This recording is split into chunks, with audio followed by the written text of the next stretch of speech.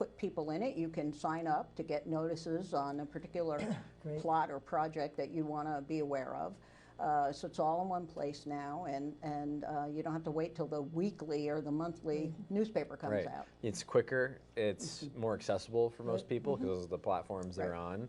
It's cheaper because you know they send this to every paper. You know, it's just stuff like that you know, is just kind of funny when you run across it. And well, you just need people. You just when you make them aware of that, probably the lights go on and go. Well, of course, you know.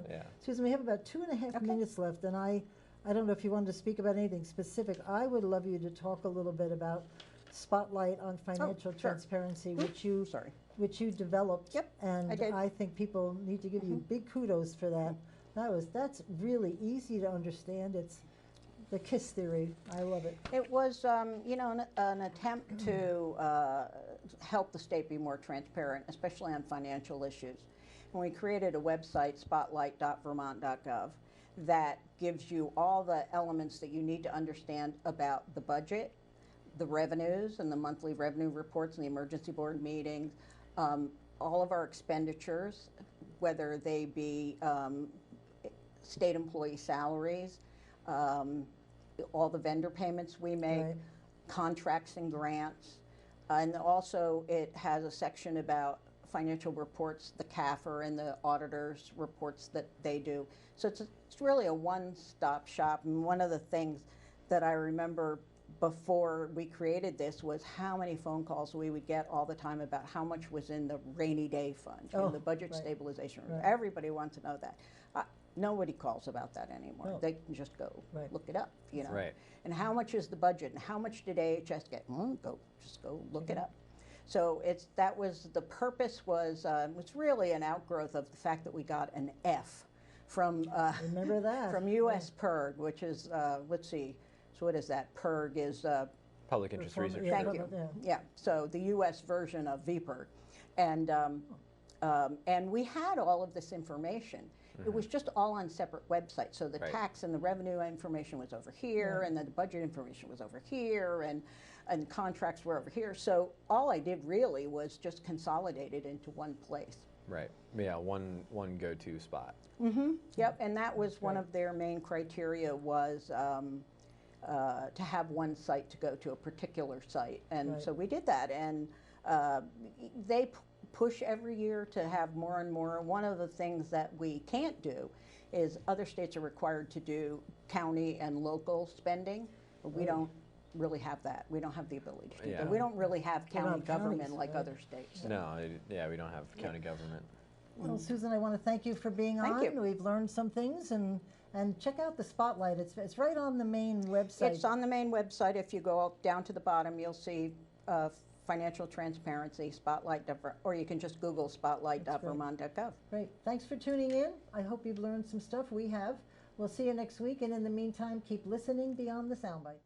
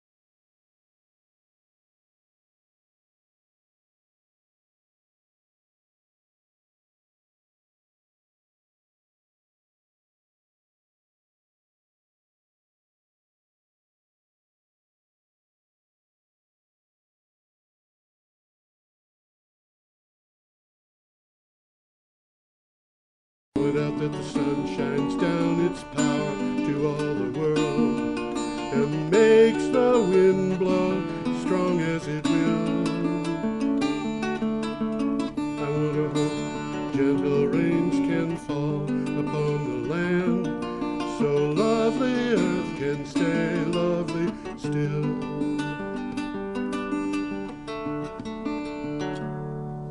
Hello, ladies and gentlemen. Welcome to Energy Week with George Harvey. That's me and the amazing Tom Fennell. In the flesh. In the flesh. There's Tom. First thing I'm going to do, I'm going to do our commercial. Why not? Thing.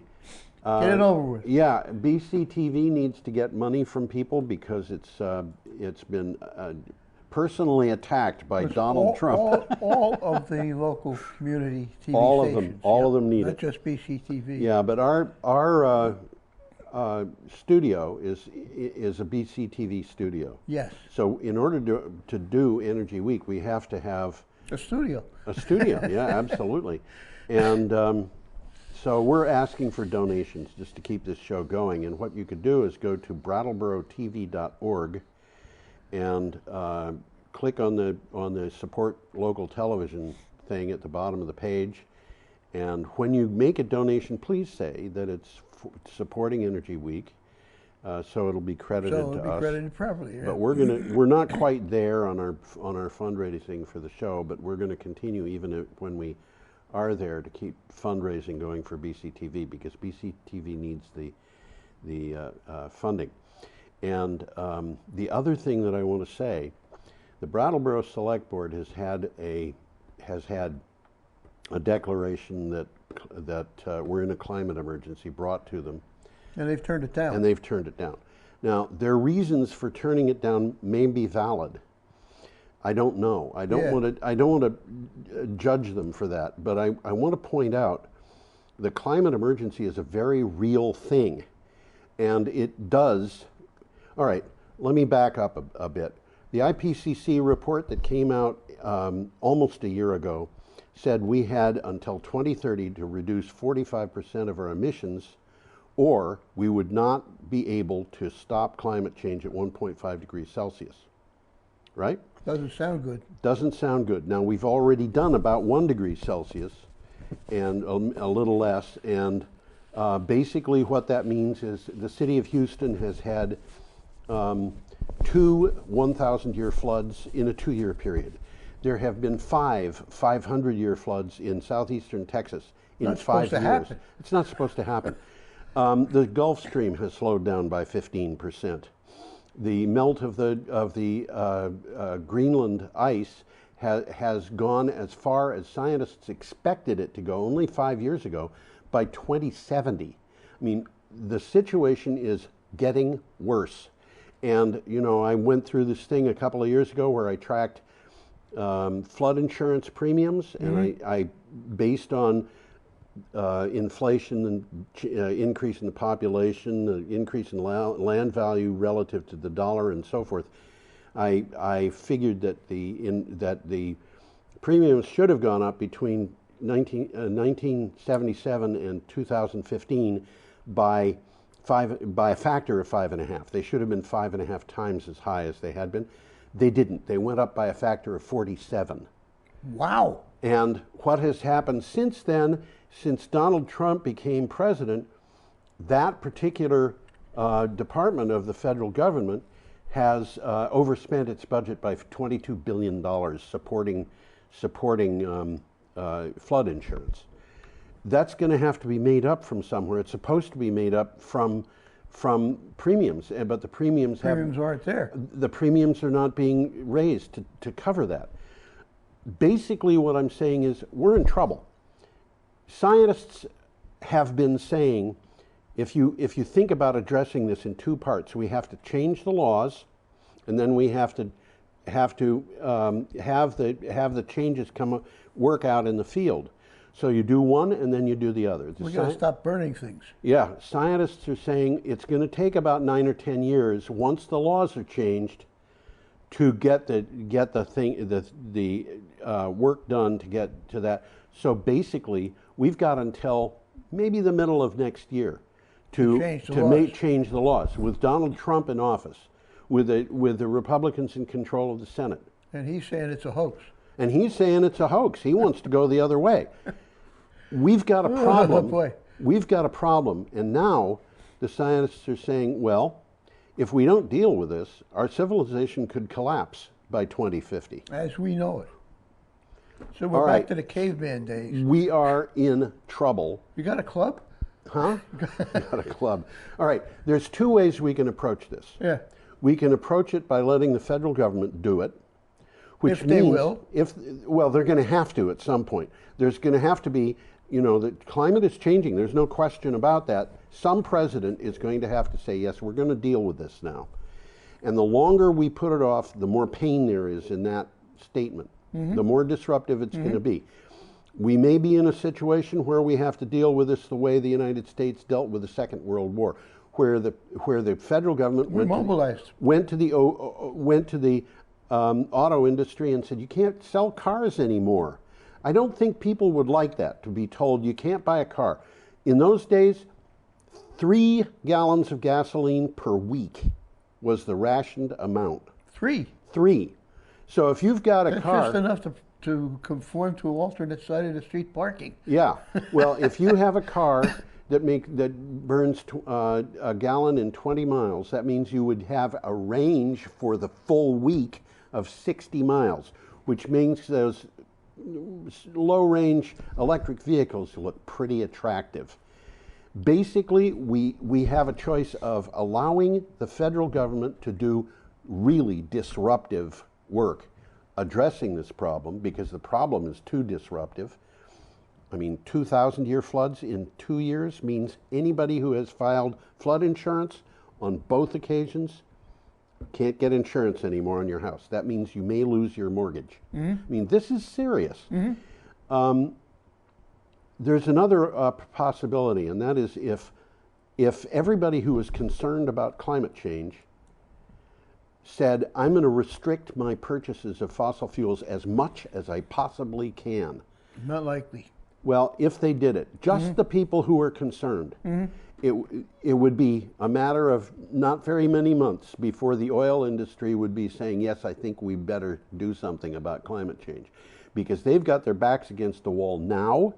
And they've known about it for a long, long time. Well, that's another thing. Who was the first president whose advisors said to him, Mr. President, we got a problem. Carbon emissions are causing climate change? I think it was Truman. The earliest one I've been able to find was Johnson. That was on the 5th of November, 1965. And on the 8th of June, 1968, his science advisor went to the Edison Electric Institute and said, we are facing a situation of CO2 emissions causing climate change, and it's going to be catastrophic if we don't deal with it. And the federal government has been kicking this can down the road ever since, with the exception of Barack Obama. Well, if you don't like Barack Obama, now you've got a reason to like him. He was the only person who did anything about it. And I want to tell you, I voted for Nixon. I voted for Ford. I voted for Reagan. Basically Republican straight down the line. But these people who are in Washington today are not Republicans, and they are not conservatives. And I've had my say. Sorry about that. Okay, you want to start dealing with our issues here? Well, I wish I had a good rant to follow yours, but well, I'm just saying, I think if people start doing this on their own, we won't have to have disruption a couple of years from now. Not likely. Well, people are doing it on their own. Some of them are. Yes. And now I've lost my little thing here. Well, we'll start right off from the beginning, so it's easy to find it. Got a picture coming up. We have a picture coming up. Is. Oh, sorry about that. The picture is that. Put the picture up. And what I've got to do is it's going to take Good to start the show off with a nice picture. That's Rose Rock Solar in Texas. Rose Rock Solar in Texas. And that's 2 square miles. That's a big, this is a big array. Array. And I'm still getting this thing together because it wasn't together when I started the show. And there it is. Well, we'll look at the Texas array for a while. Let's look at the Texas array. It'll just take me a second. That's 200 megawatts, by the way. That's so you've got a title for this? Yes, I do. U.S. utility scale solar pipeline tops 37.9 gigawatts. That's the pipeline. That's what's in process of being built. Being built. The U.S. solar industry now boasts the largest pipeline of utility-scale solar projects in history, with a record 37.9 gigawatts of contracted solar, according to the latest figures. In the U.S. Solar Market Insight Report from Wood Mackenzie Power and Renewables and the Sun Solar Energy Industries Association. I'm going to bring the picture up again. Yeah, I'll do that. I can, yeah. That amount, 37.9 gigawatts, I'm going to guess is probably about, it's the equivalent of 5 small nuclear power plants at All right, least. I'll go for that. Maybe more. But there's, this is a lot of energy that's being put online. Well, right now, according to this article, solar is the lowest cost option for utilities, corporations, and families. We've seen that. It's coming. Yeah. It's coming, boys. Now, we're going to have to kind of move because of my rant, and I'm sorry about that. That item, by the way, is from Clean Technica. This appeared on September 19th, and the way you get to it is go to my blog, geoharvey.com, geoharvey.com, and click on the calendar, September 19th, and you'll find that story, and the next one, and the one after. What's the next one, Tom? California vows to fight Trump administration to keep higher car emission standards. There you go. Sacramento has vowed to fight Washington's attempt to remove the state's higher car emissions. This is Quote, crazy. It's about the oil industry, period, full stop. It's not about the car manufacturers. It's not about our economy, end quote, Governor Gavin Newsom said. And we're gonna get back to this. We will be touching base on it. There's a nice 3-minute video in this particular one. It's worth looking at. We're looking at. I want to talk about this at greater length when we get to that. But that particular item came from KGO-TV. Wherever that is. Wherever that is. West Coast with a K in it. But I didn't know that was related to locations. About 95%. There's Really? a few exceptions. Yeah. Wow. W's and K's. Wow. Yeah. Okay, we've got a picture of Greta. And I want to point out... That looks like her. Yeah, it does. I want to point out neither Tom nor I has a crush on Greta. That's not why we're putting her up. The reason we're putting her up is because she's in the news a lot. Well, we got, later on in the program, you'll see a very angry picture. A very different picture than this one. If you listen, if you click on the article, you can hear her talking, and she is mad. She's angry. Oh boy! And that rant that she went through makes mine look like a love song, Well, let's move along here. Okay, this California. is Well, we did California. We did California. Yeah. Greta Thunberg. Go ahead. Greta Thunberg. I'll call her Thunberg. Okay. Greta Thunberg has a suggestion for Congress on how to take real action on the climate crisis. 16-year-old Greta Thunberg appeared in front of the Congress before a hearing on climate change just days after she met former President Barack Obama. She said, quote, "I don't want you to listen to me. I want you to listen to the scientists," end quote. This is from CNN. Well, there's a nice video on this article, on this website. Yes. And she's basically saying, don't listen to the scientists. Don't listen to me. Yeah. Listen to the scientists. And she had a thing there where she said, I don't have a prepared statement. I'm going to give you the IPCC report. Yeah, that's exactly what she said. Well, we'll be talking about her several times before we leave you today. Yeah. Well, this is just what she said, just what you said. She don't have any prepared remarks. Yeah. Instead, she referred to the Intergovernmental Panel on Climate Change's special report. And how many of the people who were listening do you suppose actually went out and read it after she said that? That's not a trivial report. Well, this is a quote from what she said. "I want you to unite behind the science, and then I want you to take real action." Yes. And by the way, later on we'll be talking about her again, and you'll get a chance to see her. Yes. She's angry. She is really, absolutely. This is a different Thunberg. Okay, we're up to Friday, September 20th, and we have an item from The Guardian. U.S. to stage the largest ever climate strike. Now, this has happened before They've staged it because they've staged it already. Oh yeah, they have indeed. Okay. Somebody must sound the alarm. Climate strikes will take place all over. I'm sorry. Climate strikes will take place in more than 1,000 locations in the U.S. on Friday. That was last Friday. Last Friday. It's already happened, with major rallies in New York, Washington D.C., Boston, Chicago, San Francisco, Miami, and Brattleboro. Globally, more than 4,500 strikes are planned across 150 countries. Well, there's a takeaway from the article here. When your house is on fire, somebody needs to sound the alarm. That's right. That's a joint statement by the mayors of New York, Paris, and Los Angeles. Right. And by the way, there was a climate strike in Brattleboro, and there were. Yeah, I was there. I've been told that there were about 1,000 people there. Well, certainly there was several hundred. I couldn't tell you there was 1,000, but we met at Plenty Park and walked up to the Commons. I was at Plenty Park. Unfortunately, I wasn't feeling very good, so I went home. But at the time I left, I would guess there were 300 people there. Oh, easily, yeah. And then there were about 200 people I could see approaching the park at that time. Well, so, a bunch of them gathered at the food co-op and marched up Main Street. Yes, they did. That's right. And then they gathered around Plenty Park for a while, and eventually everybody moved up to the Common. Okay. Now we've got another item here. It's already up. You don't have to click on it. These are disused cooling towers at 3 Mile Island. Those were the cooling towers that were there for the unit there that melted down back in the 1970s. Yeah, so this is what it's saying. 3 Mile Island is closing. Yeah, this is on CNN. It did close. The famous 3 Mile Island nuclear plant is officially shutting down on September 20th. A plant spokesman confirmed to CNN.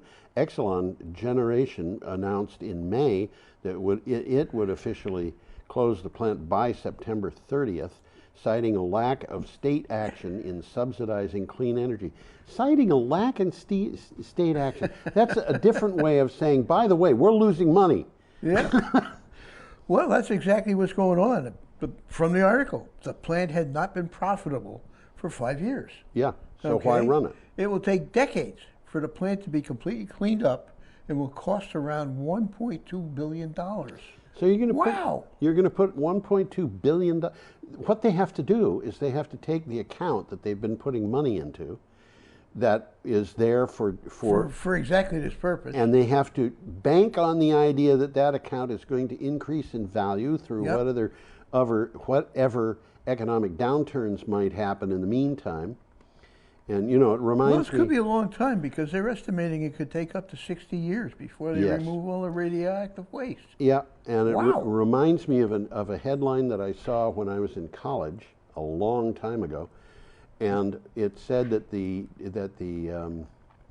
I think it was DuPont fortune. The DuPont family had built up a huge trust to make sure that nobody in their family would ever be poor. Okay. And so they decided they were finally going to break that up and give the money to everybody in the family. And they just gave an equal share to everybody in the family. And it was a significant share. And it came out to $1,700. Is that all? Yeah, because of the basically it was beat by the Depression. That was set up before the Depression started. Well, it could have been destroyed completely in the Depression. It wasn't, and so there it was. Anyway, should we move on? Yeah, we got an interesting one coming up here. This is the one about Ørsted. Ørsted. Okay. Ørsted to pioneer deployment of GE's next generation offshore wind turbines. This is from Intercom Inc. Subject to required approvals and final contract signing, Ørsted will deploy Haliade X 12-megawatt wind turbines. They're big. They're big. Are huge. On the 2 offshore wind farms in Ørsted's Mid-Atlantic cluster. That's our Mid-Atlantic. This is the coastline, basically. Our coastline. Well, Virginia, North Carolina. Yeah. They would put 120 megawatts off the coast of Maryland and 1,100 megawatts off the coast of New Jersey. There's 110 turbines they're talking about. And these things are utterly gigantic. I mean, the nacelles, if you took the nacelle and plopped it on somebody's yard, and then somebody went by the house would be going. Cut windows out of it and put a door in, it'd be 2 stories tall. Well, the older wind turbines, the nacelle was big enough to hold about 4 buses. This one will handle about 6 or 8. Yeah. These things are huge. These are huge. Okay, we are. They're going to put 110 turbines in, by the way. Yeah. And the Heliod, this Heliod that we're talking about, biggest turbine in the world. It's about half again as big as anything else anybody's making. Only one of them has ever been put up, and that was a test turbine. Test turbine, yeah. But they're making them. They're making them, absolutely. It's got a rotor diameter of 700 feet. Each blade is 350 feet, half which of that means 700. each blade is longer than a football field with its end zones. Yep. It's sweeping a total area of 400,000 square feet. And 7 eastern states have committed to building a total of 20 gigawatts of offshore wind capacity by 2035. This is big news. They're getting serious. Yeah, they're getting serious. It's about time. Okay, we're up to Saturday, September 21st, and we have a picture of flooding. And that picture is following, here, and that picture is here. Imelda was not a hurricane. Imelda was a tropical storm for 6.5 hours. Yeah, as it approached, hadn't become a hurricane yet. It had never never did become a hurricane. It was it just rained a lot. When it got to Houston, it was just a tropical depression. It wasn't even a tropical storm anymore. But it was a wet one. Oh, was it wet? Okay. This is from the Texas Observer. Yeah, it is that. Tropical storm Imelda will likely be, it says. Southeast. Oh, okay. I got to read the whole damn thing. Okay. Tropical storm Imelda will likely be Southeast Texas's 5th 500-year flood in 5 years. You got that, gang?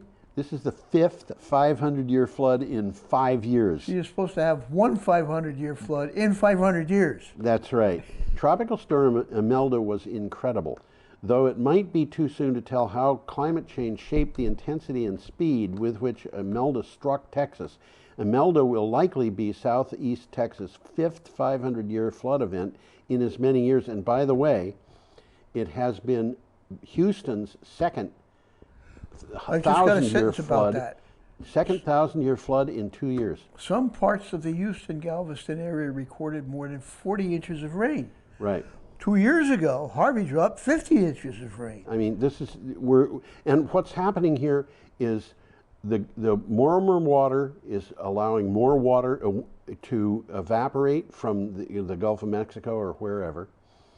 That air above is warmer, so it'll hold more water. Yep. And then on top of this, the storms are starting to stall. And this is what happened in Imelda, which was a tropical depression. And it happened real quick. It happened really fast. They didn't know this was going to be coming. They knew that they were going to get rain. They weren't ready for it. They were not ready for this. And I want to point out also, there are people in that area who have been flooded year after year. If you own a house and you have flood insurance, that flood insurance is guaranteed by the federal government. That's what I was talking about earlier. But the federal government only insures houses that have had no more than 2 claims in a 10-year period. So after that, there are people in the Houston area who have got to choose. Are they going to file an insurance claim because they've already filed one, or are they not? And the reason is because if they file that insurance claim, they can't have insurance. If they can't have insurance, the banks are going to say, we want that mortgage paid now. They're probably not going to be able to do that, and so they're going to foreclose. They're going to have to move out. Yeah. That's the way it works. That's the way it works. And there are hundreds of thousands of people who are affected by this storm, and it remains to be seen what's going to happen to land values in the Houston area, because they could go.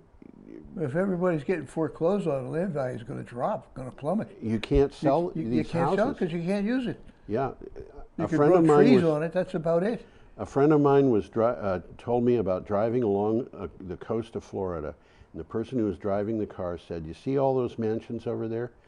Nobody lives in them. No kidding. And the reason why nobody lives in them is because they can't get in flood insurance." Wow. So you got mansions, no flood insurance. Well, from the article here, yeah, there is little room to doubt that the very fossil fuel companies that built this region's wealth, we're talking about Houston now, yes, polluted its floodwaters and refused to shut down operations in the face of a storm until the last possible moment, are also making storms like Imelda stronger and more frequent. yes. Something's got to change.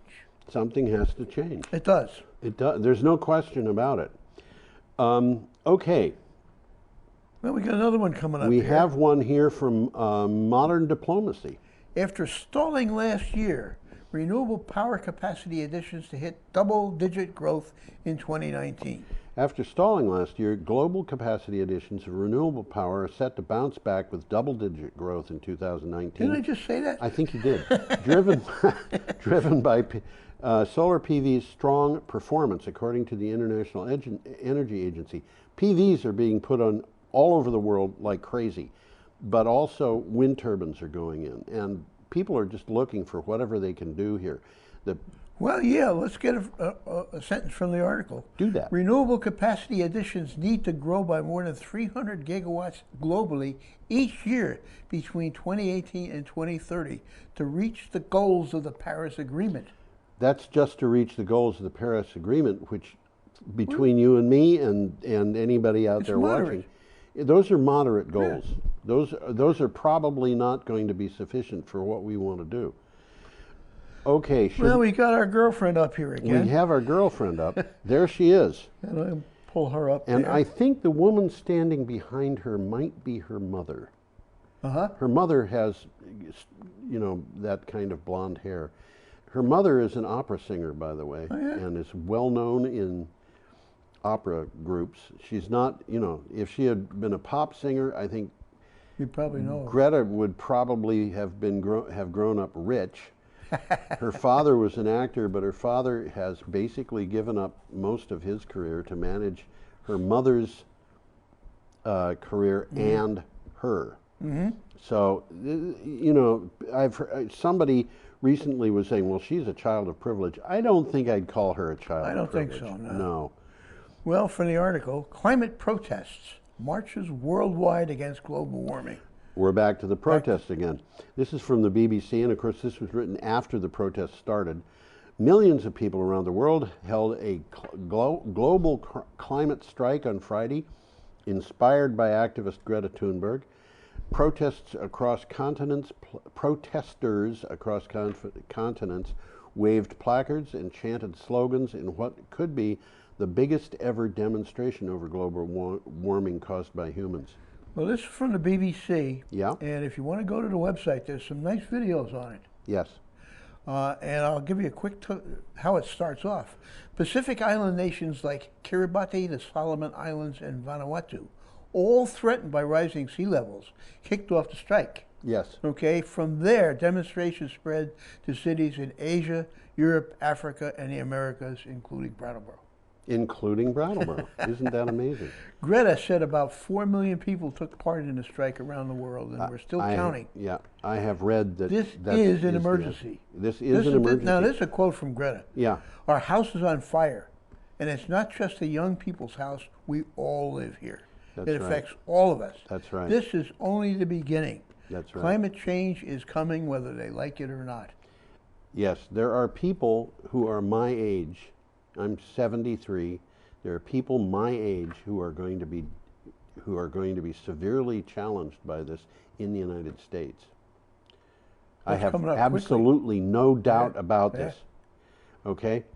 All right, that was the last item for September 21st, which was Saturday. We're shifting gears here.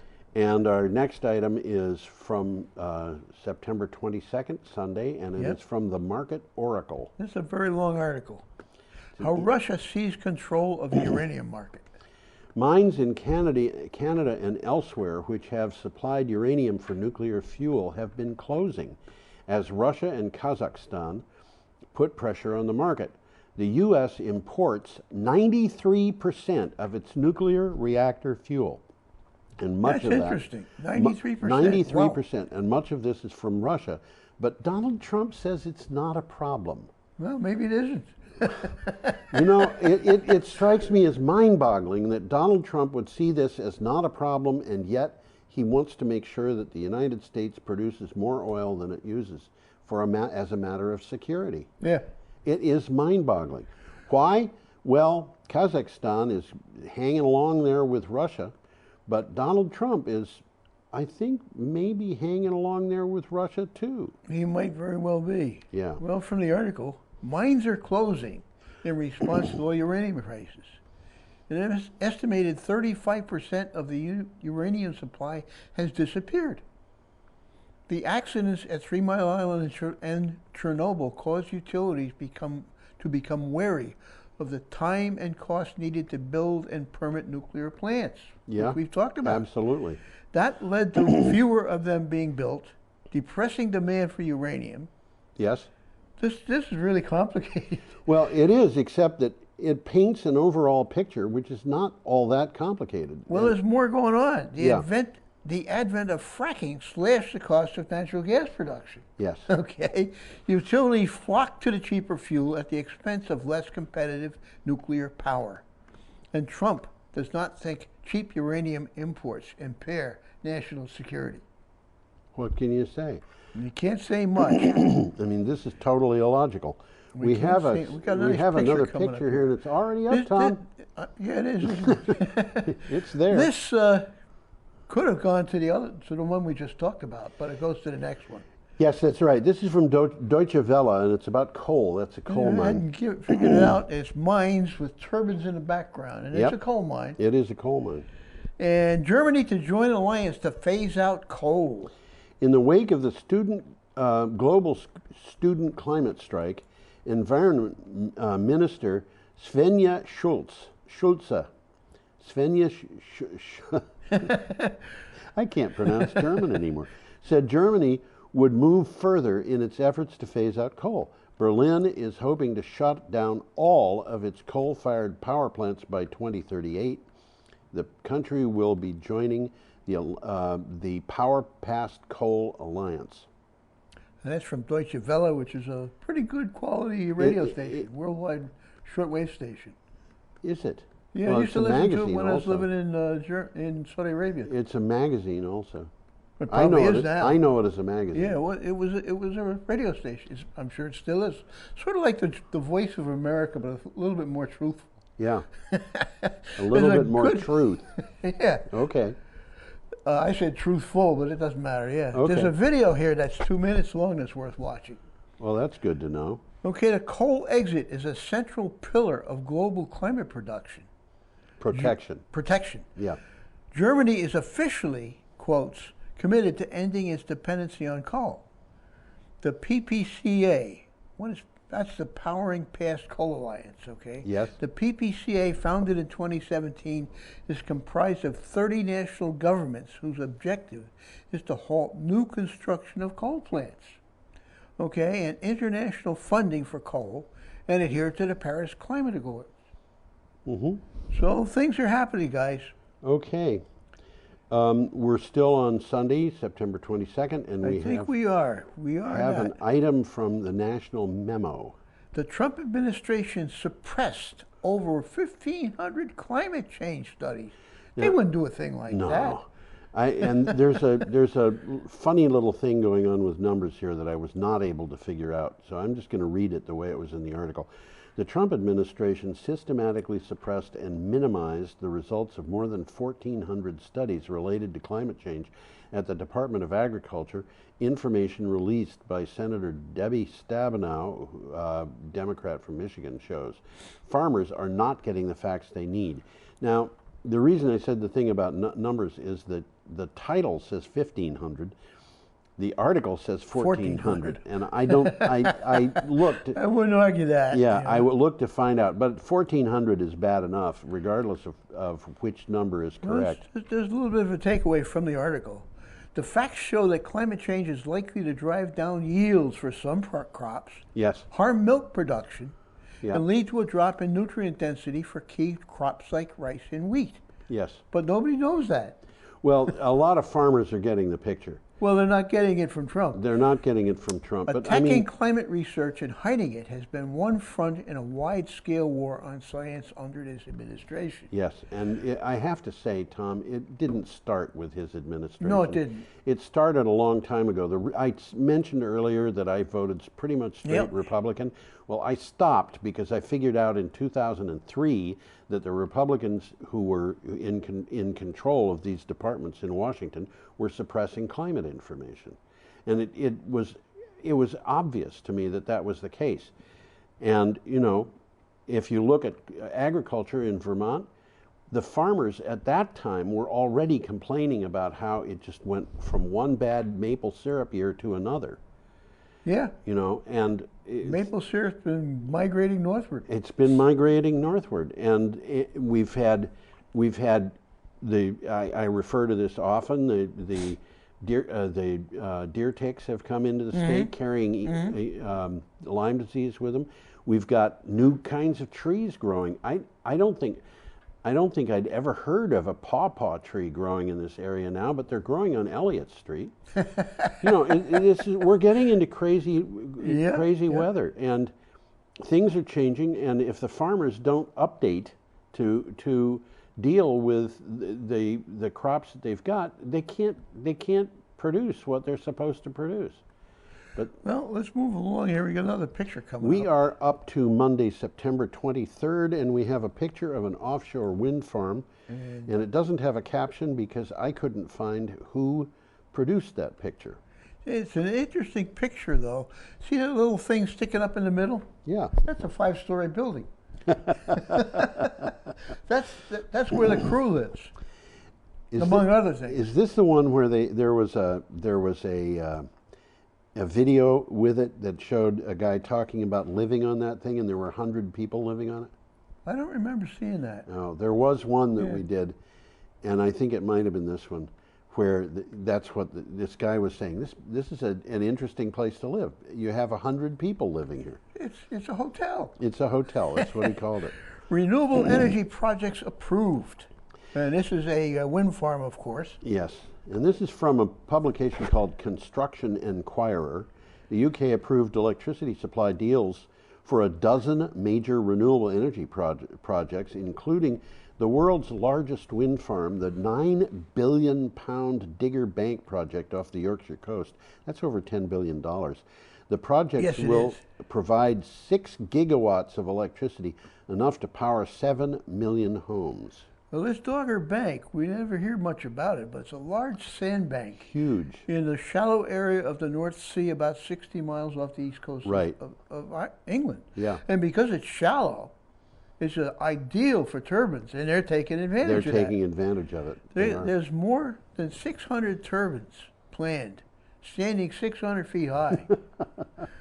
Enough electricity to power 4 million homes. So they're not playing around. They're not playing around with this one. Our next item comes from The Guardian. It does that.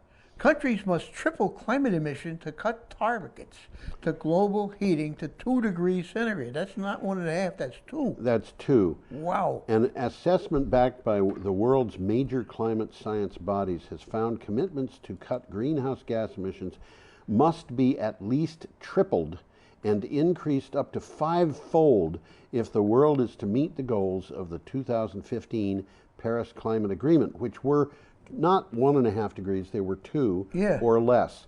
But this is saying we have to do a whole lot better or we're in deep trouble. There's a good video on his site, about 2 minutes, and it talks about the climate strike traveling around the world. It's interesting. Right. Climate is changing faster than forecast, and current plans would lead to catastrophic global temperature rise. Yeah. Okay, we're not doing enough. We're not doing enough. Global emissions are not likely to peak before 2030 on a current trajectory. And Okay. they got to peak. Yep. They've got to peak. They've got to peak soon. We've got an item here Got a from the picture BBC, coming. and there's a picture of a boat. Looks like a boat. Looks like a boat to me. It is a boat. Did I tell you that I finally figured out what the difference between a boat and a ship is? The ship is bigger than a boat. Well, we know that, but you know. You can put a boat on board a ship. You can put a boat on board a ship. That's right. Ships carry boats on them for like various purposes. It looks a little like a tugboat, but it's got an awful lot of windows in the back. Yeah, it does. Okay, you want to read that? Title? Climate change, quote, or colon, I mean, impacts accelerating as leaders gather for UN talks. This is from This is just before last Monday's talk. Yes, this is from the BBC. The signs and impacts of global heating are speeding up. The latest science on climate change, published ahead of key UN talks in New York, says, sorry about the way I read that sentence, the data compiled by World Meteorological Organization says the 5-year period of 2014 to 2019 is the warmest on record. Well, this is interesting. There's 3 good videos attached to this. Yes. Thing. First one is the effects a warming would have on 2019's extreme weather. Yes. The second one, millions of people join the environmental strike led by school children. Yes. I think that's the same one that we talked about in the previous ad. And there's another 3-minute video, and this one's well worth seeing, capturing mankind's impact on planet Earth. Yeah. This is an important video. Yes. If you look at anything we're talking about, this is the one I think you should look at today. Okay. We are up to Tuesday, September 24th, and this is an item from the Associated Press. 23 states sue Trump to keep California's auto emission rules. This is a fight. Yeah, this is a fight, and it's an interesting one for a couple of reasons. By the way, it's no longer 23 states. At least one other state has joined them. So it's and 3 large cities. It's at least 24 states.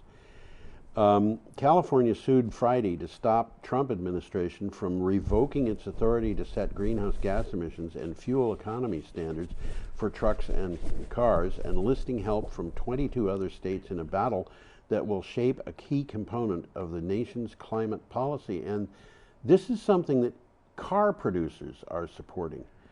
Well, we talked about that exactly and why, because they want to know where they're heading. Yeah, they got a plan. And frankly, I think that they're looking at this and saying, you know what?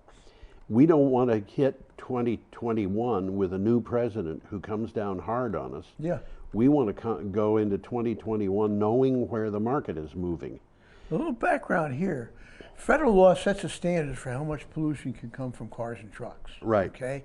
And since the 70s, California has been permitted to set tougher rules because it has the most cars and struggles to meet air quality standards. So they got a waiver.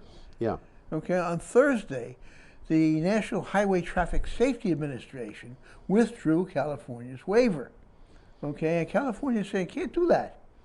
Yeah. Okay. They say the rules were making cars more expensive and impeding safety. This is what the Highway Traffic Safety Administration says. They're making the cars more expensive and impeding safety because consumers are being priced out of newer, safer vehicles. And that's double speak. Consumer Reports did a study on that and came to the conclusion that the lower emission standards, switching to them, would cost the average car buyer about $3,300 because they use more fuel. Okay. Yeah. Okay. I was wondering there. Yeah. Well, let's move on. We got another picture. We have another picture of Greta. Angry. A rather angry Greta. Greta. And let's pull it up here. If you come on, you. Yeah, do it, Tom. If you want to see anything this week. She looks mad, and when you hear her, she is mad. She is very angry. And who is she angry at? She's angry at the world leaders gathered at the UN, and she did not pull any punches. Not at all. At all. The only thing that I could say she could have done and didn't do was swear at him. Well, this is what it says. Angry Greta Thunberg tells global leaders she will never forgive them for failing on climate change. Now, you know, that headline made me mad, because that isn't what she said. She said she would never forgive them if they chose not to act on climate change. Which is a different sort of thing. It's a different, it's a different timeline. It's a different thing. She's saying, if you decide that you're going to do nothing about this, we're not going to forgive you. And I think that's a reasonable thing to say. Well, I got some quotes of hers. So yeah, okay. Let me read this, and then you can tell us all about it. Greta Thunberg doesn't mince words. Quote, "We are in the beginning of a mass extinction, and all you can talk about is money and fairy tales of eternal economic growth," end quote. The Swedish climate activist told the UN General Assembly, "How dare you?" She does, and you can hear her on that website. I tried to intone that properly. I didn't do it as well as she did. She's mad. She's angry. Mad. She's really, yeah. She is mad. These are a bunch of quotes of hers. She didn't say them all at once, but I'm running them together. Yeah, do it, Tom. "You have stolen my dreams and my childhood with your empty words, and yet I'm one of the lucky ones. People are suffering. People are dying. For more than 30 years, the science has been crystal clear. How dare you continue to look away? Adults keep saying we owe it to the young people to give them hope. I don't want your hope. I want you to panic." Her speech was met with stunned silence, then an overwhelming applause. Well, there was applause that came up during the course of the speech, but you know, this is a thing that is worth watching. It was up on CNN. It's easy to get on my blog. It's easy to get. It's on a lot of it's on all over websites, the place. You could go to YouTube and find it there pretty easily. This was on my blog on September 24th.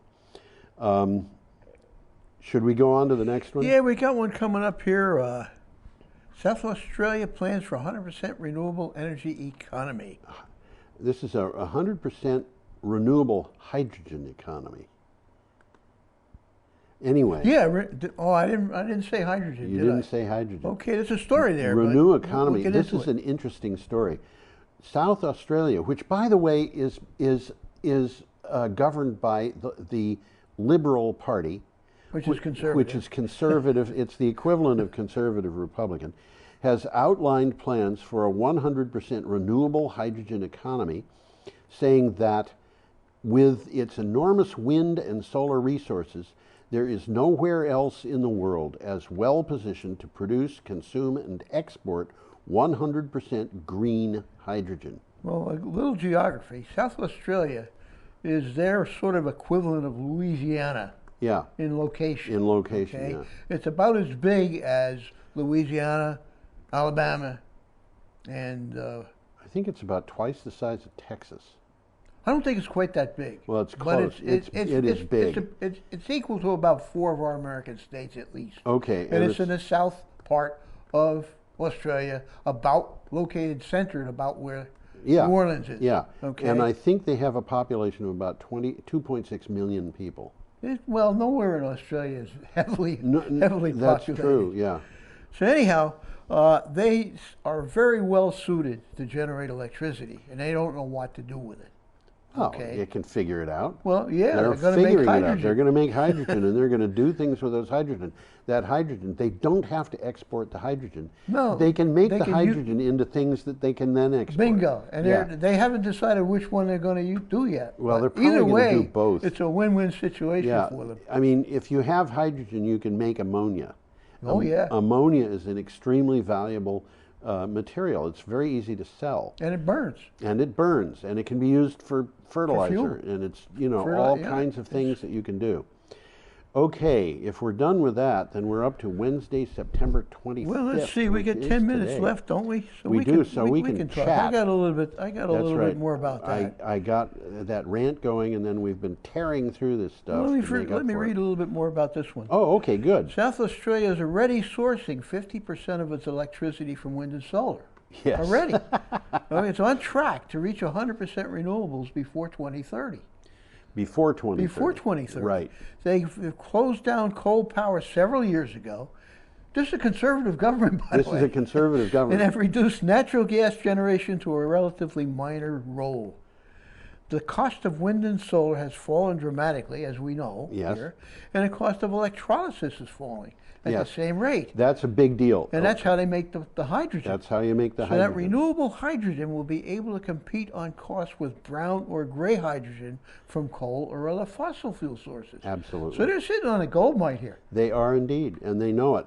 And they were complaining about the contracts that the previous Labor government had signed, saying we're going to pull out of those contracts until they started seeing what the numbers that the contracts were producing Is that so? were having, and then they said, said, no, we can't afford to do this. We're not going to pull out of these things. we're making it out. Yeah, absolutely. So now we're up to Wednesday, September 25th. We got the last one of the show coming up. We got a picture. That's a picture of a GE let's wind see turbine. if I can't get that picture. Yeah, that's a GE. Look at the size of the nacelle. Yeah, well, it's hard to see what the size of the nacelle is. Well, there's nothing to gauge it by. Yeah, that's. But if that's a 12 megawatt, that's equal to about 9 buses. Yeah. Okay, Pretty this is big. from Renews. From Renews, and it says GE Renewable Energy goes carbon neutral.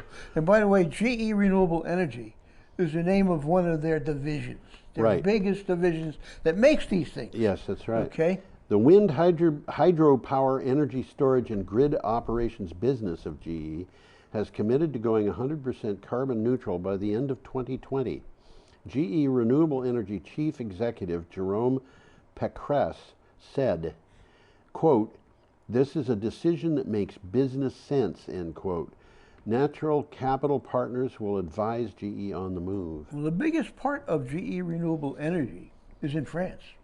Okay. It's not an American firm. They bought a French company. They bought a Dutch company to make turbine blades. Right. They're getting into the business big. I mean, they're not wading in the water. Absolutely. They're up to their hips. Well, they're the ones who are making that huge 12 megawatt turbine. That is big. Yeah. That is big. Of energy efficiency, waste reduction, renewable power sources, plus the purchase of carbon offsets makes all of this economical. Right. So we got another one coming up here. This is from CNN. Trump is weaponizing the EPA against California. We've touched base on this already. We have indeed. President Donald Trump continues to make political war on California over the environment. Last week, the Trump administration went after the state for doing too much under the Clean Air Act. That is to say, they were having emissions standards that were too tough. Too much. This week, it's alleging that California isn't doing enough under the same law. Now, from the article, it says, only in Trump's world are both things possible. Well, I'll tell you something. There's a standard legal thing here that is going to be called into play on this, and that is you cannot argue both sides. You've got to pick your side. Bingo. This is going to be a problem for the federal government. And California, well, it's not California alone here. Vermont, I believe, is one of the states. Oh, yeah, there's a whole bunch of people that are behind California. Every U.S. state we border on is... I think it's something. They're up in the 20s already. 24 was okay. what I read, but it might be more than that. Well, there's a video here that's interesting, and the caption is, "Don't listen to what he says, look at what he does." Yeah. 2.5 minutes, and he mentions, I'm an environmentalist, I'm in favor of clean air, crystal clear water, and then he turns around and does the opposite. Does the opposite. And another thing that's interesting about this is California can set its own standards. Other states are allowed to follow California standards. Well, that's the way it's been up until now. Yep, and Vermont is one of those states. One of those other states. Now, there are a total of 17 states that follow California standards. But there's a total of 24 states that are taking part in the lawsuit. That's interesting. Isn't it? It's an interesting thing here that states that are not taking part in the California standard are siding with California. Well, I think they're looking ahead. I think they may be, yes. And from the article, it's about punishing a state that is currently challenging Trump's agenda. Environmental issues remain at the front of the federal-state standoff. Yes. So it's about punishment. I mean, it is about punishment. Trump doesn't like what California's doing, and he's challenging them. Yes, and it's everything that Barack Obama did, he's trying to undo. Yeah, well, it doesn't matter what it is. He just wants to undo it. Good or bad, doesn't matter. Yeah. Well, the last one of the last article brings it back to Vermont, and there is a picture. There is a picture. There it is. And I'll bring the picture up. And that is the town of Panton, which is up near Middlebury. Okay. Okay, and that's apparently is Mount Mansfield in the background. Yes. It's about 30 miles northeast of Panton. Okay. And in the renewable energy credit market, some are greener than others. Well, this is from vtdigger.org. Vermont's energy may not seem to be as green as it seems. And you know, this is an interesting fact because I get different estimates of how green our energy is, and this explains why. Well, part of it is how they define green energy. It is. I mean, Green Mountain Power is saying that Hydro-Quebec is green energy. Yes. And I think it is. I think it is too. But they're saying it isn't, or these guys are saying well, it isn't. There's a controversy here, and I'm not sure. I think it's worthwhile paying attention to the controversy, but let me finish reading Yeah, this. finish reading it. Representative Sarah Copeland Hanses, who is a Democrat from Bradford, said the Vermont Climate Solutions Caucus, which she vice chairs, will push to update the state's renewable energy standard to require more in-state generation. That's certainly possible. It's an important distinction because from an environmental point of view, you know, even if you accept the idea that Vermont is 90% renewable now in its electric generation, if we have more in-state generation, that means that we're going to be buying less out-of-state energy. And out of the country. And out of the country. That means that we would be taking less energy from Hydro-Quebec. But who is Hydro-Quebec going? What are they going to do with that energy if Vermont isn't taking it? No, they'll sell it to Boston. They'll sell it to Boston. They'll sell it to Providence, Rhode Island. They'll sell it to Chicago, for crying out loud. We're at a point now where DC power can be transmitted. Well, pretty far. Pretty far. Damn far. Yeah. I looked this up several years ago, and in 1986 there was I think it was a 9.5% loss in electric power over 1,000-mile distance. That must have been AC. That was AC. Yeah. Now, in 1995, the distance with well, in 1985, the maximum range that you could sell electricity and make money was 2,500 miles.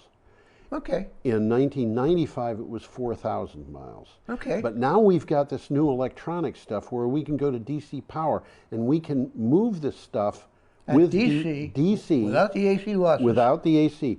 And this means that you use less copper. There almost isn't any limit. Almost none. You could manufacture power in Canada and sell it in Tierra del Fuego. Yes. Yes. You know, you could manufacture exactly if you had the electric lines in place, you could make it anywhere else, anywhere on Earth, and sell it anywhere on Earth if you had those lines, DC power lines, in place. And the line loss is really negligible. Almost none. Yeah, it's getting to be negligible, and but in state, if we're going to do this in state, Hydro-Quebec is going to sell that power elsewhere. And what's it? It's not going to hurt Hydro-Quebec any. No. What are they going to? What are they going to replace? Coal, natural gas, nuclear. That's basically what it comes to. That's what they're going to replace. And we have a lot of opportunities here in Vermont. We have a There's lot of little opportunities. rivers where, you know, they could put in small hydro. They've got all these flood control dams up and down the Connecticut River. That's right. They have started generating power in Townsend. In Townsend. Okay, so other places. It's very doable. It doesn't interfere with their function as flood control. That's right. Okay. And we've got lots of opportunities. And there must be a dozen of them. Yeah. We have lots of opportunities, but we've got no time left. Well, so maybe what we should do is say, have a perfectly lovely week, folks. Well, we got 6 seconds left, so you're not up. I'm not even up here. Better put both of us up. There we go. Wave. Yeah. No, we're still not there. There we go. See you next time. Good night, guys.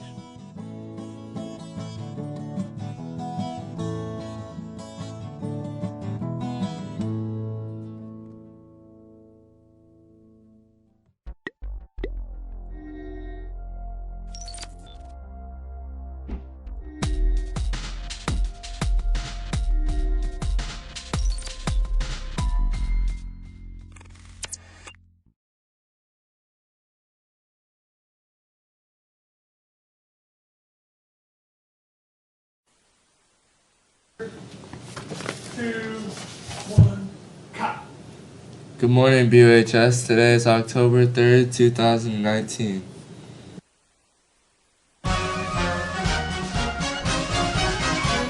Good morning, USA. I got a feeling that it's gonna be a wonderful day. The sun in the sky has a smile on his face, and he's shining a salute to the American race.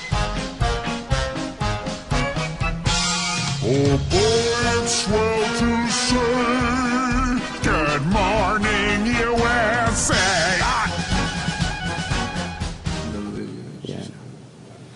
This Friday, October 4th, is the annual Insight Silent Photography Auction will begin. The show, presented by the Vermont Center for Photography, features work submitted by a wide range of international, national, and local contributors. The subject matter, mediums, and sizes vary widely, as does the price range. Bidding does open until the 27th, and now. Over to weather with Ernie. Tomorrow is Friday, and it will be raining with a high of 53 and a low of 34.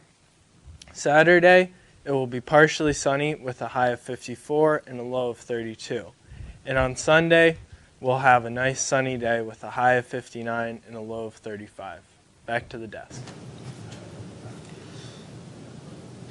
The Harvest Festival is The Harvest Festival is happening right now. It started on September 21st and is ending October 13th. The festival will be held at Sam Maz's Vermont Farm in Colchester, Vermont, on 227 Lavine Road. Take a hayride to the pumpkin fields to pick your own pumpkins. Enjoy pumpkin pie, pumpkin donuts, pumpkin fudge, apple pies, and cider. For children, they have pony rides, a petting zoo, face painting, fall games, and a corn maze. On October 5th, the Buddy Walk will take place in downtown Brattleboro at the Commons from 10 a.m. to 1 p.m. Come to the Commons and help raise money for Special Olympics and program in Wyndham Country. There will be music, lunch, games, prizes, and lots of vendors during this mile walk through downtown Brattleboro. And get ready for Puppy with Sports. All right, so I got the sports today. Boys soccer won their game yesterday 5-0 against Fairhaven. They play tomorrow at MAU at 6 o'clock. And then your Brattleboro football team, 5-0, plays on Saturday at Spalding at 6 p.m. Far drive, but let's make it out. Now back to the desk. Heck yeah. All right. The third annual New England Street Food Festival to be held on the grounds of Campfires in Dummerston on Saturday, October 5th, 2019 from 11 a.m. to 5 p.m. A variety of street food vendors from around New England will be there. Facts. On October 6th from 1 p.m. to 4 p.m., the annual Harvest Festival at 760 Grove Street, Brandon, Vermont. Come make the Harvest Festival theme stick, figures, scarecrows, and leaf people. You can even take home for free. Also, you can find hay rides, food, lots of pumpkins. It's very fun for the family. Seems very fun. Yeah. All right, the Keene Pumpkin Festival, lots of pumpkins today, is back on for Saturday, October 1st. So if you're brave enough to go, meet at the Keene Commons in downtown Keene at 1 p.m. for pumpkin carving, pumpkin-flavored treats, and many more pumpkin-themed activities. Speaking of fun, let's go to funny news with Sierra. Okay, so our funny news takes place not in Florida, but in the sky. There was this flight, commercial flight with 326 people, and they were forced to make an emergency landing due to the fact that one of the pilots spilt his coffee on the controls. What a goober. And apparently it happened because he had refused to use a lid on his cup of coffee. And due to this, that's not a good move. They have everyone has been given instructions on how to properly use a cup in this airline that has not been named yet. To be fair, if you don't use a lid on your coffee cup, it does cool down quicker. So. But you're on a plane. Yeah, you're flying a plane. I don't know. Have you ever been on a plane? Wait, if you want your coffee to not burn your mouth, then. They're pretty shaky. So he spilled, like it just fried the plane, and then he had to crash land it on some Well, he island didn't or something? crash land it. It didn't entirely fry, but they were afraid it was going to, so they had to land it emergency. Funny word. Interesting. Yeah, it's a little inconvenient. Alright. The Harris Hill Ski Jump is on Cedar Street in our very own Brattleboro, Vermont. The ski jump has only one main event per year. The ski jump is open for visiting year-round, though. Viewing fall foliage at the top of the hill, I recommend getting some friends, a picnic meal, a JBL speaker, appropriate outdoor clothing, and supplies for paper airplanes. So head on down to Cedar Street and enjoy some crafting, nature watching, and enjoy the fresh air. Paper airplanes, alright. On October 5th, there will be a harvest festival at the Retreat Farm starting at 10 a.m. The cost to get in is $15, but children under 2 can get in for free. There will be live music, pumpkin painting, hay rides, and much more. So bring some friends and have a blast. On October 21st, the California Honey Drops celebrate their 11th year together in Burlington with the release of their latest live album, Honey Drops Live 2019, an international tour to Australia, New Zealand, and Europe. This follows their 7th studio album for the first double album, Call It Home. And now let's move to world news with the stunning Jem Cohen. That was quite a compliment. On a more serious note, tensions between India and Pakistan could result in a nuclear war, experts say. They also say that if the tensions did result in a nuclear war, the death toll would be pretty high, close to 125 million people. So let's hope that doesn't happen. It could send us back to the Ice Age, they say. They also say that it's like another example of what happened to us in the Cold War with Russia. So let's try and keep the peace. Back to the desk. Keep the peace, bros. Alright, so this Festival of the Arts features exhibit openings at galleries, eateries, and other businesses, most within a few blocks of Main Street. Activities, street performance, and more. A festival block party in Brattleboro. This will be starting at 5:30 on Friday, October 4th. 12 students from Leipzig, Germany will attend BUHS from October 7th to October 22nd, 2019 as a part of BUHS Broad Exchange program. The exchange students will live with BUHS area homestay families, attend classes, and participate in fall activities. Please join us in welcoming them to our school. And that's about all we have for today, folks. Now we're going to end it with a special painting video from the boys.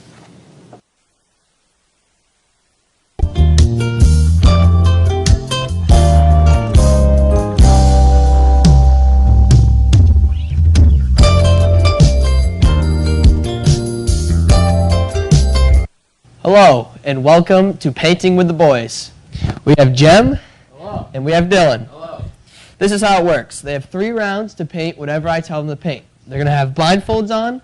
The first round, easy round. Easy, they should get it right away. And then the last round will be a minute long, and it'll be a very hard round, okay? All right, boys, blindfolds on. So for this first drawing, it will be a 2-headed monster. All right, here we go. 30 seconds on the clock. Ready, begin.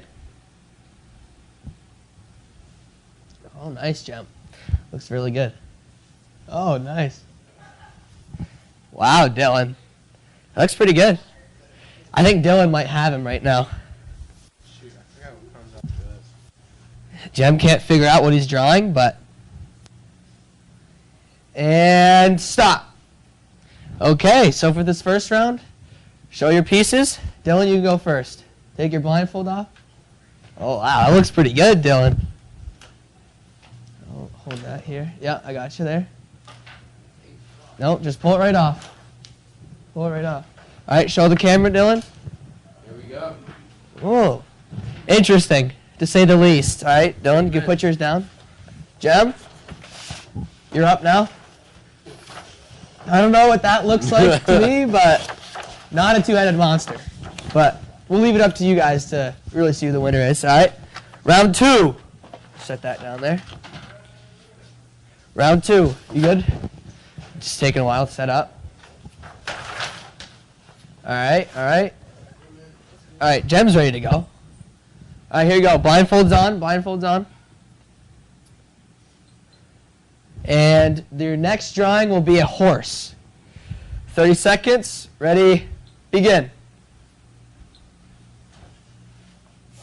Dylan, all right. Dylan still hasn't drawn yet. Okay, I hope I don't have to hold it up for him the whole time. Oh, nice. It looks like a bunny rabbit. All right, you're good. Oh, his thing's falling over. All right, you're done. You can just hold. Check it out, Dylan. Oh. We'll do it. Oh, there you go. That's pretty good. That was pretty good. Wow, Jem. Holy cow. And stop. All right. This time, we're going to go Jem first.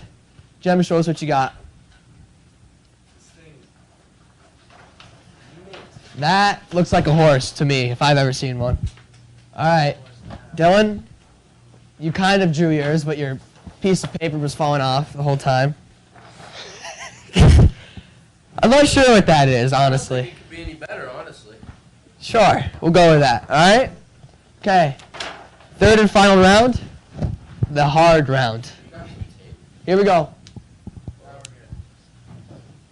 You're fine. All right, here we go. Blindfolds on. Now you have to draw self-portraits of each other. All right? Here, I'll take a piece of tape. Thank you. Tape that thing right on. Perfect. All right. Minute on the clock, and begin.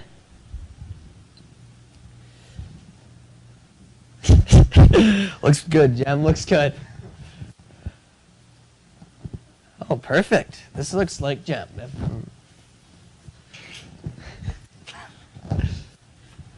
Wow. All right.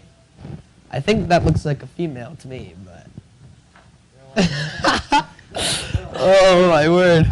That's good. That's good. What are you drawing? I'm working on the hands right now. Oh, yeah. Those hands are in his head, but that's all right. Oh, he needs ears. Yeah, he needs ears. He needs ears. Oh, wow. What am I missing, Tyler? A nose. A nose. Put some clothes on him, too.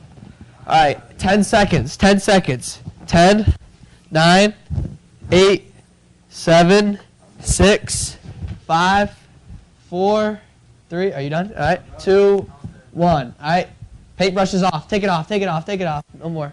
All right. Blindfolds off.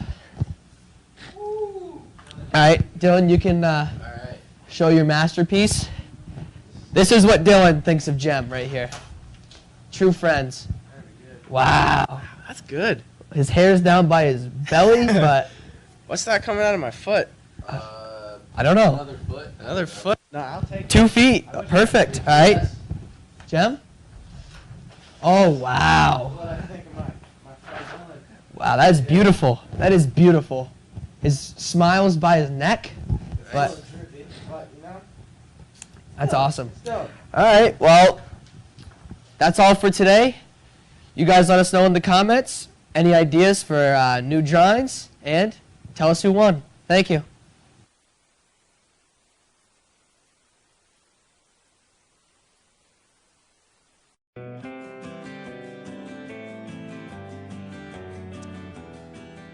So, although the purchase of alcohol by persons under the age of 21 is illegal, people aged 12 to 20 years drink 11% of all alcohol consumed in the United States. Does that surprise you? That surprises me. No. Why? I just have been around like a lot of kids at my school who drink a lot. I don't know. I don't think people care too much. I don't think people think it's as dramatic of an issue as it is or as it's becoming. Do you think peer pressure influences the amount of alcohol teens consume? Yeah, sure, yeah. Definitely, yeah. Peer pressure is a factor that will always be there. One of the best ways is to not produce it yourself. How do you think we could prevent underage drinking? True education about the short-term and long-term effects of drinking, especially the effects of drinking on the developing mind. So your body will get used to the external stimulus coming in, meaning it'll get used to that flush of dopamine, or with drinking, that flush of serotonin, so that your body starts to become dependent upon that external stimuli, and it's difficult to produce that internal stimuli that has the same effect. Alcohol is still a risky substance to be using, but based off societal standards, it's kind of deemed as low risk because it's socially acceptable. I think there's a lot of just the general societal pressure. And how do you think we should try to combat that as a society? Continue the education. Bringing awareness to it. Definitely talking to kids about drinking more rather than just having it be a off-the-table kind of subject. Show them all these statistics and show them that can actually end up being them, because everyone thinks they're invincible. I think education in schools and outside of school in our communities as well would be helpful. Open-ended dialogue, just having non-consequential conversations that are heartfelt and honest. I mean, they don't have to be heartfelt, they just have to be honest, can lead to combating teenage drinking.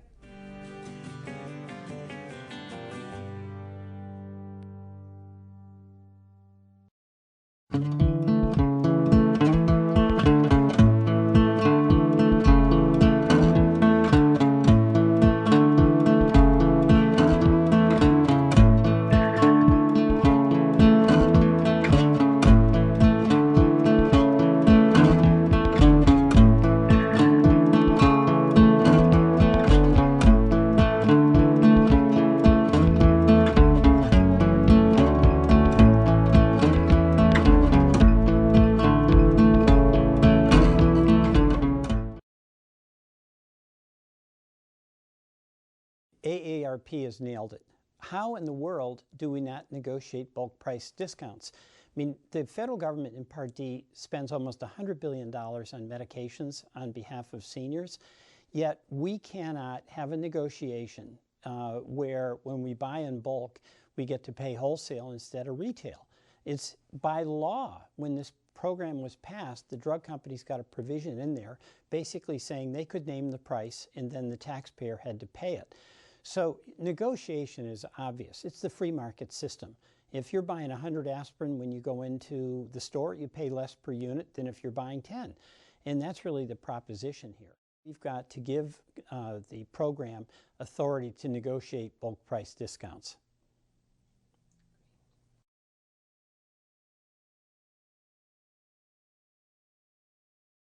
You know, no Vermonter should be compelled to make this choice between food on the table and the medication that they need. That's a false choice. And it's all a result of rip-off pricing by pharma.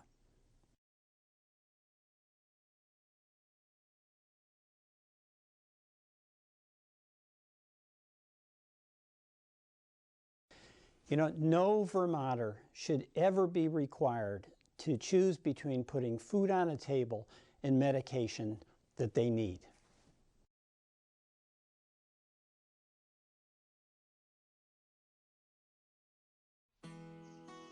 I think the biggest reason we care about produce safety is because it's a concern of our customers.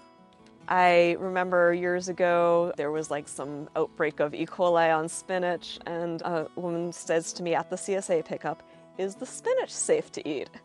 And I explained that, like, look, it's all grown right here, it's all washed right here, you know, and if it weren't safe to eat, none of this would be safe to eat. And she's like, "I'm so glad I get my veggies here." What we had before was just a dunk tank outdoors, basically. Now we have on a platform with a roof over it. We've got a stainless sink. We've got the cooler right next to the wash station, so as soon as things are out of the water and they can just go in the bins and go right in the cooler. Produce safety, it's so intertwined with keeping it good quality too.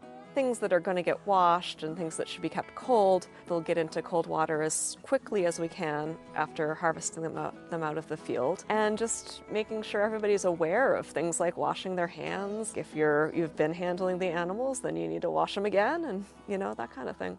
I've always liked to have a farm we can kind of share with the members and have people come to the farm and have some animals and pick your own, and farm that's accessible for families and individuals in the community. There have been a lot of years when I'm like, gosh, I don't know if we're going to be still in business next year, but then it came through. This time of year, it's a lot of hours, a lot of time on the farm. I don't go very many other places. I ask the CSA members, how's the outside world, But I love it. I do love being here. The more awareness we can demonstrate, the more comfortable the customers will feel, and, hopefully the safer they'll be. I mean, they want it to taste good and look good, and they also want to feel good about it. If they're going to support a local CSA, they want to know something about the farm and, know what our production methods are like, that we're not spraying chemical pesticides and that kind of thing, and just educating people about why they should and can and keep supporting local farms and buying more and more of their food locally. There's more and more people who want to be growing produce, and that could be great if people are buying it and eating it. So I think working to get Vermont to feed itself is important.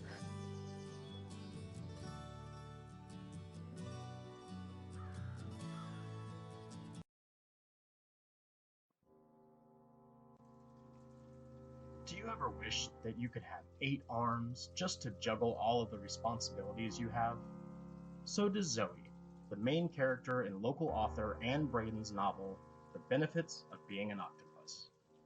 Let's Read 2019 is bringing together youth and adults from around the communities of Brattleboro, Dummerston, Guilford, Putney, and Vernon to explore the cultural divides around class and the gun debate through the eyes of one girl, living on the edges of society, trying to find her way forward. So check out a copy from your local library or school library, or pick up your own copy at local bookstores. Then look for discussions, presentations, and other events in your community. So come on, Wyndham Southeast, let's read. Protect Our Wildlife's mission is to protect Vermont's wildlife from exploitation and to end the fur trade. Their vision encompasses the following. Envision a time when wildlife will be better protected. Be a voice to counter those who exploit wildlife for their own interests. They also educate the public about the impact that personal and political decisions have on the wildlife. Protect Our Wildlife consists of volunteers comprised of both biologists, wildlife rehabilitators, educators, and other professionals who seek better protections for wildlife. We collaborate with nonprofits, both local and national, to ensure we are all working together to offer the best outcomes. With the dedication and support from their statewide networks of volunteers, they focus on the following: supporting our state's licensed wildlife rehabilitators, monitoring wildlife legislation in an effort to keep the public informed and also ensure enforcement of existing laws and rules. They provide referrals to people who are looking for humane ways to address wildlife conflicts.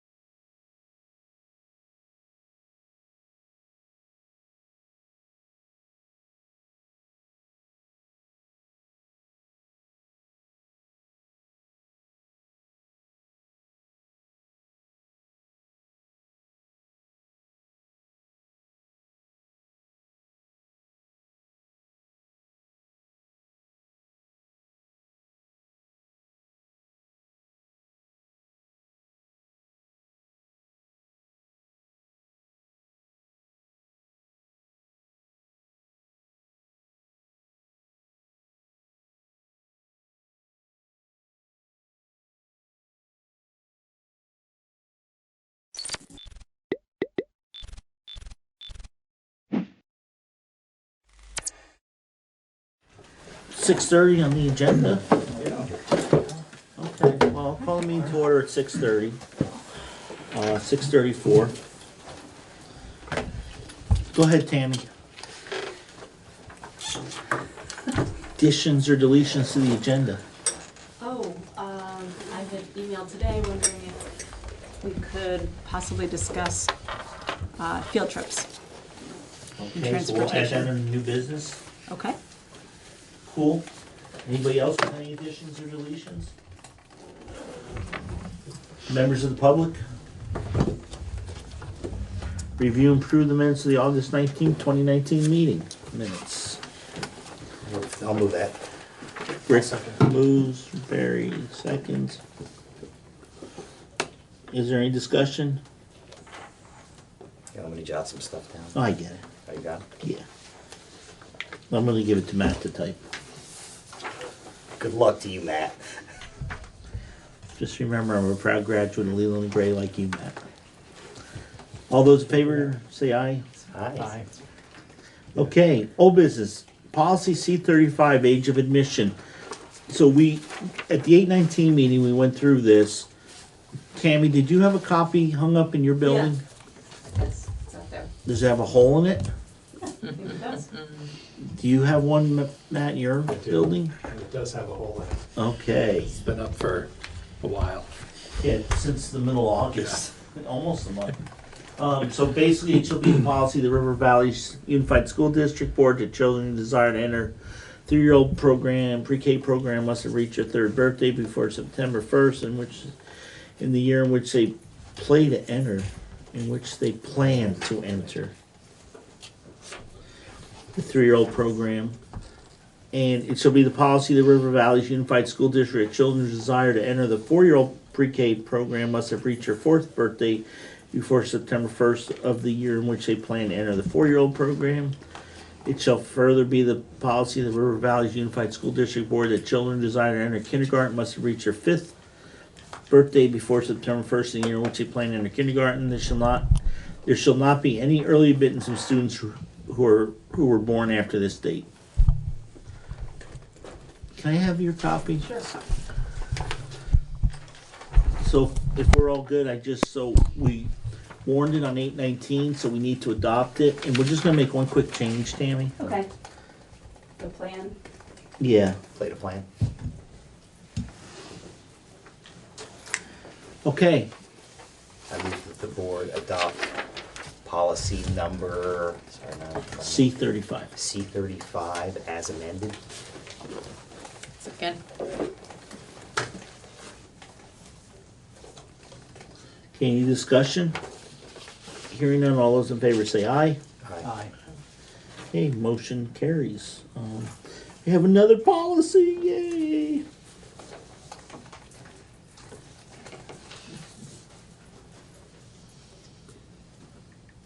You were yaying for this policy. Yeah, this was not an easy one.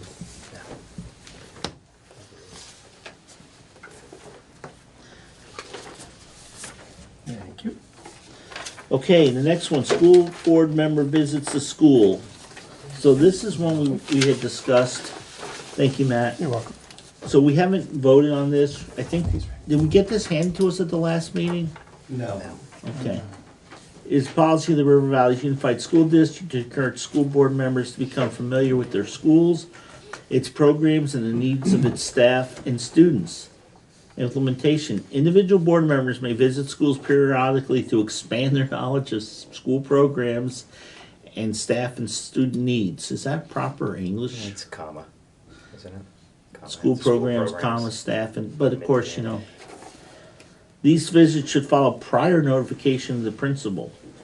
Concerns raised as a result of school visits by board members should be directed to the superintendent.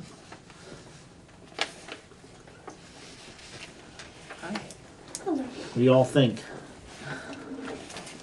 Hey, Carrie. There's chairs here, Carrie. Hearing no discussion, does nobody like it? Nobody want it? Anybody want it? Go ahead. You always have something to say. That's fine. Rick? Do you guys need notice? I mean, it says prior, I mean, I could call you from my house and be here in 30 seconds. You're good with that? Or do we knock on the door and then enter? Exactly. You're gonna be buzzed in. Yeah, I was gonna say, as we get buzzed in, we'll say surprise visit. We're coming. Does that mean I have to give up my card? Your key to the building? Yeah. I do think the principals should know that we're in the building. Well, somebody will always know you're in the building because you have to sign in. Okay. I mean, I'm fine with it the way it's written. I didn't like the prior notification. I mean, you know, it seems to me like, you know, we always are having all these discussions about how to have more parents' involvement and community involvement in the buildings, and then we make it more and more difficult for people to get into the building. Well, no or yes? I mean, what do you all think? It seems weird to me.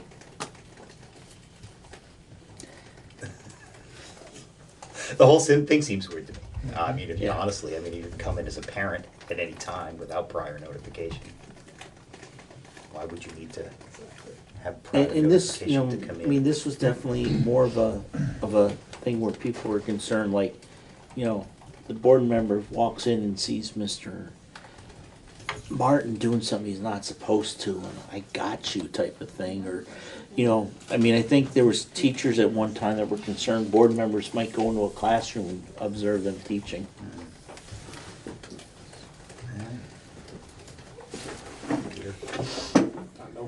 Hi, Peter, how are you?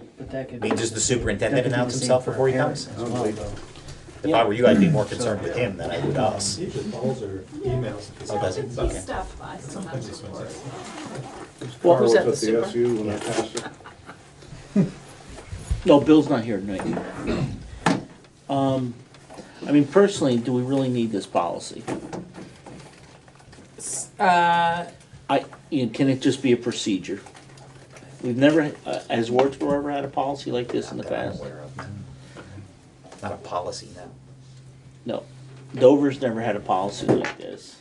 Why are we looking at this then? Because it got brought up about, during the retreat, about coming into the building and going through the building, and somebody said, oh, well, there's a policy, and the question I asked was, you know, like, I would go see the principal in Dover as chairman of the board, not so much with Matt, but I would go in occasionally and just say, hey, how are things going, what's up, do you need anything, how you feeling, but then I would feel bad as chairman of River Valley's going in to see Matt and saying, Tammy, you're not important enough, I'm not gonna come ever visit you. You know, and is that fair? Or should I come over and say hi to Tammy once a month, and like I try to do with Matt? You know, or I tried to do with Matt when it was just the Dover School, not the River Valley's Unified School District. So we discussed it, and you know, what did the staff want to see, and somehow we got to this model policy of the Vermont School Boards Association, and that's where we're at. Isn't it part of our expectations as school board members of what we're doing, in addition to attending meetings, going to the schools? And Not really, because you only have, you know, you've only empowered to do anything as a board. As a board. Right. But the board can say, hey, Rick and Rich, you know, you can negotiate on behalf of the board. But remember, you know, it's different in the education world, because they, you know, like on the Safe Place Board, I would not walk into the middle of a MTD meeting as a board member and say, what are you guys doing type of thing. And I think that's the other thing is, you know, I shouldn't, as a board member, walk into, you know, Mrs. Jones's classroom and sit down and watch her teach. Because she's going to say, what the heck am I doing there? Why is a school board member here? And, you know, and then she's going to get all nervous, and then, you know, Mr. Martin's going to get yelled at, Mr. Antone's going to... So I see some of that, but I mean, that's just common respect that I think we've all shown. Matt, have you ever had a board member walk into one of your classrooms without? No, I don't think so. Tammy, I won't ask you because you haven't been doing that. Yeah. But we'll have you. No. You know, I mean, it'd be nice if one of you had 20 years in the building. as a principal. Say it never happened in 20 years, but So it sounds like we don't need this policy of. yes. So I think we probably don't need this policy right now. So if we had a new board member and they showed up at Dover School or Wardsboro School and just started walking around, going into classrooms, you know, Matt, I want to talk to you about what I'm seeing. You know, like, do you feel like you have enough tools to handle that? Would you want a policy at that point? What would you do? Well, I wouldn't have them walking around. I wouldn't, any guest would be escorted around, first of all. And if it came up and it seemed like they were asking questions, it's just easy to say, well, you should really bring that up with the superintendent Or bring it up at a board meeting. Bring it up at a board meeting, yeah. Or you can call your board chair and he would. Yeah. I mean, my point is that I think right now, probably fine, right? But boards change, people change, and so, I mean, I think it's incumbent upon us to just think about you know, it's not all of us sitting up here.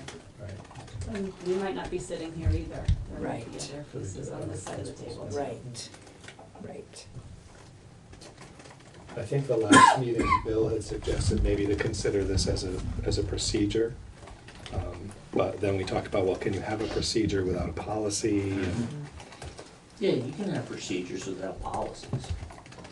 You can also have administrative procedures that go along with policies. Here's the policy and the administration will make a procedure. I mean, you can have rules in your building, you know. I would think that maybe there should be a rule that, nobody is allowed in the classroom without setting it up with the administration. Yeah, we definitely don't let people in classrooms without a reason, certainly. But we've had in the past where, we had a politician come in and some board members came in and it was set up. So, I mean, maybe it's just an understanding that, if a board member can stop in and if the administration is available, can visit with them, but they're, they sign in and they follow all the procedures just like a parent or any other member of the public. Is that something that as a board you would want to know to the board first that we're doing that? Hey, Rich, I'm planning to stop by. I'm going to ask Tammy if I could go to Community Sing. Just wanted to let you know that. No, because anybody can go community sing. If you were to be going in to talk to Tammy about busing, transportation is transportation, I think she deserves a warning about that. Absolutely. And I think, the rest of the board should know because we appointed you kind of as our quasi-transportation coordinator. But I don't think you should all of a sudden just stop in because you happen to be driving by and say, hey, Tammy, I need to talk to you about transportation. Or you could stop by and say, I need to talk to you about transportation. At some point, is this a good time? And she'll let you know. But, for you to stop in and say, hey, I don't think your fifth grade teacher's doing a good job and I want to talk to you about it. I mean, that's definitely, I think, inappropriate. Yes. But coming to see Wardsboro go to Community Sing or their art night or and I think that's something you plan ahead enough that though you can also just ask ahead of time or just let them know that, hey, I'd like to come. Absolutely. I was going at it from a different angle. I didn't want Tammy to feel like because the chairman happened to be from Dover, we were, and I happened to be driving by and stopped in because Matt had asked me something and I wanted to answer him, and then I don't ever do that for her. I just didn't want to feel like there was a difference in there. But if I was driving Well, there is. You're driving right by. Right, but if I'm driving over to Sosamos to pick up aggregate, should I stop in and just say, hi, Tammy, and just stop to see how things are going? And that was kind of more my question than getting into a full-blown policy. Or, like Rick, you're driving by Dover School because you had to go to Newfane for a meeting, do you just pop in and say, hi, Matt, I've always wondered, what an IB class looked like, can I observe something? Personally, would be a little more considerate than that. Yeah, no, but that's where I was just trying to get at is how we do that. And do we need to? So either one of you, if you ever have anything you want to go over with because of the board level before a meeting or something, then give me a call And between Rick and I, we'll figure out how to come and see if you want to kind of bounce something off the board beforehand, or you know, one of the board members. And then why don't we do that and not do the policy for now and see how it goes, and if it becomes an issue. And again, most of the reasons we have policies and laws and warnings is because somebody did it, or somebody did it wrong. Like somebody really put their little puppy in that microwave to dry it off. That's why there's a warning. What's happening, Richard? That's a kind of crazy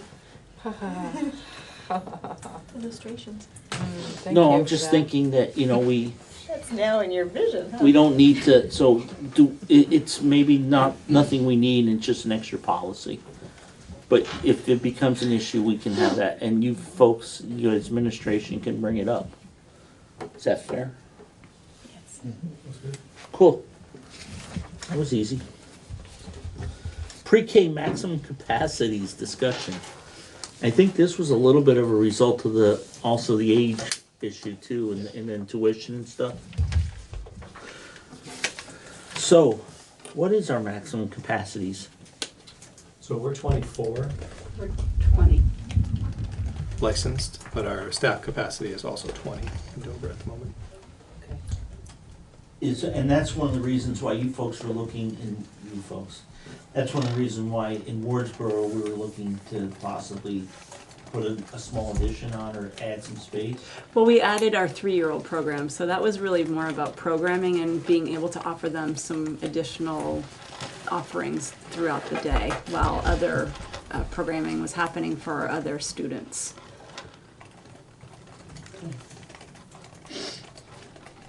So I live in Dover, and you have 20, and I want to bring my child to the program, and you say I'm maxed out. Will you tell them that they need to come to Wardsboro? Would you offer somebody in Dover the ability to go to the Wardsboro program versus the Dover program? How would that work? Or vice versa? How would you deal with it if you were maxed out and the other school, the other building had room? We have universal pre-K throughout the state, so I would go, down the district list and say these are your options. You could go to Dover School. They also have a program in Townsend. I think there's the Hilltop Montessori School that's offered as well, or Timpson Hill. And I think that's what the essence of this agenda item is, to get on your radar, to have a discussion about what you think would be best in those situations for the community. Well, to me, saying that there's other schools available in the district, that's not Dover and Wardsboro anymore, because we're in one district. It's more like there's another building in our district, in this building. I think there's a little difference there,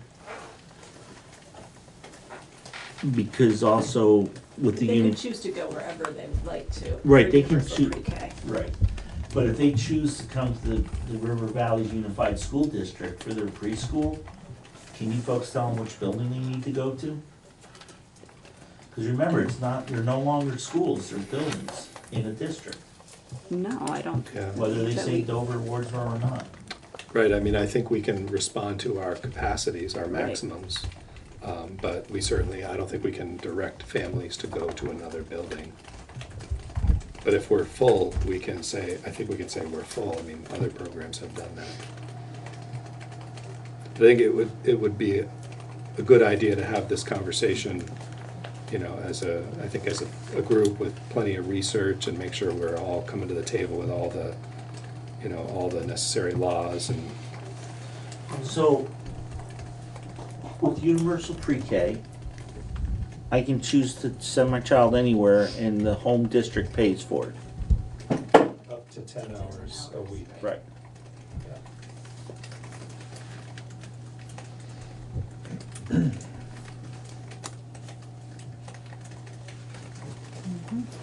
No, I'm just thinking because, if we had capacity so the district is River Valleys. So if you have capacity in one or the other of the buildings, to me, it seems like, We can encourage, sure, and recommend. Yeah. Oh. Whatever. Okay. It seems kind of weird to me, and it seems sort of like, seems strange, and it seems like, just because I live in Dover, and I can't go to Dover school, but I can go to Wardsboro, but then I choose to go somewhere else, you know, it's taking resources away, because then we have to pay that money out that would normally be used to. Yeah, but it's always been that way, right? I mean, since this program was set up. No, originally you could, there wasn't universal pre-K.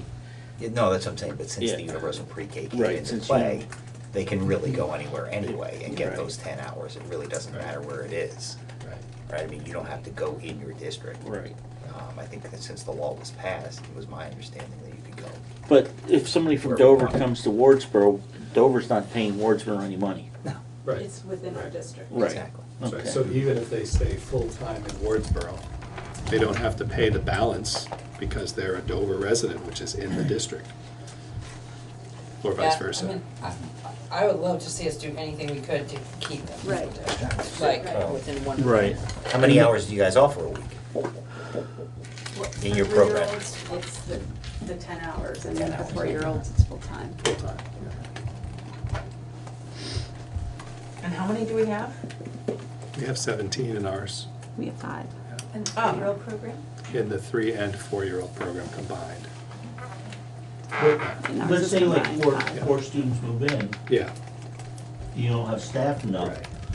You know, if we could get somebody to come to the Wardsboro one, whether, it doesn't matter that Dover has to hire him for that building, it's still costing Wardsboro money and Dover money, because that's the district now. And if we, you know, that's why I was saying is it's too bad there wasn't a way to, I mean, I guess, and we can only hope again, Can you but, discount it? Oh, they're not paying.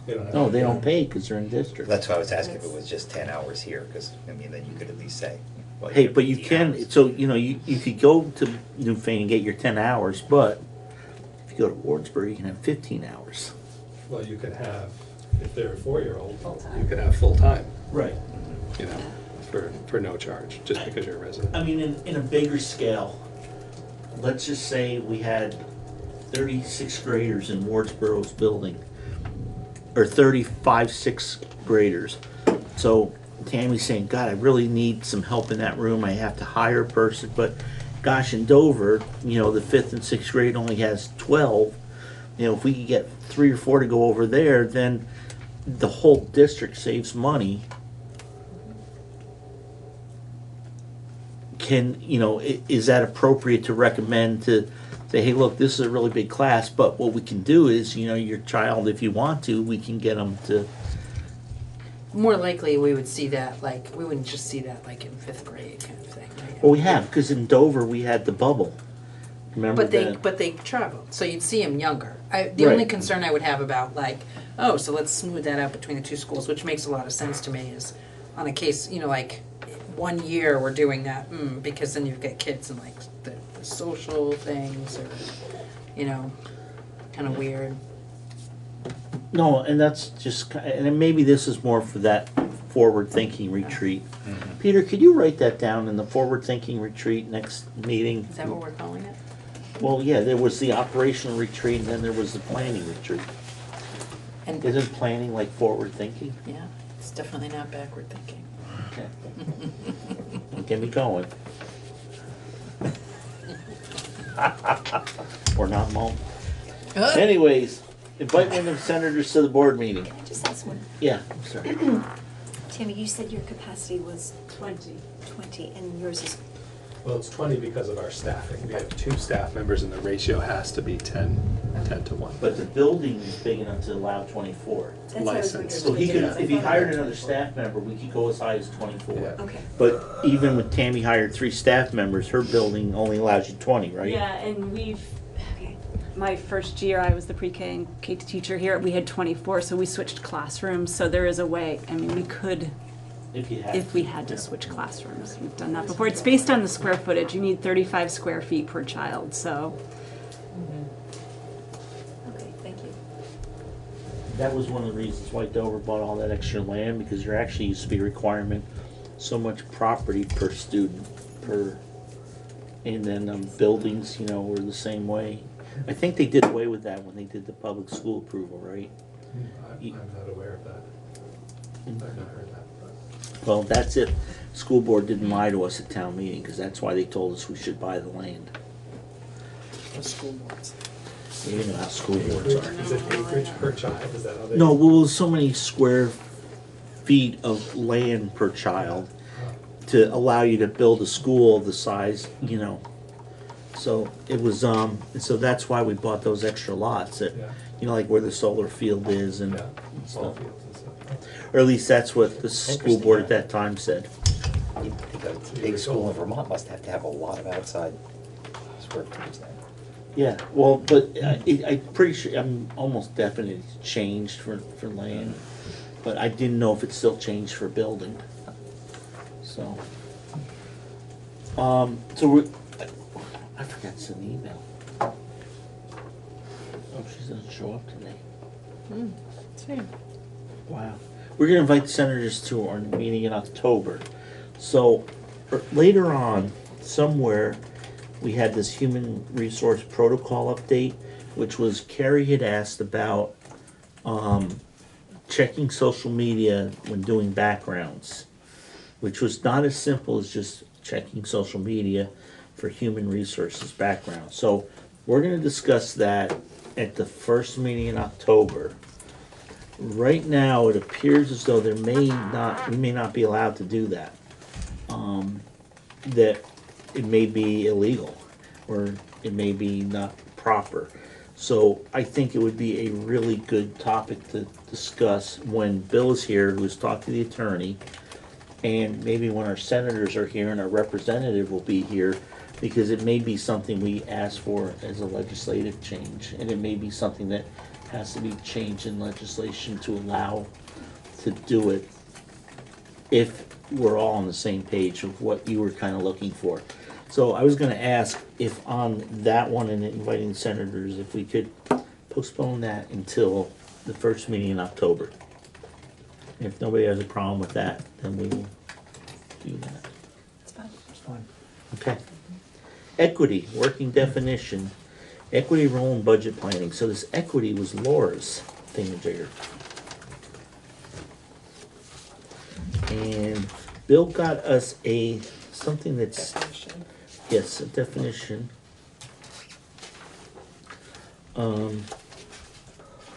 And I'm probably not going to be able to find it right off, but which I can't.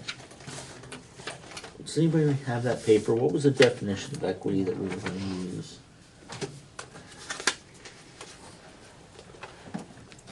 You sent it to me.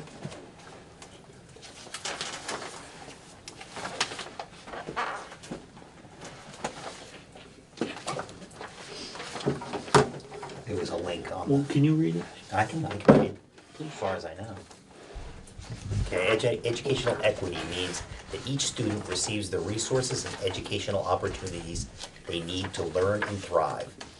Equity means that a student's success is not predicted nor predetermined by characteristics such as race, ethnicity, religion, family economics, class, geography, disability, language, gender, sexual orientation, gender identity, or initial proficiencies.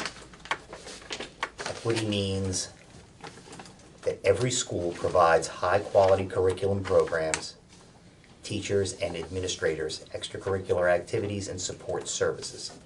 Equity goes beyond formal equality, where all students are treated the same. Achieving equity may require an unequal distribution of resources and services. Equity involves disrupting inequitable practices, acknowledging biases, employing practices that reflect the reality that all students will learn, and creating inclusive, multicultural school environments for adults and children. Vermont Principals Association, Vermont School Boards Association, and Vermont Superintendents Association. Does anybody want that? I don't, because I have it somewhere if I can find it. Anybody else need it? I have it on Okay, so Laura, what was I know we wanted to have this brought up around the time we were discussing budgets. So it was, how could we say to the voters in both towns that the students in our district, in both buildings, were getting equitable opportunities? So how would we be able to say that to, how would, like, Well, I what think would we based say? on that definition, that's what we're doing. We don't, students that need more assistance get more assistance. We have in place what is it called again, the thing from the study group, the plan there for students that, pardon? District management group? Yeah, we incorporated that one recommendation where, whatever supports are needed by students, that we supply that to all students. So we're making sure that, and we're not saying that there's not enough money, we're saying that we will provide these supports throughout the district to any student that needs them. Saying, we're not basing it on financial, we had not said that we can't afford it, we're not gonna do it because we can't afford it. So I think that kind of covers that part of the equity. And I think with the testing results are showing that our students who usually struggle more are doing not bad. I mean, they're not at the top of the list, but our test scores tend to indicate that our performance, that we're reaching across all classes and groups of students. And there's always room for improvement, but we have a plan to constantly improve it. And both of them present to us every spring their plan for the following year, along with, when they do their budget, they set up for any assistance they need in the building, for any special programs needed, and any assistance needed specific to a certain group, and the programming through the district through the supervisory union into the district is set up to accomplish the same goals. Am I correct? Matt's shaking his head yes a lot.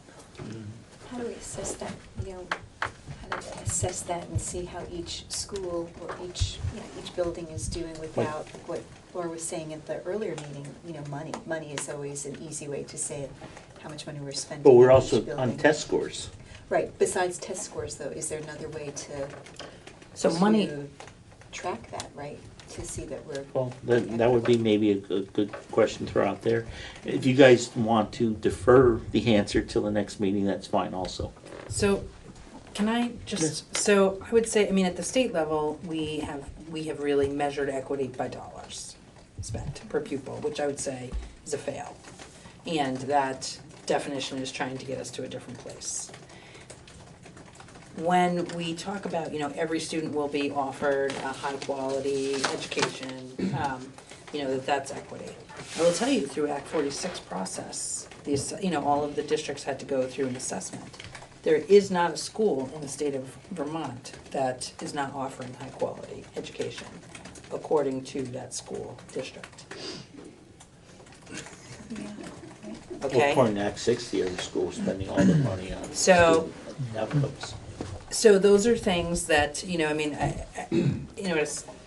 I don't think there's an easy answer. There's not a place that I'm specifically trying to go. It is a provocative question on purpose. But even here in our district, I think it is much more challenging looking across a much wider landscape with lots of different schools, that sort of thing. But even in our district, it seems like we should be able to, so are we offering Spanish in both of our schools? So does that mean, is that part of equity? Or is it not part of equity? Is it how do we answer that question? Well, I thought we as a group decided so- equity wasn't exactly the same. Equity and equality are two different things. Right. Great. Right? I mean, you said that. I'm taking that right Yeah. out of your mouth from a few Yeah. meetings ago. So, but what is the, I think we can still do equitable without having to be exactly equal. And it goes back to the conversation about, we have IB in the Dover building, we don't in the Wardsboro building. So But if kids want it, they could access it. they and can if still, kids want to do there's no, STEAM. right, we allow for them to move over. If Spanish is really important to them and it's not in this building, they can go to that building. Is that true? Could they do that? They can move and they can ask to. Oh, they could go to the Right, other. we give them school choice. Okay. Building, well, not school choice, more building choice. And I think, again, you have to go back to, at one time Dover was reversed the curve where our students that usually don't perform as well on the standardized testing had actually outperformed And this building had the the same other thing, right? students. Yeah, and I Your free just and can't reduced speak lunch to children actually had better results on testing than not. those that were not. Right, Although so, everybody gets I lunch. think that there's a very good example that, yes, we are, reaching a vast majority of our students. There's always gonna be an outlier, we can always do better, and that's why we review it with our staff, our administration, and this SU is working, So when we're looking at the budget. Yeah. And we're putting together a budget, how can we say this will provide equitable opportunities across the district? I mean, are we gonna be, so like things that the state does are classroom size, right? I mean, like dollars per student, I don't think that's gonna work here, right? I mean, maybe. I think how we do it is when the administration presents us a budget, and we need to ask them, does this provide so that you can take care of all students and do what you need to do with the students that you have in the building currently, that you project to have? And, is there something more you need? Is there, something less? Is there something different? You guys are now, the administration and our curriculum coordinator is working on trauma, students who've experienced trauma. 5 years ago, how much time did you spend about trauma and students with trauma? 0. Right, because it's now something that we, 10 years ago, 15 years ago in Dover, the teachers came to us during, that quality part where you're supposed to come up with your plan for the school. But basically, they were saying that one of the things they said they put in their plan was to budget to feed the students breakfast the days that they test. Because they really felt that too many students just either not even because their parents couldn't afford it, or they couldn't afford it, or it just, they were so rushed in the morning they didn't have time to eat. So they would get to school. So they said, let's feed all the students before we do this testing, and we budgeted for that to give them the best possible chance to perform.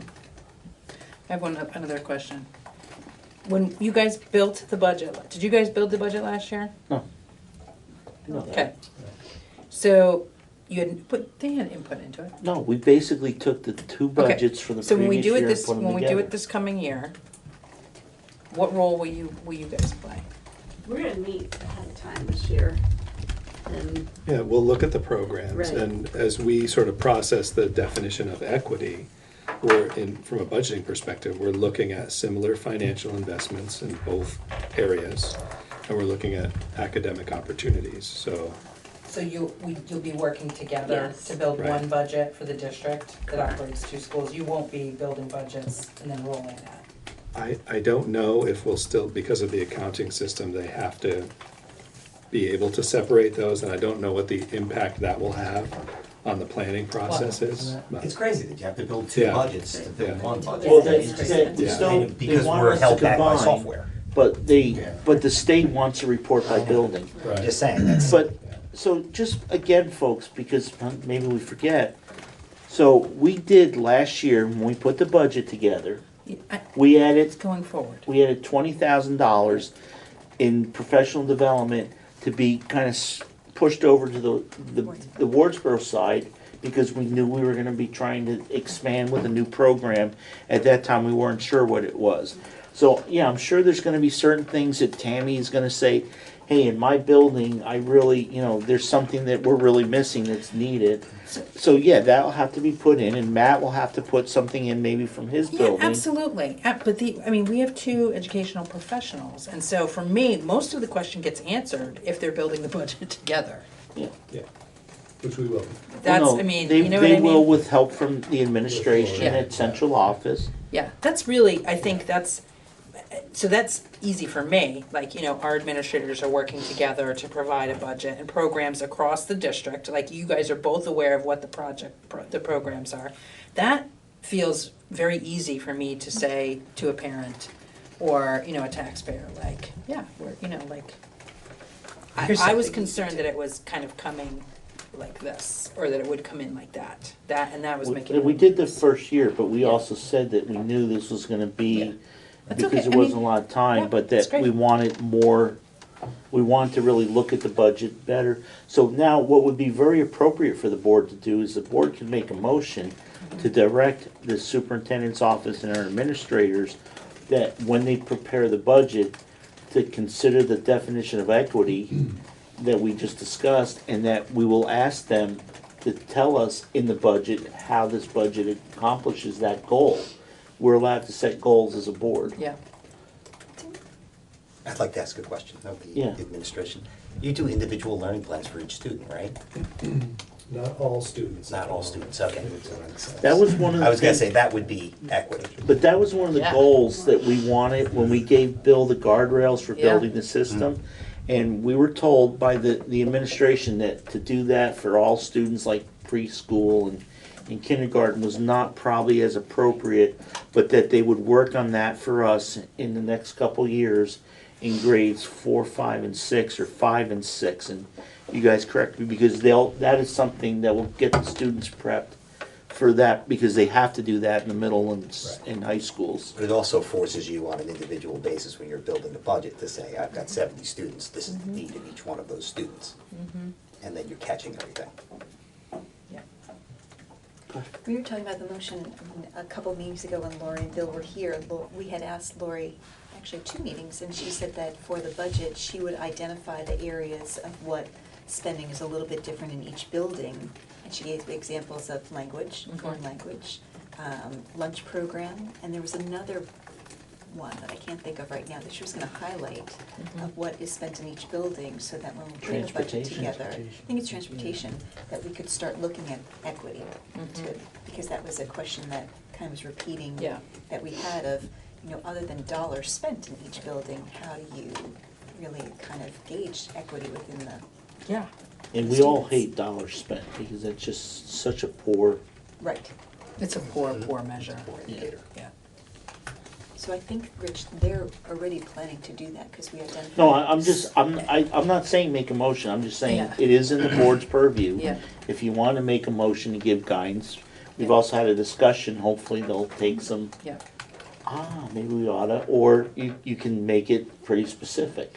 And I appreciate that the district, the supervisory union, is gonna be much more engaged in budget building than the Dover board members are used to having been in the past, and I mean, as was this year.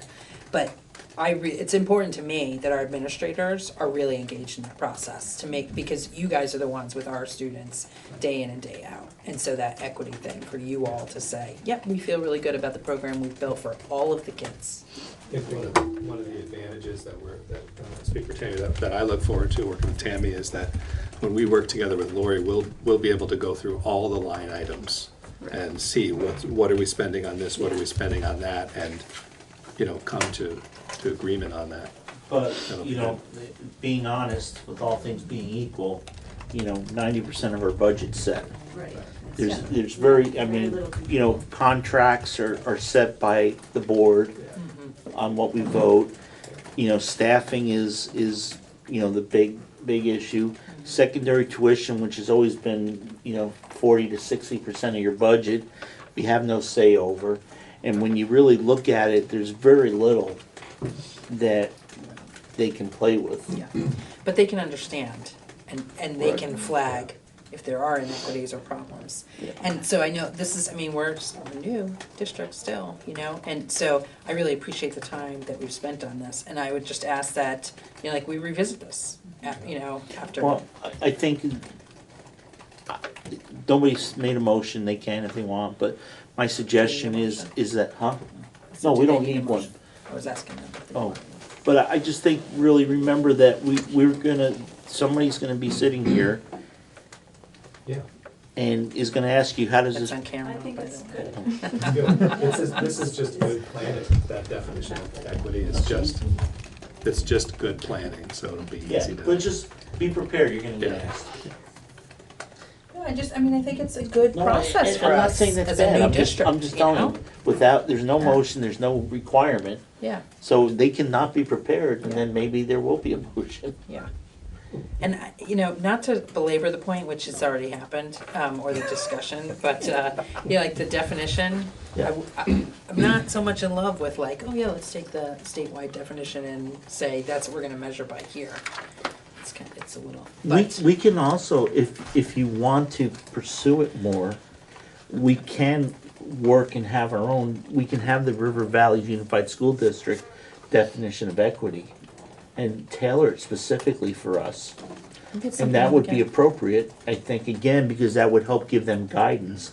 I don't think it would be like a policy, but I think it would be more like, you know, when we did the, oh geez, I'm gonna lose. Remember when we went through a few years ago and we have like, we have 4 or 5 things. We have our mission statement, we have, and you know, that could be part, like our mission statement or our I forget what the vision, one of our visions can be is that we're gonna provide equity, and equity is, boom.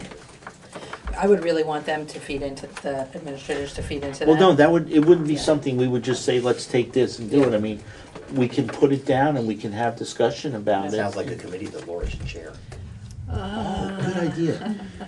So Rick made a motion, Laura chairs a vision committee. I didn't make a motion. Oh. It sounds like. I was gonna make a motion, but thought better of it. Sounds like maybe a great thing to talk about after this budget. Well, I think it's something we could start talking about now. Because I don't think it's something you're gonna do in a meeting or two. I think it's gonna be a lot. It probably won't be done until next spring, if we started doing it now. So, Peter, just note that we wanna have a discussion on vision. And we'll ask so that we don't overwhelm these guys, or equity, I'm sorry. We want Bill to, we're gonna let Bill kind of drive that. We'll let him work on that with us. How's that? I'm sure he would be ecstatic. I'm sure, but that way we're not overwhelming our people. Thanks, Bill. Okay. Any other old business? Okay.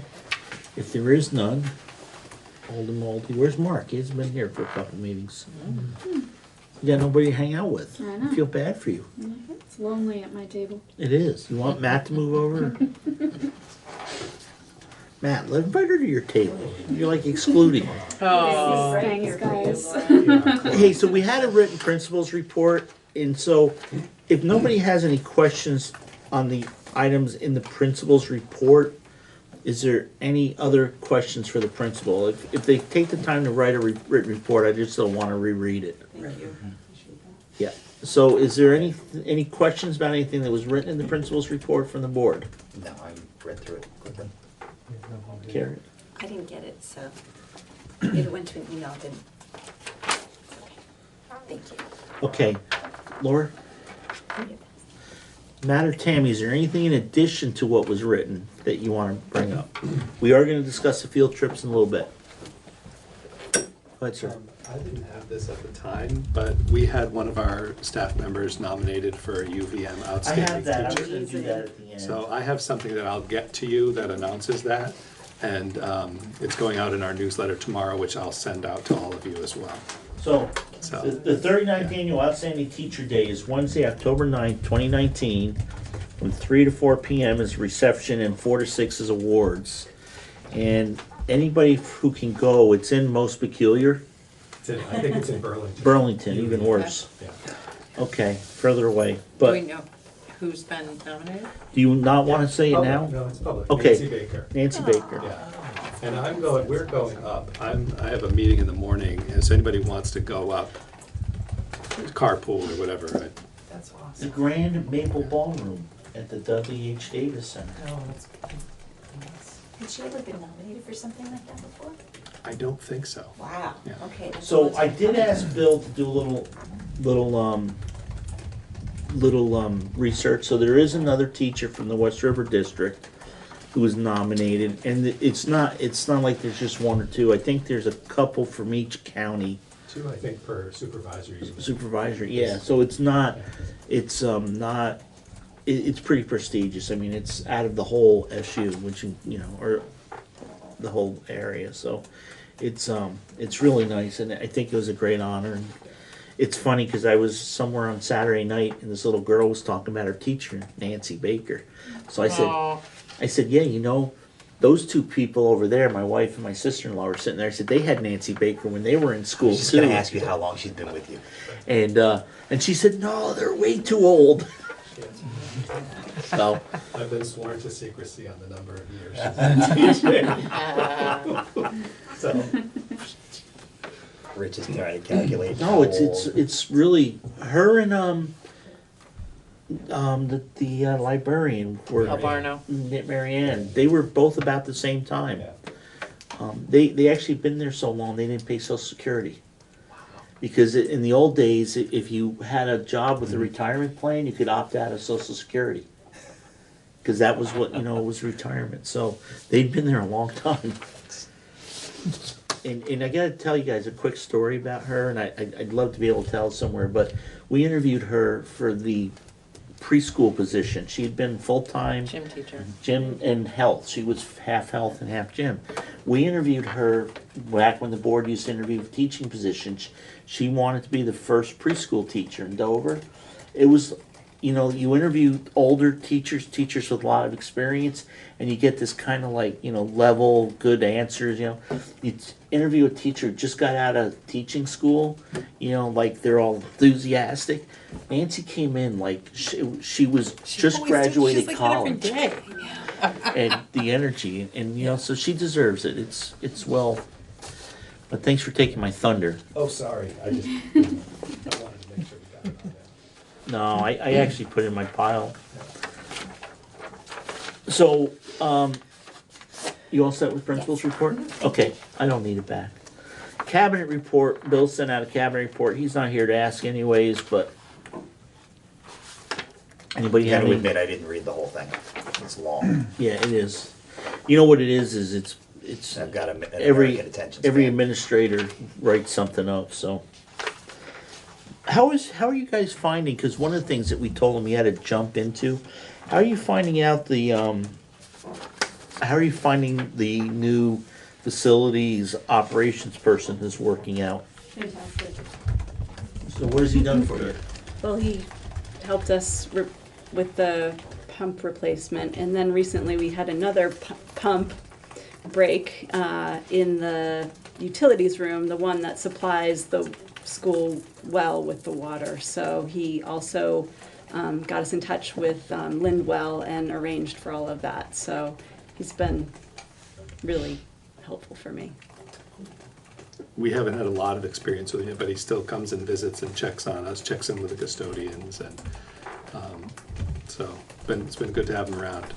So there's a lot of big stuff coming on with the water testing, because of the PFO. FOAs, Yeah. PFAs. And so hopefully that will be less headaches for you guys, and he'll be able to coordinate that. We're looking forward to that. And there's a new school safety plan template that is being released, and so he's planning to coordinate our development of those, so we're not all doing them in silos, and be consistent, and we're looking forward to that too. Cool. Yeah. So under new business, we had school events, and we had Wardsboro first. Oh, go ahead, I'm sorry. Hang on, I missed something. Sorry, I have a question on the safety plans, just shifting to a different type of plan. Are the emergency managers working with the superintendent in these new supercharged supervisor unions, or are they working one-on-one with the principals on, Good question. like shelters, that sort of stuff? I don't think we've done any work yet together, but with the new plan, it's certainly an opportunity. Well, in Dover, we spent a lot of time and effort, and the emergency management director got the police and fire and the school. And we're also in Dover a little bit luckier because we have a local police department. So we have a very good plan, and when they actually reviewed it by the state, it should have been a model. So now the state has to make up their own plan, which will change things. Again, because you're in different districts, Wardsboro's a little different. They have a different fire department, fire chief. I don't know who your emergency When we manager did is. it, we worked with everybody when we Did you set up the plan. use the Our sheriff's actual- department or the state police? State police, yeah. So this is a good question for the superintendent, I think, because he has to have a sense of, Well, no, it's actually for the operations person. yeah. So wait and see what he rolls out. Good question. But certainly collaboration with the local plan is gonna be really important. Well, it has to be. So well developed, I mean. Feel good? Yeah, just sending myself an email. Okay, so school events, Wardsboro.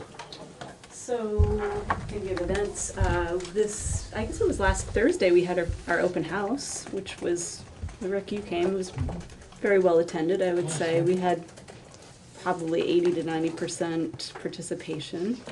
That was great. We've had 2 STEAM team events. Every Monday, we are engaging in STEAM as a school. So we had our first one last week and our second one today, which was exciting. Can you tell us a little bit? So what does it Sure. look like that was So- different than another day? So at 1:30, the students and teachers gather for, as a whole school, to talk about what the STEAM challenge for the day will be. The teachers and I over the summer planned out pretty much the whole school year as far as what we're going to be doing during those days. We divided the kids into teams, so each teacher and each student is assigned to a STEAM team.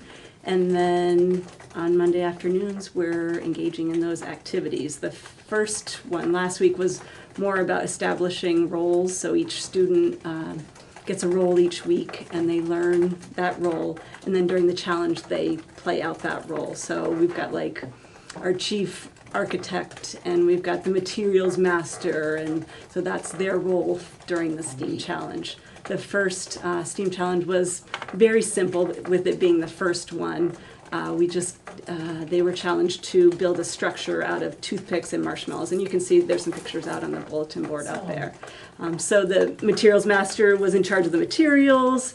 There was the architect that actually designed the structure, and then the builder was the person that had to actually take the architect's design and build the structure that they came up with. And then we had a reporter, and the reporter would report out to the whole school how the challenge went. That's really cool. Today's challenge was actually a challenge from the Bucketville News. They want a way to report the weather in town. So the kids are challenged now with designing a weather station, and we made rain gauges today. So we're going to be collecting data from that and then reporting that back to the Bucketville.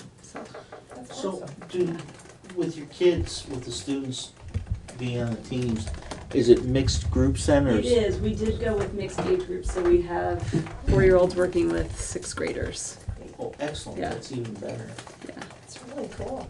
Sounds great. Yeah, it's exciting. So how many teams, how big are the teams? We have 4 teams of like 10 to 12 students each.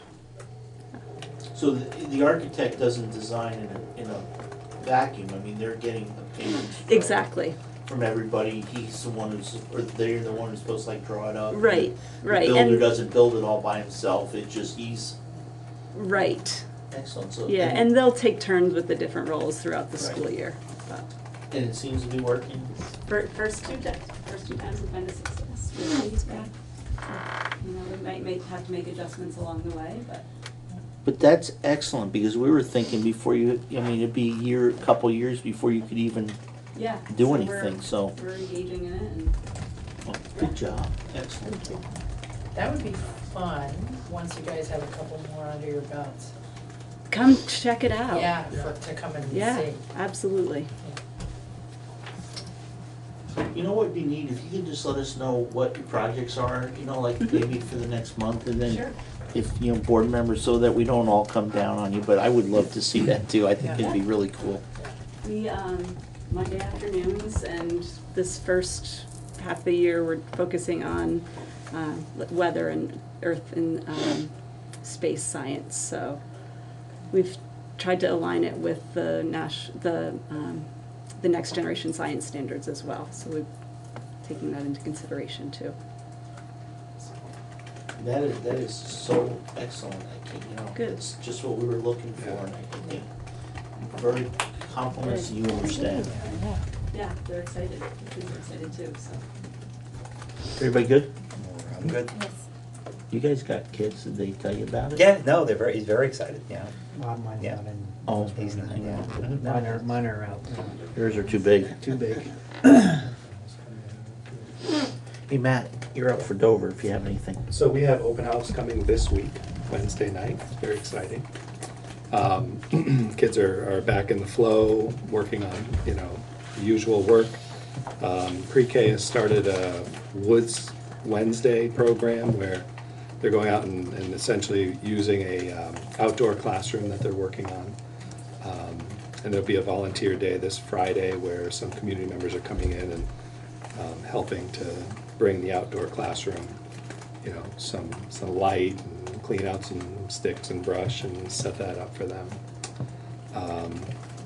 Yeah, it's things are flowing along nicely. We're trying to set up our individual plans with the new academic support team. We're very excited about that through the district office. This week finishes up the benchmark window for the district for the supervisor union. So we're finishing up all of our beginning of the year foundational testing, so we know where kids are starting and what supports need to be brought in. So people are excited about that. We expect our new academic support team to be on hand next week, getting to work. So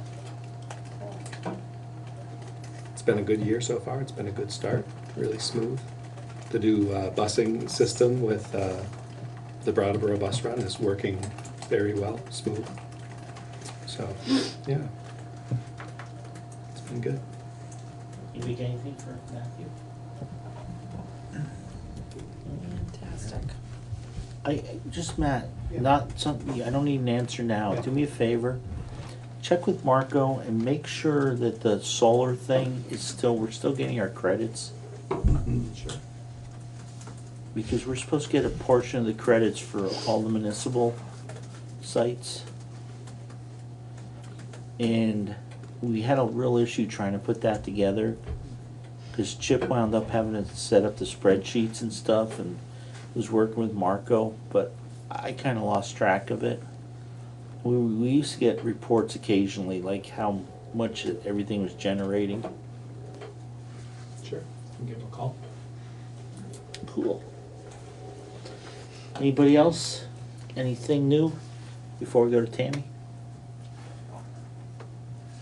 You're on. All right, I just, we have, in planning, we've got a field trip coming up, and this might be more of a bigger conversation when Bill's around. We've used West River for transportation for field trips, but I just wondered if I should still continue in the path that we have in the past, or as far as transportation goes, explore other avenues. So, my opinion would be, we own a bus, we own 2 of them in Dover, which is part of the district. We have people who are licensed to drive them. Would it be cheaper for us to just do our own thing? Or is it cheaper to have West River at their rates? And, I know they have a mileage rate and an hourly rate for field trips.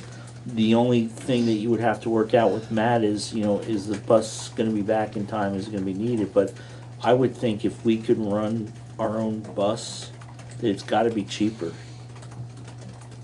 And I would recommend that you two just figure it out. I mean, I actually hope that the Dover came off the bus, and I hope it says River Valley's Unified School District on it. Does it? No. No, and it shouldn't. The buildings don't say He got that you with on the it. head shake. And don't do that, Matt. We'll have to figure that out later. But I mean, does anybody on the board disagree? If they can work it out, I mean, it's one district, so it's. Okay. I mean, is there some? Is this just like this is the first time it's come up, or is there some other? Okay. The other thing too, just because, and you know, Matt, and you to consider is, you know, if they're going to be out of the building more, you might have to bring some extra help in. So if you have a janitor who's got a few extra hours and isn't full, maybe they can go to Dover and work with the janitor for a little bit to kind of cover some of the time. But you guys work it out. I mean, you have a budget. You probably kept your budget the same, so you have the transportation budget, but it doesn't mean we have to spend it. Well, we'll work it out and see if the timing and all of that works out with the morning and the afternoon drop-offs. And We have a lot more flexibility this year with not running the Brattleboro run, just in terms of equipment and drivers, so. Yeah, so if you have it, I mean, then let's utilize it. And, you know, it'd be a little bit nicer maybe for them because it'll be on, you know, their bus instead of West River's bus. Don't you have a field trip planned together too? we do. Wednesday. Actually, yeah, tomorrow. Wednesday. No, Wednesday. Wednesday, yeah. And so is that with our bus? Yeah. So they'll kind of take the Dover students, come here, get the kids in the We're Wardsboro? and meeting then- them at Dover. Yeah, because they're going south, Right. so. Cool. Yeah. And hopefully that's again during budget prep time, and hopefully the facilities person will be kind of making some recommendations to us. The two classes are going together, Carrie. I know, I knew that. You told us that last year, and then during the summer also. So it's an early start. They're going to Sturbridge. Yeah. So. I'm just saying that's Yeah, I something we know. always bring up, but Yeah, seem I very think it's passionate about, so. it is great opportunity for the students to see one another and to do academics together or field trips together. So I am excited about that. And it's just more efficient for transportation too. Yeah, that makes sense. That's just a bonus. Sure. That's just That's a side. Hey, and Matt, we're still asking whoever, well, both of you all, we're still asking whoever's doing the transportation to kind of track the number of students out of our buildings, just so we can see, you know, I mean, that's one of the things that happened when we had tried to, you know, going back to the equity and the money spent. You know, we had one student going to Brattleboro on Laidlaw, and you know, it was a $60,000 a year contract for one student, and you know, it didn't seem to make a lot of sense. So we've done that this year with the secondary bus run. you're for still Brattleboro. tracking all that. Well, we've tracked it and we've reduced a run. I mean, we've saved a whole run to Brattleboro by collaborating with West River and with West River Transportation. So the bus that generally was you know, not, there weren't a lot of kids that rode that bus. Now there are 20 kids on that bus Great. both ways, pretty regularly. Cool. So, yeah, it's good. Okay. Well, I got it. Nobody else has anything. Thanks, Matt. Thank you.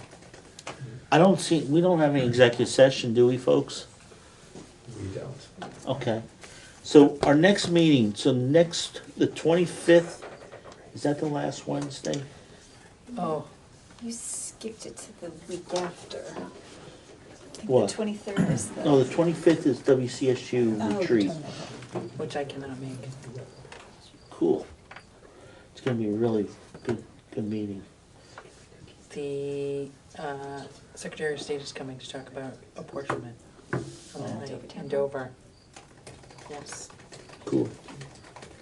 And then September 30th in Dover from 5 to 8 is retreat. Matt, we have a planning session for that next This Friday. Friday. This Friday, yeah. from 1 to 2. Yeah. Okay, Rick, if you can make that. What's that? I'm sorry. Friday, 1 to 2 at Dover School. Okay. we're gonna kind of have to put the agenda together. So Rick and I are gonna meet with the administration and central office staff to come up with an agenda. So if there's anything you guys specifically want to see, like your vision thing, or your, I'm sorry, not your vision, your equity thing, let us know and we'll make sure that that goes on. So this was the meeting, we kind of had the future planning. One of the things I have in my notes is Rick had talked about, more opportunity for secondary students. Because a lot of students are filling out, getting all their work done by the time they get into as a senior, and they have to take 1 or 2 classes, and there's not a lot of other stuff going on. Is there a way to fill that better? And I know we had that. We've talked about budgeting in the future and where we see ourselves in 5 and 10 years. And then whatever else anybody. We have policies too, right? We still haven't really. No, I think policies were. I thought. Try to do those. Hey Matt, Yeah. I had asked for, and I got the wrong thing. What I was looking for, and I think we can just do it at a regular meeting. Take the policies that we had in Dover, and Tammy, if you could take the policies you had in Wardsboro, and any ones that aren't. I mean, I asked for that, and I got a list of all the recommended policies. That's not what I wanted. I wanted a list of what policies Dover had and what ones. And then compare that to the policies that we have for River Valleys, and any ones we don't have, then I'd like to just have that package put together. Yeah. So we have those 3 groups here. Okay. And Bill is aware of them and is working on having his staff do that cross analysis to see which ones are in the approved River Valleys, which ones were in Dover, which ones were in Wardsboro. And then the 3 of us will get together and tag the ones that we think are really important. Yeah, that but maybe are not. I want for the board to have every policy that Wardsboro had and that Dover had that don't exist anymore because we're River Valleys. Yeah, that's what we have. Okay, we don't need somebody to go through and tell us which ones they think are important.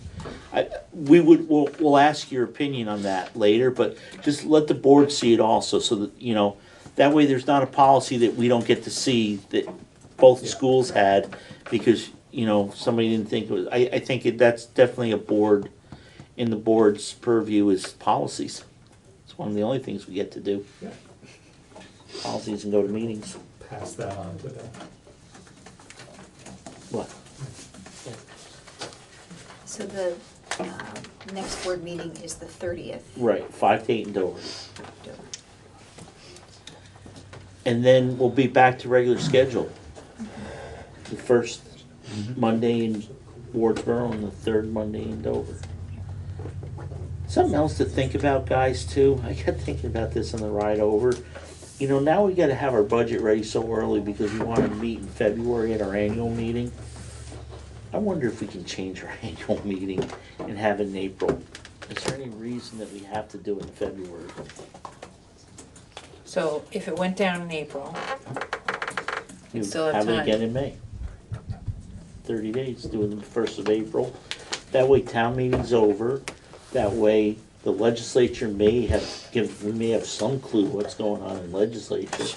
no. Are you talking for Well, we'll have a next better year? clue. No, this coming year, we have to do it in February. It's But for directional. future. In the future, is that something we should consider? Because, we had to have town meeting day, so we were okay. Now we gotta be a whole month earlier to put everything together. Would we be in better shape? Because the staff will have had a couple months to, so right now, they're gonna start preparing a budget for us after being in school less than a month. Exactly. So this way, they could prepare a budget for us, if we were to do it April 1st, we'd have to warn it March 1st. Maybe not April 1st. Well, It yeah, just feels wrong. but, the beginning of April.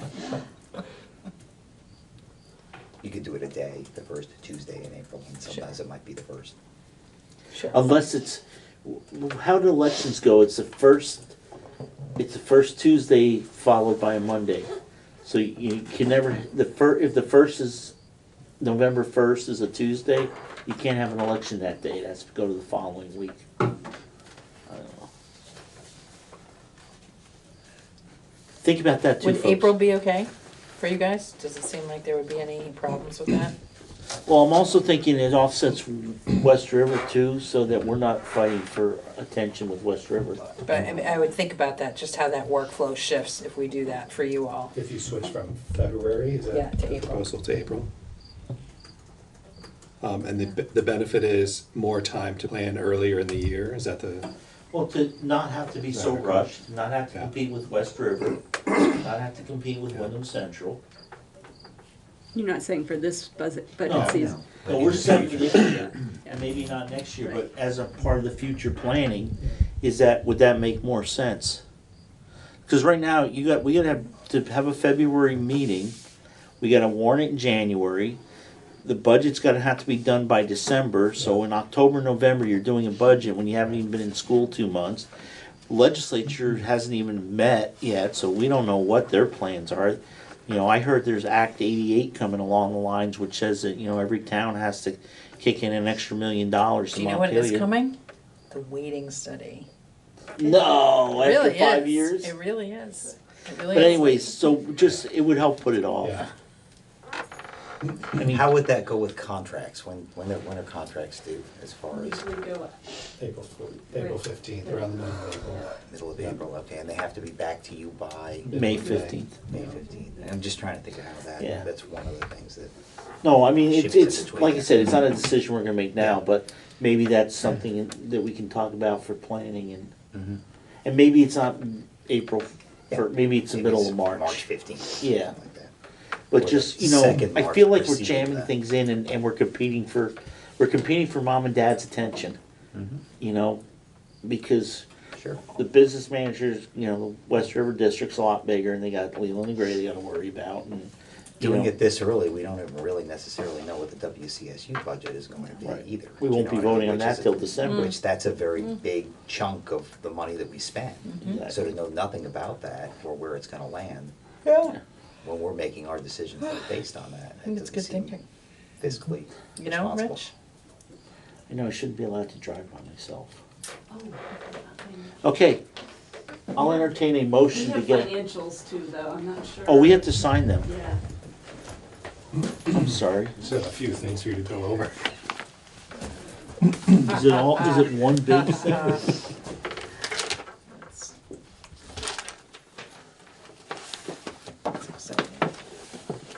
Oh no, this is Holy cow. yeah, no, this is all School's in just- session, huh? Is that pay orders? Yeah. Do I need to record that? Yeah. There's 8 pages. $253,000, guys. Barry, why don't you sit there and review them and tell us if we can sign them? We'll come back in an hour and a half. Sure. Go get some dinner. You know what, guys? Barry and I are allowed to sign them, so if we want to call the meeting, we can, and we'll just make Barry stay here and sign. It'll be his turn. That's why he wore the Superman shirt. Is that right?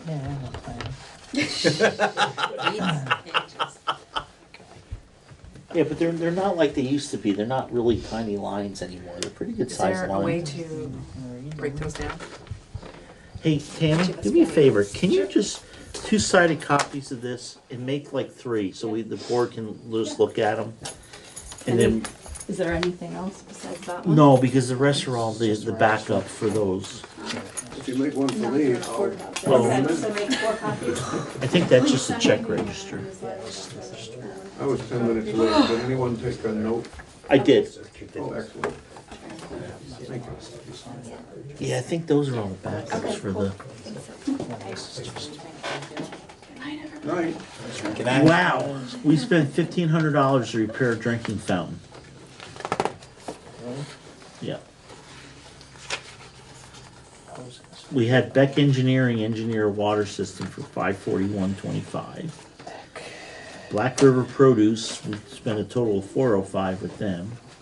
Brattleboro Roofing and Sheet Metal did a roof inspection leak repair for $704. That's it?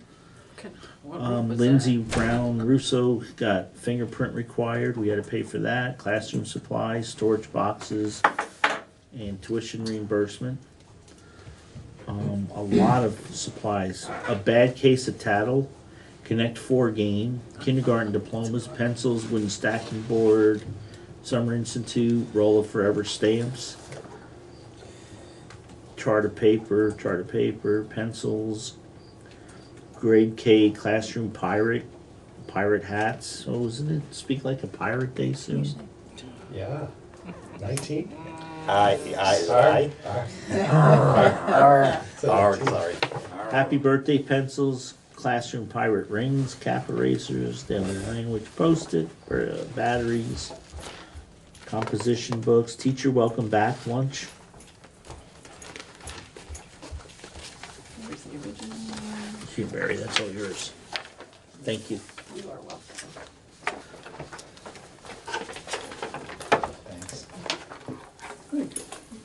Yeah, so everything on that register, Barry, is here. Yeah.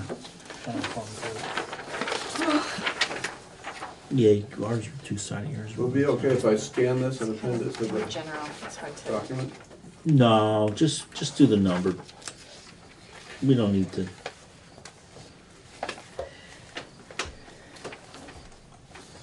Do we want to just go like down the It'll list? save you money. Like, just read them off? And have the, like, double check, just read them off? Well, I and tell then you make what, sure the you check know. register is much better than this thing. Yeah, because the check register actually tells you the description. Well, we get So the there's- check register and the.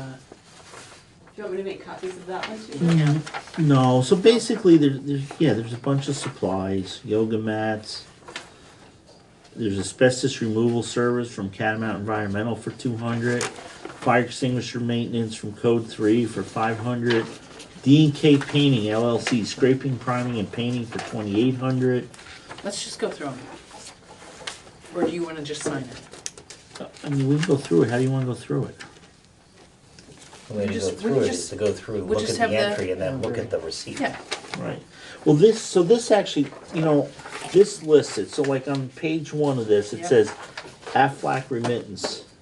It shows, it doesn't have an act, but the next one, 1054, is Al Jefferson Sons, Yeah. Inc. It says repair drinking fountain, 1588.20. Yeah. So this one doesn't tell you what it's for. It just says there's a check for Al Jefferson. Yeah. If you want to see it, then he's got the backup right here. Yeah. That has Al Jeffers' bill, but I know it was for Yeah. repairing of the drinking fountain. Yeah. And then there's a whole bunch of business. All these business card services were all stuff that was ordered by classrooms and schools. Supplies that they use the credit card for. So I mean, this just says it tells you what it is. Would you rather Tammy copy this for you then? So what I would like to do is dispatch with this task as quickly and efficiently as possible. Okay, So I'm wondering Why don't you if look we- through and see if there's anything questionable, you can ask See if Barry. anything looks like it's. Look it up. You know what? Let's ask Same Tammy. copies of this one? Yeah, please. Sure. Make them two-sided and make Okay. make 4 of them. I mean, I would never question an expense. I would just make sure the amounts were matched. What is Quill Corporation again? Quill is That's like the- office supplies. It could be paper, copy paper usually. Just go connection. Yeah, that was the Where's first one that that? popped out at me. This stuff here, I mean, it's like 1,000. Yeah, one of them is 4,200. Oh, that could be. 4,200. So look in there. But Gov Connection, Matt, is that Technology, it's got right? computers. Is that the It's a- software? Yeah. It's Hardware connecting stuff. and It's yeah. Hardware. Yeah, yeah. Okay. So just a hardware vendor. The other one is better. The other one will say it has a better description. So Page 7. Will it suffice for me to just record the total? yeah, that's all I said. That's Who's doing cybersecurity for our website? Google Chromecast. Yeah, Epson, the so it's SEO. printer, that's- okay. So whoever asked about that thing is Barry's got the bills here. Yeah, so the Gov Connections, like projector wall mount, Okay. short throw projector, Um, Chromecast, acoustic headphones, Chromebook. Two packets. There's a million things here. You can go through every last one of these lines here. You can run a backup, create a backup. of sight, but So if we got ransomed, what would we lose? 2 hours of labor to recreate Okay. the website. There's no sensitive data on, I mean, there's no like personal confidential data on the websites. The Top Shop replacement of counter. So Carrie, look at, yeah, don't look at that first one we got, look at the second one. I'm looking at the second one. Yeah, What is that? what's Is that that? in Wardsboro or is that in Dover or? I didn't hear what you asked. Was it in What page? Wardsboro, Dover? Well, it's page 7 Okay, so on it's, the vendor, and then on the special cheat sheet here, it just talks about countertops and installation, Top Shop Inc. I'm just wondering, so you down, should be down towards the bottom. yes. Countertops and installation, 30. You guys know Top Shop Inc. off the top of your head? Do I know what about them? Who had countertops installed? So we had a remodeling project in Dover in the bathrooms, and that reflects the countertops, and the water fountain repair is actually the full plumbing for all that project as well. It's a little bit more than just a water. There were a couple of water fountains that were repaired, but it also included doing all the plumbing for that Well, you project. did good, because I went to a class in Bennington. Yeah. And they were talking that some of these water fountains, because of the testing and the lead and copper stuff, that they're looking at like $1,500 per water fountain. Yeah, and we will, I'm assuming we will also be looking at that moving forward with our fountain replacements and repairs and stuff. But there is money available from the state for that too. Are there some grants or, yeah, that's Yeah. good. Okay, Carrie. Yep, no, thank you. Good. Very good. Again, this really drives me up a wall, and just as a, for our one legislator, you make Act 46, you make it so that we can do everything put together. Are you- Not you specific. I'd like to go sit in the audience if you're gonna be. No, but yet we still have to report by school, and Yeah. they should cut that. Well, we just put in a request to do it. We'll just, we just try and, although, I think it's probably pretty hard to get much changes right now with. Yeah, no, I know. AOE's but- pretty understaffed. Yeah. Can I ask one other question? Yeah. Roofing inspection leak. Who had the leaky roof? Dover. Oh, okay. Yeah, leak in the roof. The big roof? Yeah. Yeah, that's probably why you're using Brattleboro Roofing Sheet Metal, because they're one of the only people that does rubber. Yeah, they do the membranes. And occasionally, we'll get a leak and then we'll call them up to fix it. When was the last time you had a leak? Not recently. We had a leak in the winter. They had some, and actually, they came up and took care of it. We wrote the check on 9/16, so. Yeah. Inspection. Of this year? Yeah. Yeah, so that leak was over the summer, I think. I think all the checks This are. summer, we Yeah. had a leak this winter. In the winter, yeah. And then, did we have one prior to that, since you've been here? We haven't had any major catastrophic leaks. We've had a few trickles or where snow backs up and it, eventually finds a way through, but nothing major. It's my understanding that eventually it just kind of all. Yeah, he's The rubber stuff? They have these, because he's the engineer that put the system in. Tammy, what is Matt actually has a title of it. Matt tests the water, and he was the engineer that designed the system, which is a very complicated system. That you're septic. Yes. Yeah, but so this is why we hired a facilities person to test the water. He's not licensed, though. I think he's in the process of getting licensed, but there is. I thought. But if he's not licensed, he can't. No, he can work under somebody who has a license, and then I thought that's what we were doing. So we're still gonna pay, Dover's gonna pay somebody for the rest, for another year, and Wardsboro's gonna pay somebody to do something that we're paying central office for too?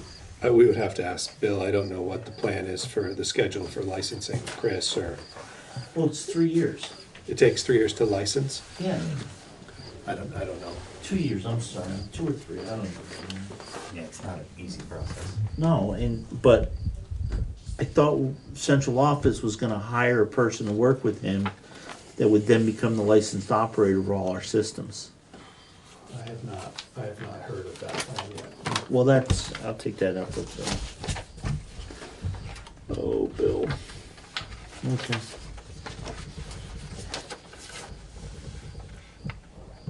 I've got no questions.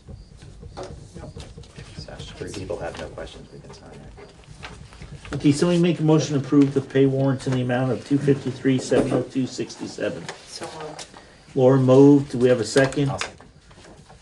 All those in favor say aye. Aye. Aye. Anybody opposed? Do we have a motion to adjourn? So moved. No, just sign. It should be on the back of that one.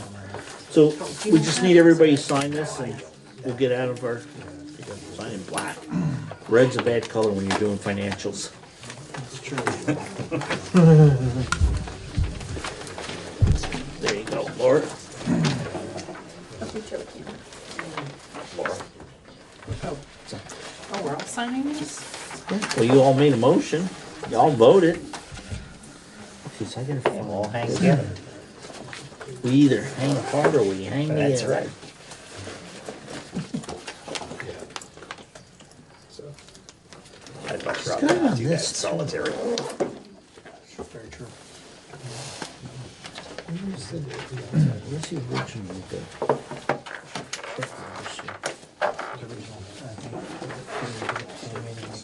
Yeah, but you gave it back.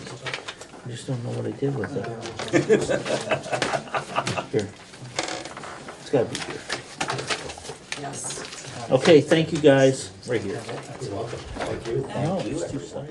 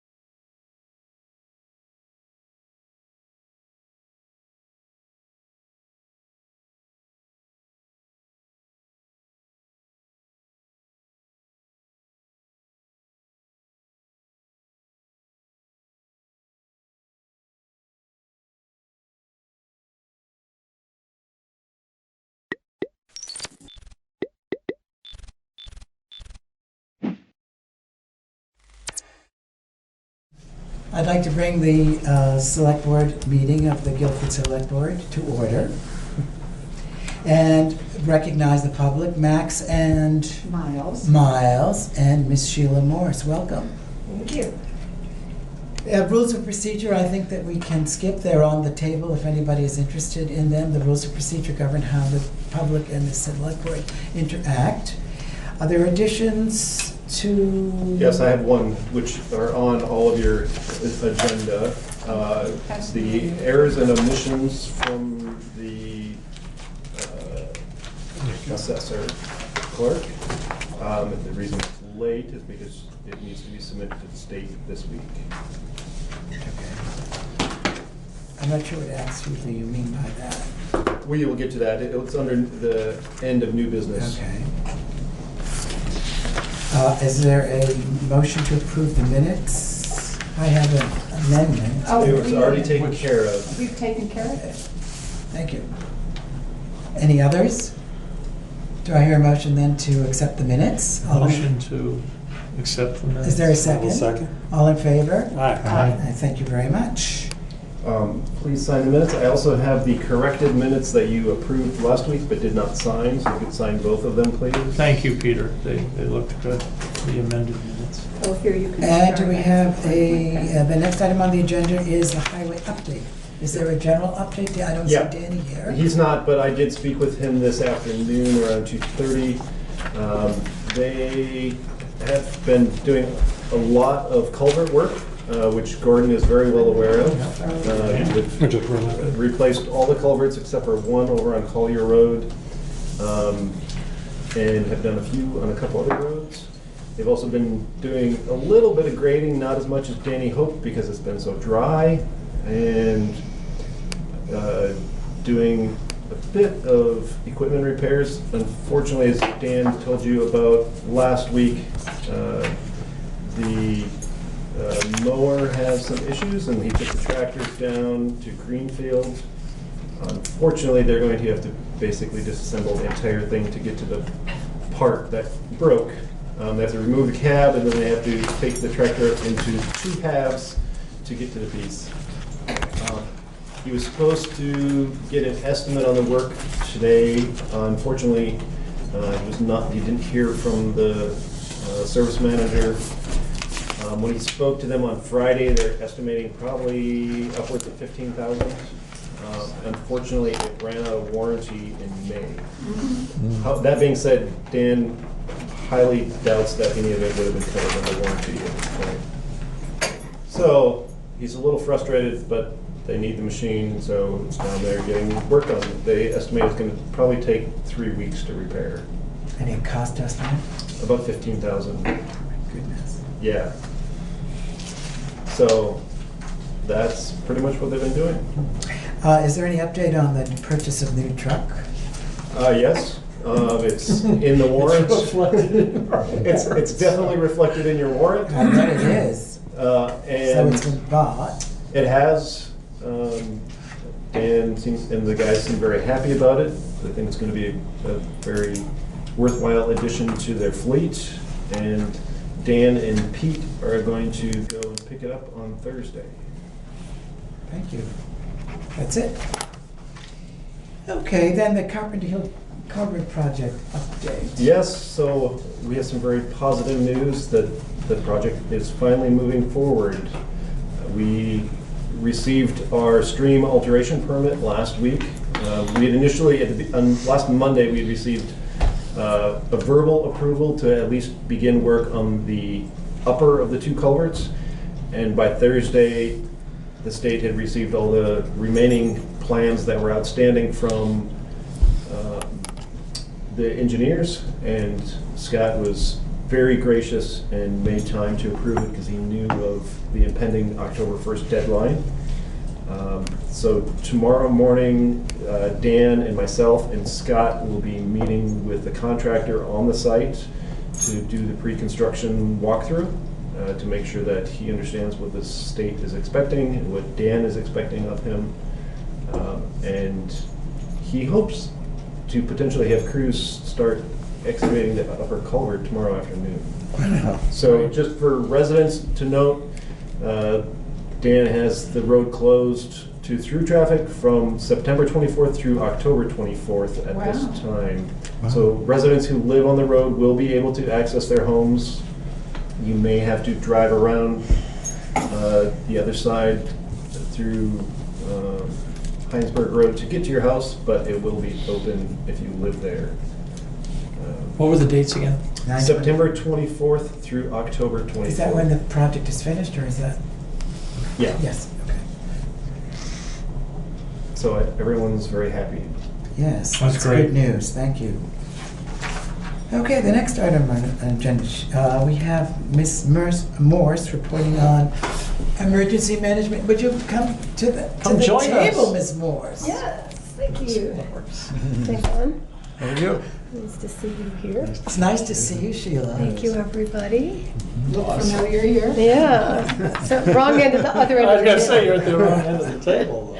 So I'm here to talk about the emergency management director position. And I don't know what was shared with the select board this weekend, but so I would like to divest myself of that co-emergency management director role. I've played a pretty active role the whole entire time I was on the select board, and the person who we had appointed a few years ago as the emergency management director has been largely absent, basically. And so I think that this town needs somebody who is trained and certified, present, and ideally not a first responder. So I have done some training, as I want to remind the select board that you all need to have your basic certificates, and Peter needs to see them, and that's for you particularly to know about. But I'm not in a position to be able to do this any longer. And I had a discussion with Peter, who had a discussion with Rich Cogliano, who is our regional emergency coordinator. And Peter meets all three of those criteria. So he is trained and certified, more trained and more certificates than I, and he's been to the last two emergency management director conferences, the annual, that I haven't been to. And he's present. He knows the systems, he knows what's going on, he knows the people. I would like to recommend that Peter be appointed emergency management director. That is something that Peter advised me that Rich has said more and more towns are appointing their town managers emergency management directors. And I estimate somewhere between maybe 5 up to 8 hours a month of time. And if you figure 26 hours, $26 an hour, that would be somewhere between $130 and $208 a month maximum, I think, and then or $1,560 to $2,500 a year. So That's the salary. That's the. I think. Is it called a salary? It's a stipend. I think it's a stipend. And I think that Peter has a pretty. So Peter and I talked about this. I don't remember if it was last week or the week before, and I had sort of asked him if he could tease apart his job description, so that the select board could take a look at what he absolutely has to do, what might be handed off to somebody else, and what he would and how he would make room to add 10 or so. No more than I would say. I mean, I don't think I've ever spent 10 hours a month on this, but. Are you taking, can we ask you questions now, or would you like to finish? Can I just finish my summary here? And then, yeah. So I lost my track. So I asked Peter to revise the job description or pull it out so you all could review it, and that needs to be done still. I think, so I'm recommending that he be appointed, his job description be revised, and that the board consider adding to the emergency management budget line, budget in for fiscal year 2021, up to $2,500 of actual work time logged, not just a certain sum per month, but just tracking hours for emergency management. Yeah, so now that would. Okay, so can the board assume that your recommendation comprehends that knowing Peter and having worked with Peter for 3 years, that this can be done and without diminishing Peter's work for the town? Is that your judgment? That is my hope, but I think you need to consider carefully his job description. I think that there are things that Peter does. So in the last year or two, we've added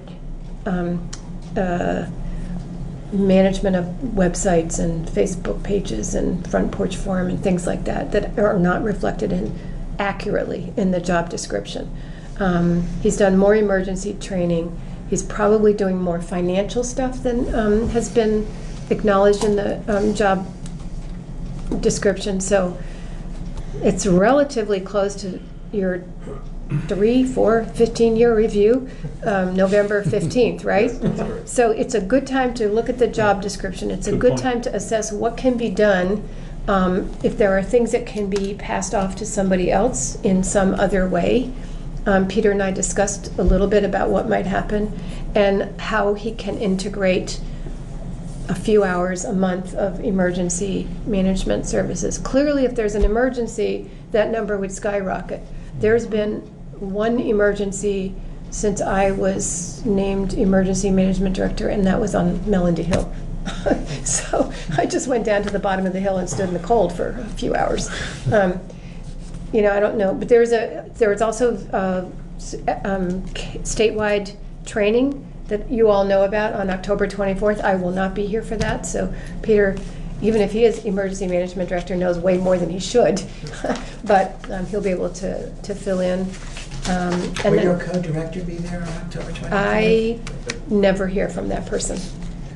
I don't know. And Rich is not here. I think we've got to make a. Yeah. We have to May I add a couple points? And I will just say one other thing, which is I'm willing to help again. You know, it's just that I can't do it. Sorry. Okay. So I'm just going to, a couple things. I would concur with Sheila's assessment. I do think now is a really good time, just based on my 3 years here, to kind of adjust my job description for the work that I do. So I think that's a good fit. I do agree with her. I think that I can fit it in. I think there's some smaller things that I do that I think would be better off passed on to someone else. And we have, not that this conversation has not been had with Penny yet, but we have a young person who was recently hired for the town that might potentially be open to doing some of those things. You know, obviously that would come from the select board budget and not from the treasurer's budget. But also to her point of estimating the financial cost of the town, at the conference I went to, one of the things I did talk about is the average stipend right now in the state is $5,000. So you would actually be saving yourself some money if this were the case. And in the event of emergency, I would already be present, and because of my daily job, Well, not necessarily. At night. Hopefully you'd be able to be present. I would be present. Let's just put it that way. Yeah, would I find mean, a way to make that it. was one of the things that we talked Well, about. I He's thought pretty that- far away. Yeah, that's a But- deficit in this, that you don't live in town. That is true, although Richard did say that as far as the state is concerned, that's not a problem from their eyes, and he said it's that way in many towns where somebody is involved in municipal government in one way but happens to live in a town or two over. Mhm. So he didn't personally have. But that wasn't an end. No, not for him. Yeah, good. And it does, okay. It does seem that we could designate somebody within the town to get the, start the process for nighttime emergencies or Friday emergencies. And we might want to start, I mean, we should start a search for a co-director, it seems like, or at least have a talk with the present co-director, and to see whether we can find a co-director who lives in Guilford, which I think would be the ideal situation. I think, at least my personal opinion, I think that potentially coordinating with either the fire chief or assistant fire chief, I think Right. might fit that role instead of having, I'm not opposed to having a co-director, that's up to you. I had no issue with that, but it might be a fit to work something out with them instead, since the EOC is based in their building, and they will get called for 99.9% of emergencies in the town. They both have my contact information. They know how to reach me, and they have reached me on the weekends without a problem. I just want to say that to me personally, the threat of an emergency is much more real than it ever has been. In a small town in Vermont, I can see it happening, whereas several years ago it would be Guilford having an emergency, a major emergency. But I think that what we see in our country and around the world today has to make us all very acutely aware of the fact that it can happen here. So we need to be aware of that, and this is a very serious, very profound issue about how we deal with emergency management in the town. So you all have in the fire department an amazing group of volunteers. I know that Mike and Jared and bunches of different people have been trying to figure out who might take this role on, and I think they were talking with Peter and agreed that he would be a good resource. The one thing that I said to Peter was that if he ever decides to leave Guilford, he's going to take a lot. He's got a lot of eggs in his basket. And I'm remembering that the emergency management director is not the incident commander of an incident. No, that right. is our fire chief. That is the fire chief. Yeah. So the other thing that Richard noted is that he was strongly encouraging of me to complete the. I mentioned to you folks 2 weeks ago about the emergency management director certification program that the state created this year, and he was very encouraging that I complete that because I'm already a third of the way through. After this exercise in October, I will be a third of the way through the requirements for that certification. And of the ones that I have remaining, only one of them is in person, and the rest are all online. So good. I also spoke with, this will be part of a later conversation, but I also spoke with Alyssa Sabetto at WRC, and she was very excited to hear that if Sheila's no longer going to be in the role, that you would consider putting me in there. She wanted me to pass that on to you today. Couple of questions. So let's say there was for you, I guess, if there was a significant emergency, just wondering your thoughts on how your town administrator position would be, continue to function while you're in full-on emergency mode. It would really depend on the emergency. Were you going to say something? Yeah, the only thing I want to add is we did a full vigilant guard phase exercise, which was a audition for a major emergency. And it was just as we were transitioning into the EOC as far as having someone in the role of the director. I can tell you from that experience as being a part of it from the select board, the individual that shined in this whole thing was our town administrator, who was not in the role to be in that role. But what I'm getting to answer part of your question, Mike, is that the role of the town administrator is multifaceted in an emergency. The town administrator helps facilitate what the select board needs to get done decision-wise during an emergency, because the select board is very much a part of that from a decision-making standpoint.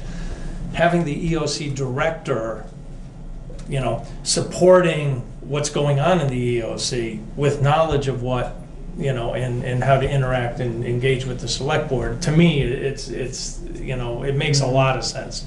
So there are a lot of things that Peter would do as the emergency management director that would overlap with making decisions as his role as the town administrator, from what I saw. I don't know whether the town administrator would help the select board decide if you have to declare an emergency.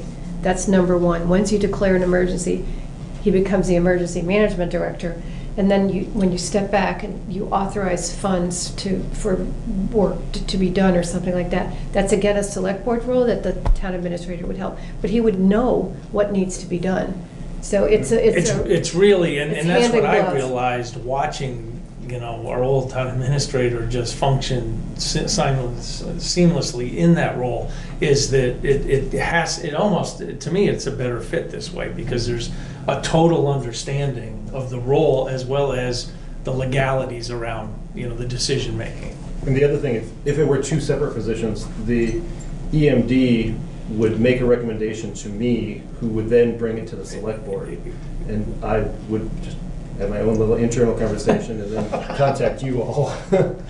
And also remember what Richard just brought up about the incident commander or director or whatever it is the fire chief. So there are different pieces, different people managing different pieces.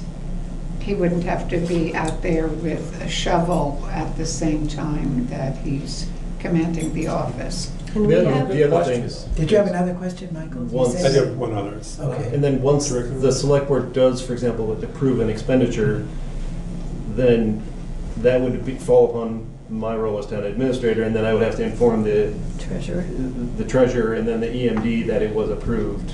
So it cut a lot of steps out of the process. And I think, like Gordon said, it will smooth it out.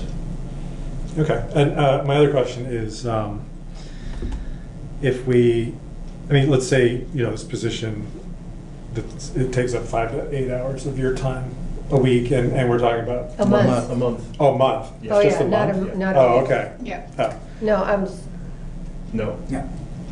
all right. Fair It's enough. maybe 1.5 hours a week, it's maybe. going to be front-loaded in October, because Yeah. we have a really good list of volunteers, but somebody needs to contact them and say, just show up. Don't do anything, just show up and then leave, or call in or something like that. So that's going to take a little while to coordinate, but that's for this exercise in October. And can I ask, I know with the grant budgeting process, what is because it's no longer, I believe, what is our current stipend for the position? We don't have We one. don't have We have one, so talked we- about having one for some time. Right. And talked about putting it in the budget, but the town does not have a So stipend. the town does not have a. So you're No. just volunteering. Oh, Yes. yeah. That's it. Yeah. It used to be a paid position. Yeah, that but was that's paid what we had through for grants. Mount She Yankee. said the stipend was 2,500. No, I said, what she so recommended. I'm recommending Recommending. that Yes, okay. for I thought those it was already- hours, Mhm. which he'd be paid at his regular rate, hourly rate, and that he record actual hours. Would you like me to repeat that? VY is the one who used to do that, I Recommendations believe. for a motion? I think that this is a two-step process. I think that we need to review the job description before we make an appointment. And I would like a subcommittee to do that. I don't think you have time. The only issue is that then we won't have anyone running it. I mean, you'll have So- Peter in lieu of me in Right. October. Right. Well, if she's stepping down effective today, that without appointing someone tonight, that role automatically falls upon the select board. The chair. No, it's the select board as a whole. You can all tell tricked me.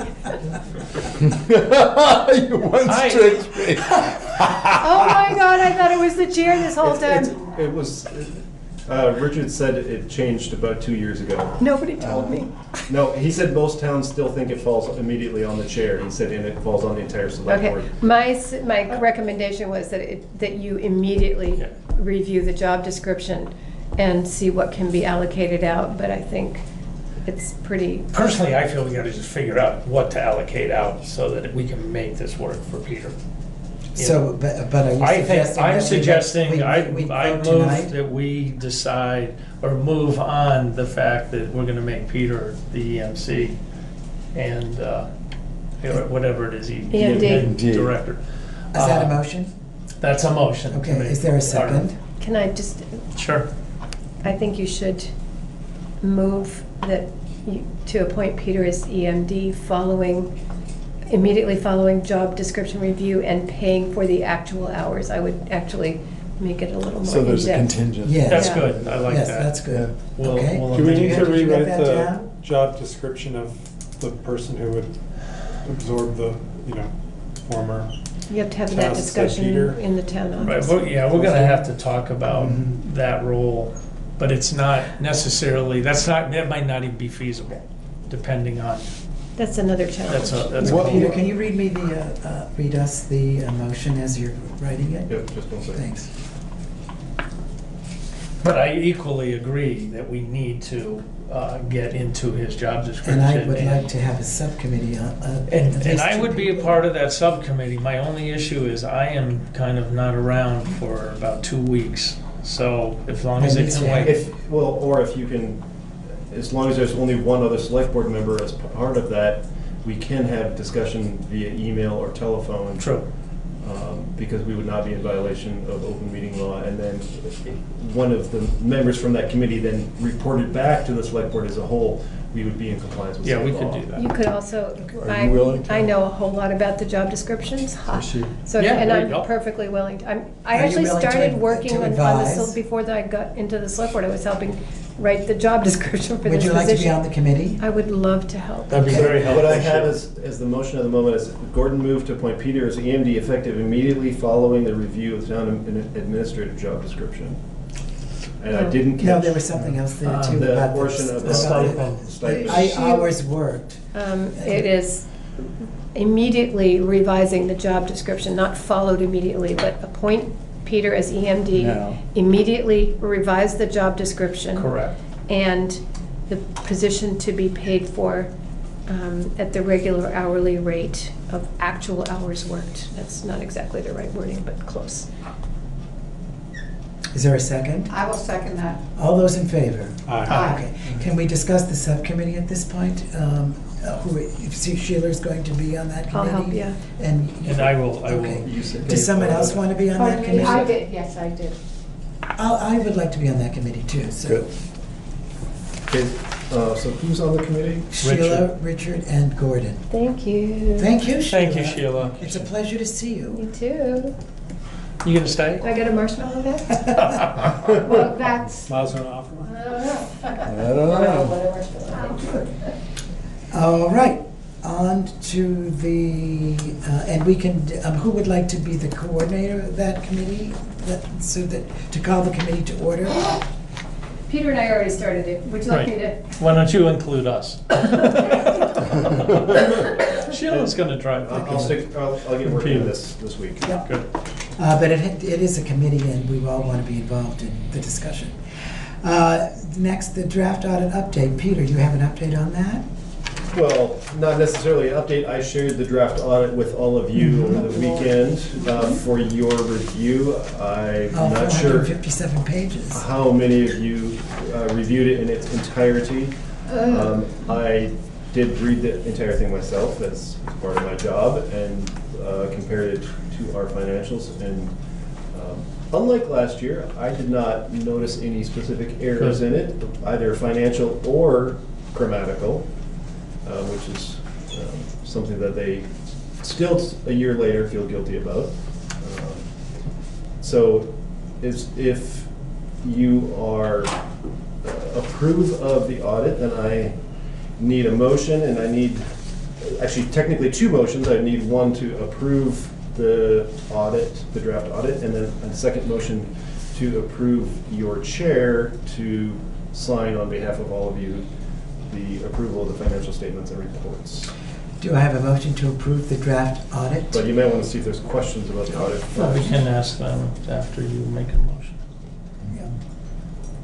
Sure.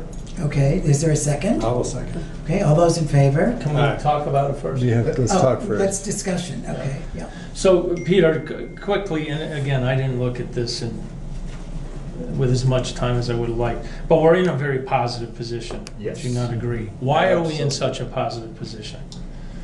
We're a couple of reasons, I believe. One, I think, is because of the oversight of the select board. I think that you guys, the fact that you guys actually look at the budget status report nearly every meeting, whether it's on the weekend and the one I give to you or before the meeting starts. And actually, per the workshop I was at, that does not happen very often in towns in Vermont. So the fact that you guys are looking at specific budget items, and when you see that one is 15% over budget, even though that's not a huge amount, you're questioning it, and we find a reason why. So I think that's one reason. I also think that both Danny and then those of us, basically Danny, Penny, and myself, who have the spending authority, keep a very close eye on what we're doing and the amounts that are being spent. Danny and I look at that for the highway department on a regular basis. I look at it for the town on a regular basis.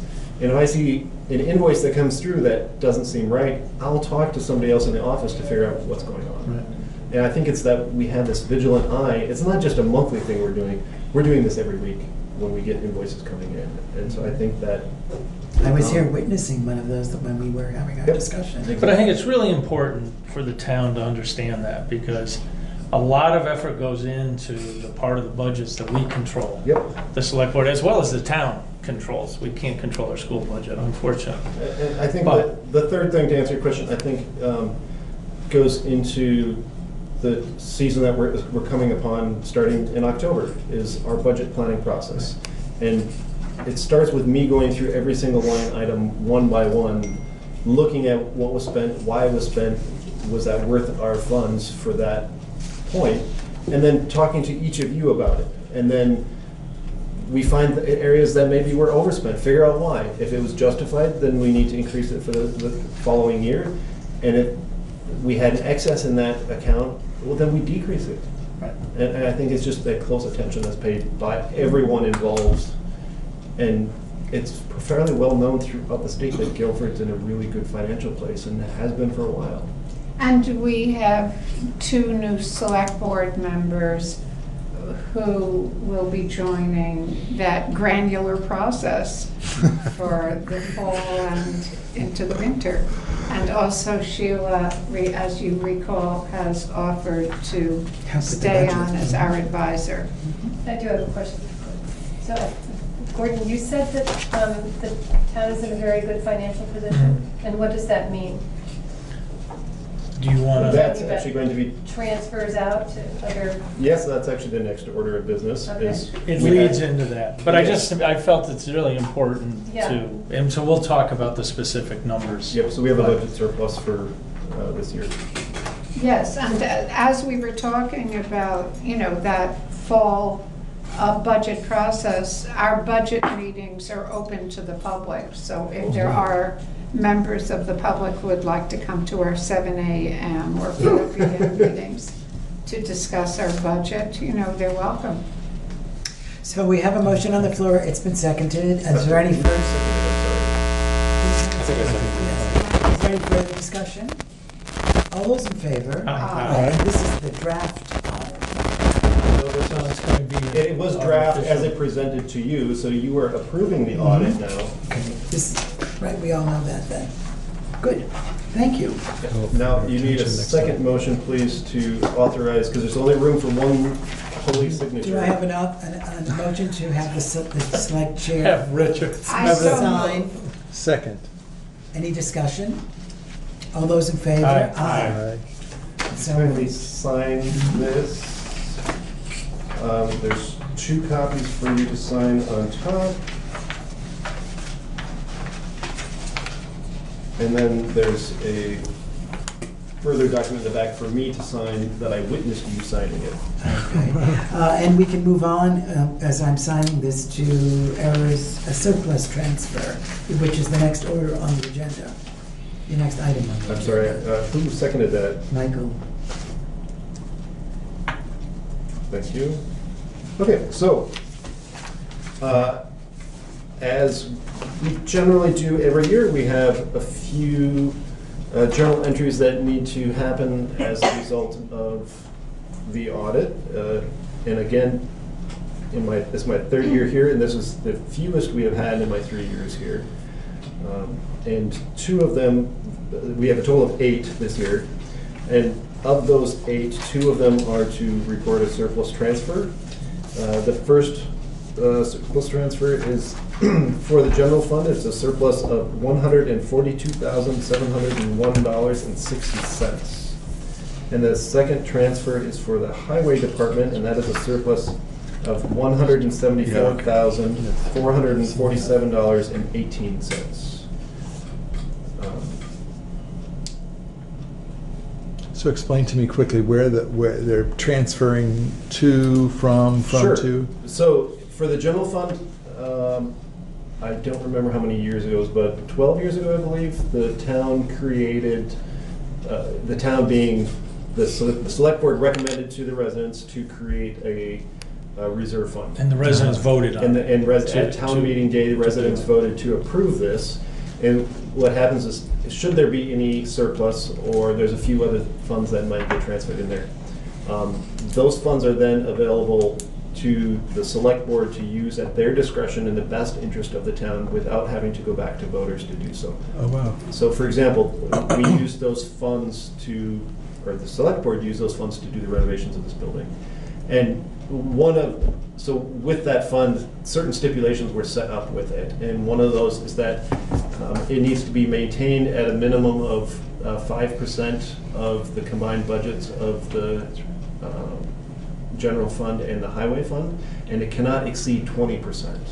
So if it does exceed, then the select board is mandated to spend it down. Move it out somewhere into a project or something. Correct. Exactly. And if it diminishes below that 5%, then in the upcoming budget process, you are required to fund it up to that 5%. With this surplus, we're going to be going over the maximum. So this is from the general fund to the reserve fund? That's correct. The highway now, the funds- highway fund is slightly different. So the highway fund is actually set in place by law, and those funds can only be used for highway purposes. I see. Where the general one can be used for whatever. If the select board so decided that the funds from the general fund, you needed to, buy a new piece of equipment for the highway department, you could do that. But the highway funds are what are called restricted funds, and can only be used for that purpose. And if it comes out of if those surplus in the highway fund comes out of a specific line item, for example, for repaving, that those funds can then only be used for repaving. I see, okay. So are they transferred out of the highway fund to someplace else, or they stay in the transfer, the No, highway fund? We have a highway reserve fund as Highway well. reserve fund, okay, so it's which is different. from the highway fund to the highway reserve fund. So the working highway fund is the 009, which you have a copy of right here, and then the highway reserve fund is 010. I see, okay. Do we need a motion for this? I think we do. You do. You Yes. definitely need a motion for both of these. But you can include it, make it all as one motion to transfer both amounts. So I'll make a motion to transfer the surplus in both the general fund and the highway fund as stated here. Do you want me to give you the numbers? I will put them in. Okay. do I have any second? Sure. Second that. Okay, any discussion? All those in favor? Aye. Thank you very much. The motion is carried unanimously. Errors and omissions. One moment, please. We're waiting. Okay. So Lisa approached me. Lisa approached me this morning requesting me to add, so when the listers or assessor clerk work on the grand list, inevitably there will be an error or an omission due to any number of various factors. In this instance, the owners of the Tontine building had not responded to numerous requests from Lisa to provide her with updated financial data on the value of the building, and so she put in her assessed value, and they came back to her and said, no, we disagree with that. And she explained to them the whole situation and said, well, I need accurate financial data to support a reduction. And they finally submitted it to her. Actually, she had someone in the office today from the state assessor's office that was working here with her on a couple of things. So he actually helped to review it with her, and he thought she did it correctly. And so she is recommending to the select board to change the real value of the Tontine and Canal Limited Partnership Building and decrease it from 384,000. Across the street from the general It's store. the yellow building. Oh. All those in favor? Aye. Aye, thank you very Okay, much. The so- motion is carried. Thank you, folks. Now, unfortunately, the state still thinks that most towns only have 3 select board members. So if you folks could give me your signature, and 2 of you will have to just squeeze it in on the That's fine. side. We can handle it. Please, thank you. Over We're very capable. here? No, Nope, but that's for the, outside that's a of lister. this So spot. select board is here. I can write very small. And just, I think you folks can handle it. Okay, the next item on our agenda is, and I've been waiting breathlessly for this, a report on the broadband access meeting that we are really interested in. And we're so glad that you both went, as representative of the Guilford Select Board. So we really appreciate that and we thank you. Let's hear what happened. Do you want to talk, Michael? I'm glad to start. Your summary was excellent, so why don't you Well, let's start? just, all right, I'll start Chime in if I So there's also, we all got an email from, I don't remember her name, but we got an email that you could actually watch the entire meeting if you wanted to. And so you can get that if, no matter what we say. So this was an exploratory meeting. It was hosted by the Democratic legislators, the delegation, Windham County delegation, and it was, there were lots of people there from lots of different towns across Windham County, which was very interesting, Mm-hmm. all the way from, there were folks from Rockingham and over, just everywhere, Londonderry, they were all over.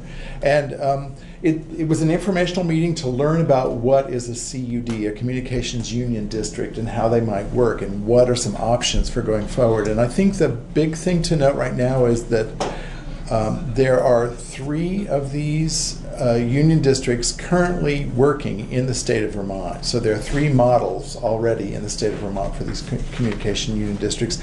All 3 developed differently, and all 3 are currently functioning differently. So there's a lot of latitude in the way this whole process can work. The other thing to note is that there's coming to be soon money available for the establishment and development of these union districts that weren't available, these monies were not available prior. Does that seem right? I think, so it's kind of new, and It went into effect July 1st. July 1st, okay, thank you. And there's already a fair amount of chomping at the bit from other towns. They're ready to go. And the point here is just to be part of we have an opportunity here to be part of a learning community, essentially. No, we're not making any commitments. We're not making any, we're not promising anything to anybody. We're just learning how these things can work. And then the step to actually form a union district would come later. So if a union do you mind my asking a Sure, question? go ahead. So if a union, because if a union district is formed, that has no more power than what it is now, or does it? It does, it creates a legal. It is a legal entity, and it would be a legal entity The which banks would recognize. circumscribe the broadband geography of that particular district. I think there's a lot of learning that has to be done because there's so many different kinds of connectivity available and so forth. So I think that the point of these union districts is to begin to negotiate that whole process and make it available to their communities in whichever ways they see fit, as I understand it. Apparently, from the state's point of view, or from anytime any two towns can form a union district, they don't have to be contiguous, and those two towns can then invite any other towns that they want to join the union district. So it's not, they're not set. There's a fair amount of flexibility. Okay. Fair amount of flexibility once you get engaged in these. So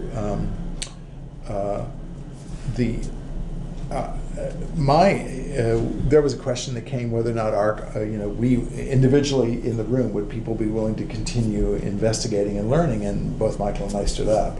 Great. It wasn't a commitment on behalf of the select board or anything like that, but it could have been, I think, a commitment if the select board was interested, because it seems like a clear next step, because there's so little of capacity of individual towns in Vermont Right. to actually handle these problems, that banding together is the way to do it. And the state's now coming up with ways to facilitate this process, this banding together, and make it workable. Fantastic. Yeah, my vision listening to him talk, I don't know what you thought, but my vision listening to him talk was that in some years, the entire state will become one of these union communications union districts that will then be able to have some sort of negotiating power for being able to get appropriate broadband around the state in all of its different places. But A consummation to be devoutly wished. Yeah. And what I understand of the CUDs or whatever they're called is it's a means by which to create the finances behind bringing the internet or bringing the broadband to your town. Meaning you can't do it alone, you can't finance it with town funds. Going through the CUDs that they're creating, they've all got broadband. Every single one of the 3 CUDs has significant broadband that they've offered to the towns, and this is a way to finance it so that the towns can have that access. I mean, my biggest issue around this discussion is what is the capability of the broadband they're talking about in these CUDs, or the towns. To me, it comes back to, fiber is fiber, everything else is like yesterday. And right. How does a town or how does a group of towns come together to create a very high level communication CUD? At least that's I've had a little access to some of this in the past, and that was my We have take. a question from the let Sheila talk. She's been even more in. I wasn't at this meeting, unfortunately, I couldn't be there. But a communications union district is the vehicle, the group which will then create a business plan and look for investors. So the business plan, hopefully it won't be modeled on an antique, or soon to be outmoded form of internet communications. It would be based on fiber optics. And then hopefully the business plan would be such that it would attract investors who would then help facilitate this whole thing. So in that regard, there's these towns, they become a CUD, they create a business plan. The business plan is to bring broadband to all of those towns in that CUD. Fiber optic into those towns. So once the CUD is established, those are the towns that it can be adjusted. Potentially, it's the starting point where the funds can start to be released, or the investor. That's a better way to put it. Yeah, I mean, you're going to be looking for investors, people who want to make. And the other thing is, the other examples, the models that exist are growing now, and they're not growing by town. It's not as if a town has to commit. It's almost like they're growing sort of road by road, or subscribers by subscriber, and then they begin to become grouped together by towns. Yeah. Mm-hmm. Did they talk about the what the state's looking at in terms of funds available? Yeah. There was mention of numerous grants. Rural Digital Opportunity Fund was one. Yeah, there were several. USDA. Yep. Something called E-Rate, sponsored by the Department of Commerce. So there were actual. Did they talk in any of those? Did they describe the amounts? Potentially would be possible. What the whole pie was, and not how much would come to Vermont. It's not that much throughout Vermont. I think it's a really minimal amount. That's the problem. Exactly. I mean, it might be enough to help hire a consultant to create a business plan. Right. That's what the state is right now. It's building these teams to build it. And apparently what's it called? EC fiber, in the middle of the state, they actually have. They've gotten a grant, whereas now they can act as a consultant. They're able to go out, and they're looking for the consultant partners right now. So we would be able to hire them. So Marlboro's getting ready to do that actually pretty soon. Wow. So there are other communities that are a little bit further along. Maybe I don't know. I don't mean to step on your toes, Sheila, but there are other communities that seem ready to act, and I don't know whether they're. That was the impression I got just talking to people after the meeting. Was there some discussion of needing to create a ballot initiative or like town approval to enter into one? There is, Or- if we were one of the first two towns, if we were to band together, then there needn't be, I think if I'm wrong. Who's we? The two towns. The select boards would agree to form this exploratory CUD, and then there wouldn't need to be a ballot. But after that, anybody that needs to join into another one, it has to become an approved situation by the community. Yeah. So there's a but no follow-up funds meeting. can follow that. No, can't be taxed or anything. WRC, I think, is sponsoring a follow-up meeting to encourage anyone who sort of stood up to say they're interested in being more involved to Great. attend, and so I think. Well, I mean, I'd be willing to go to Great, and you would too, yes, as you absolutely. said. It's interesting. Thank you so much. That's very It's awesome. great representation. And, And a just good so you know, report, too. I'll be reporting to his name is Steve John in Marlboro, right. and he asked for a report of our discussion tonight. So I'll just tell him that we talked about it, and that we're generally We're on open top to of the it. idea. Yeah. When you say Marlboro's going forward with it, what are they going forward with? Creating a CUD? Looking for a partner? I think that they've already begun to do a lot more exploration. So I don't know that they're to that point yet. Okay. But I don't think they're interested in finding out if we want to do that just yet. But I will learn more.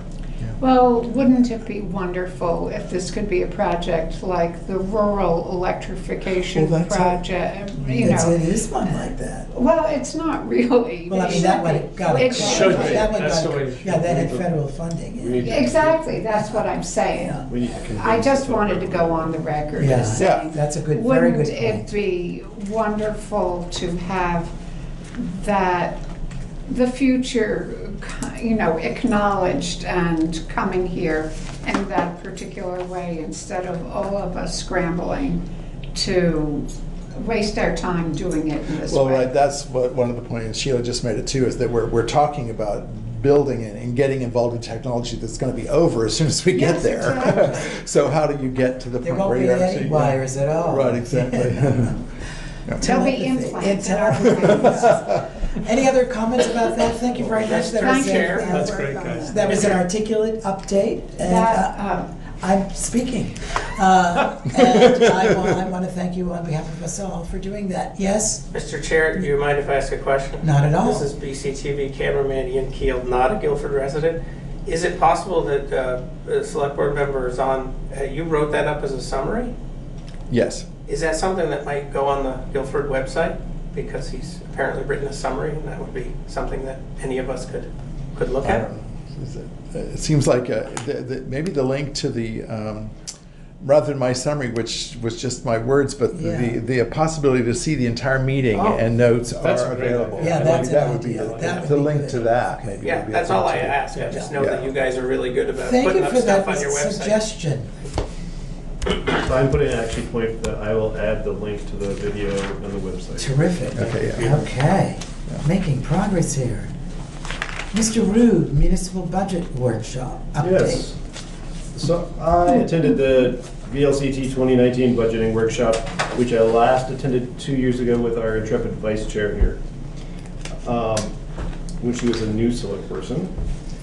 This is a workshop that VLCT recommends town staff attend every 2 years just due to changes in laws and updating of practices. I went this year. It wasn't too exciting this year. Most of the sessions were put on by folks who have been there previously and mostly repeated their same presentation that they did with few edits for notable changes. There were only a few minor changes this year, and thankfully they don't impact Guilford at all, and the reason being is we're already doing them. The most notable of the updates of interest was that the state has now, regarding conflict of interest policies for select board members and town staff, that previously the state had it written in such a way that it was highly recommended, but it was still an optional item for select board members, particularly for select board members. It is now a requirement that all towns in the state have a conflict of interest policy. for select board members. But that's something we've been doing We've been doing for years years. and years. So it has no bearing on us, but some towns think this is a big deal that, you know, we're moving away from the old-fashioned Vermont and we don't trust people anymore and, you know, all that business. And it's where we are at today. So it's not really anything. The most interesting session that they had for the day was put on by the Director of Property Valuation and Review. The primary reason why it was of interest is because the state is spending a large sum of money and is updating the grand list software. And with that, they are moving, most likely moving away from NEMRIC, because NEMRIC does not offer the tools or technology that modern listers and assessors need to do their jobs accurately. And it doesn't appear that they are willing to update per this presentation. And so NEMRIC has put in a bid for the RFP, but so have numerous other companies, and they being the state, are currently narrowing down their choices and reviewing what they have to offer. One of the presentation this woman did was excellent, and people attending the workshop had some really difficult questions for her, and she did a very admirable job in responding to them. And one of their big areas of concern is that whomever the final software provider that they choose happens to be, that they offer an entire suite of software services similar to what NEMRIC does for towns, that should a town wish to switch their software over, that they would have the ability to do so, and that is something that they are working with. So, which kind of brings me to a bigger question to think about, and this is a conversation I have had at various stages with all of my colleagues, is our server is slowly starting to have more and more problems. The software we have on our server is coming to end of life at the end of this year, and upgrading it, we're going to have to either upgrade it, and I've brought this up to the select board in the past 6 months or so. It's not to the point where it needs to be replaced yet, but it's something we should be thinking about. We need to think about it, and the upgrading to new Microsoft server software is an option, but unfortunately they're trying to push clients into the cloud, and their server software for on-site servers doesn't quite offer as many options as their older stuff did, ironically. So one option would be for Guilford to consider that whoever it is that the state chooses for the grand list software, that we potentially consider joining in the state contract for the entire software suite. Now, we would negotiate a separate deal from the state, but we would get the state's discount in that. And actually, the workshop that followed this was one on state procurement contracts and how towns can join in. And that was probably the second most valuable time. Although it was very interesting and could potentially be beneficial to the town, it was very overwhelming, because at any given point in time, the state has over 1,000 contracts in place. Wow. Not all those are open to towns to join in on, but well over half of them are. It's a lot. When do you think the server will be really kaput? I've been talking with this Say, don't use that word. With Penny for probably the past year. We're hoping we could get another year out of it, is our hope. I don't know.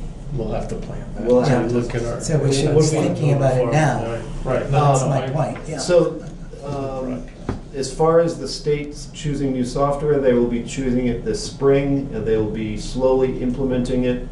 The software that they choose, they're making sure that it will be compatible in some form or another with NEMRIC, so towns who choose not to switch can still that's good. do what they need to do.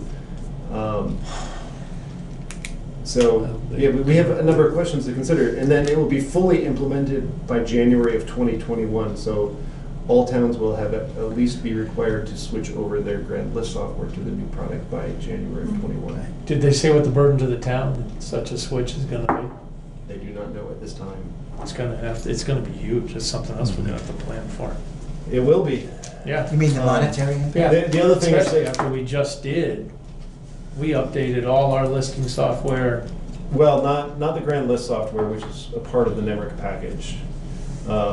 That was ProVal, which does all our lister cards and all of that. Okay. We didn't just 2 years ago? Okay. The other thing that, the woman from the state made the point of is that this is a huge deal and they're taking it extremely seriously because they don't expect they're going to be able to do something like this for probably another 25 years.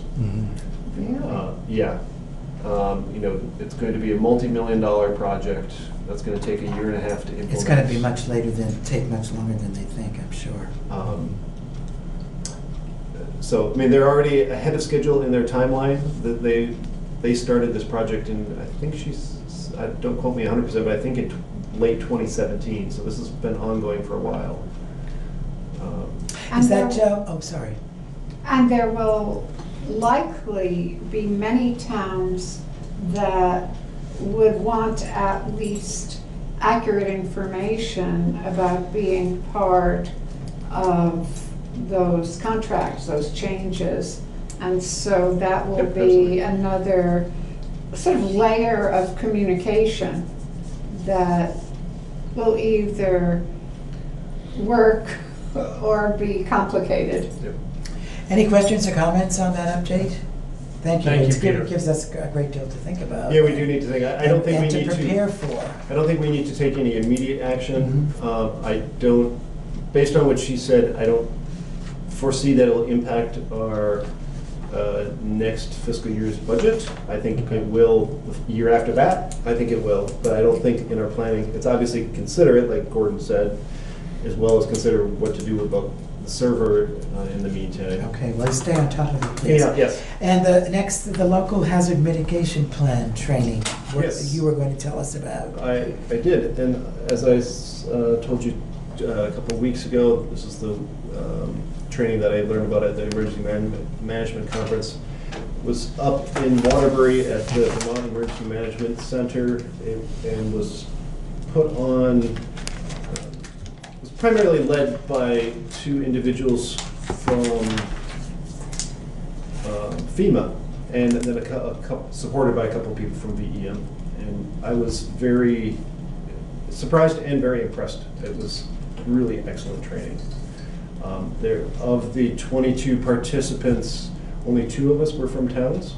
All the rest of the participants were either state employees that needed to get trained in this process or were from regional planning commissions, because they, unfortunately, are the ones that a lot of this work falls onto. I'm not going to bore you with the entire 9 hours of training that we had on Thank this. you. Thank you. I do, Richard, we appreciate it. But I did actually, I was really surprised. It was very interesting, very well done. It just goes through the process of either writing or rewriting the hazard mitigation plan, which Sheila had actually brought up to me a month ago. I was going to say a month ago. 3 to 4 weeks ago, yeah. Yeah, that I need to be thinking about and planning for because ours expires in the beginning of September of 2020. That's a very important date for us. Yes, in fact, it's September 3rd of 2020 if you want to be specific. Oh, okay. The folks from FEMA recommend a 1-year process to go through this, either for a new plan or for a major rewrite. And we do have models. We have the model of our own plan and we have the model of other towns' plans. And also we have the Wyndham Regional Commission, which is very willing to help us. There's a few things that slightly complicate that in that we can't exactly use a neighboring town because every town is different, both in as far as the geography, the infrastructure, and what is of most concern to the select board, the highway commissioner, planning commission, and residents. So yes, we can use it. For example, Vernon's was just put out for review. Was extremely well done. Anyhow, but we can't completely use Vernon's. No, I'm just Nor do I suggesting want that we're lucky, I mean, it's a good thing that we have models. That there are models. And there are Yeah, pieces we can models, pull. And there are pieces And we can pull. This obviously. process is going to be slightly changing coming January 1st, hopefully for the better. That's what they're proclaiming, is that it will help. I think there's some skepticism, particularly on the part of the RPCs, but we'll have to wait and see.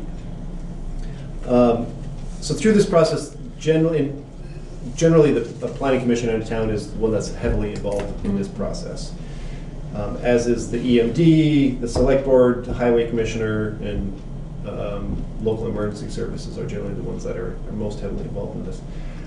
I have spoken to a couple of our planning commissioners, particularly the chair and vice chair at the moment, about the fact that this is going to be coming due and we need to do the work, knowing full well that they are in the middle of rewriting the town plan that is due in June, which is an enormous amount of work. Plus, they're working on the Guilford handbook, and they're dealing with a couple other quote-unquote smaller subjects.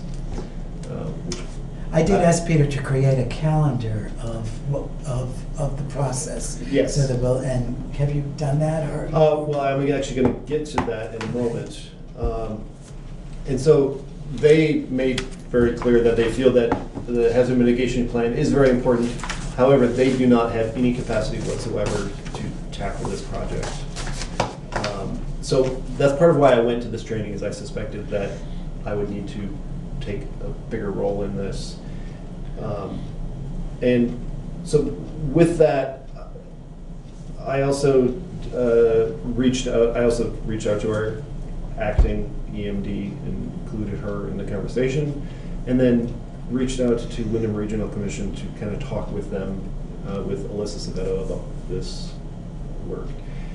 Excuse me, Yep. do you need more support on this? I mean, do you need the select board to take a more, or individuals from the select board to take a more active role? Potentially, yes. It would be helpful, definitely. Well, I will volunteer to Well, thank you. be as helpful. I mean, the select board will be involved with the entire process. No, I'm- but I mean- actively involved with writing it would be very helpful, yes. Or rewriting it, I should say. You know, speaking with Alyssa, she's very busy right now because of other things that have happened at WRC. Unfortunately, she doesn't have just a couple to rewrite in this particular year because of previous events. She has 14 to do in the upcoming year. So she's doing 3 to 4 at one time, and they take anywhere from 3 to 6 months for her to do her process. So she's feeling overworked and overburdened with this process at the moment. And for example, she's working on 4 right now that are due by December, and they're not going to be done because it's one person. So there are no possibilities of getting an extension? No. On this? They expire. You do not get extensions. So did Alyssa say that you couldn't help Guilford? Is that what you're getting at? Or? Pretty much, and she said that in the next 6 months she could probably offer 5 to 8 hours to assist us, but she does not have the capacity to help us write it. And that being said, she made it very clear that she feels that Guilford and Guilford's staff are more than capable to do this work. And she said it would be a huge burden lifted if we could take this on, and that she could work as a consultant. And so, as part of your request for setting up a timeline for this, as well as for what exactly needs to be done, I've actually set up a meeting next week with Alyssa, which we confirmed this afternoon, to help me do that. To help you do the timeline. Correct. Good. As well as she'll be a good tutor about that. Yes. So she was very happy to do that. She's very excited to hear that Guilford's working on it a year ahead of time instead of sending them a letter saying ours is expiring in 2 months. Can you help us? A couple other final details is that she feels, because ours is a rewrite, that we don't have to do all of the major community events that a new plan has to do. So she's estimating 1, maybe 2 public meetings involving the select board and some planning commissioners on this. So it shouldn't be that big a deal. One last thing to let you guys know, there is technically a hazard mitigation planning grant that is available. It's a statewide grant. It's not going to be available. Don't get too excited yet, Michael. It's not going to be open. The newest round won't be open until after the new year. The downside to that is, from what I learned, is these grants are primarily aimed at towns who demonstrate financial and human resource needs. Basically, they don't have town staff that can work. So what would the grant funds are for basically getting a writer and a consultant? That is exactly it. It's $10,000 maximum to hire a consultant. 99.9% of the times, those consultants are your RPC. And which is not available in this case. And because of because of our financial situation, and B, because we have an office full of staff that can work on this, as well as a very engaged planning commission, Guilford is likely going to fall very low on the eligibility list for this grant. And Alyssa said, in our case, it probably wouldn't even be worth our time going through the application process, because only 3 to 4 towns per county will get chosen for these grants. Okay, thanks, Peter. We have a lot to think about there. Are there questions or discussion points? I guess my only discussion point is I really feel that Wyndham Regional, I know Alyssa's busy, but I'm not feeling like Guilford's getting much support in the being proactive, engaged in this process a year ahead of time, instead of going to them 3 months ahead and said, we got to get this done, guys. Well, she was the one that offered to meet with me within the next 2 weeks. Which is great to create a timeline, but no, and also to... Okay, great. So her task to me was to read our plan, to, in particular, speak with Danny and a couple of the planning commissioners to see what their input on the current status of it are, for me to write down my questions and to write down recommendations based off of what I learned from the training, to come to her and say, okay, this is what I'm thinking about. And then she will direct me from there what the next steps of what I need to do would be. So we have guidance. And so she said, if I could, with the assistance of others in town, could put together 80% of the plan, she said she could help with the remaining 20%. Are there any other volunteers to help? I know Veranda is one. I'll help too. Anyone else want to? Michael? I'd be interested. Okay, so there's 3. We have 3 volunteers. She's got her hand up. Oh, Miss Morris, thank you so much. Is the current plan on the town website? We couldn't do it without you. Well, I mean, I've already done it. So Oh, I was gonna ask about that. I did the Vernon plan, so. Good. Oh, yeah. Oh, but I read it. I have a question. If 3 select board members are on a committee, does that mean that we have Has to be a public warn? meeting. Yep. Okay, to warn it. okay, you and Michael, I'll step up. And you and Michael and Miss Morris. Are there copies available to borrow? I can get it for you. I just found it today, actually. So it took a bit of digging.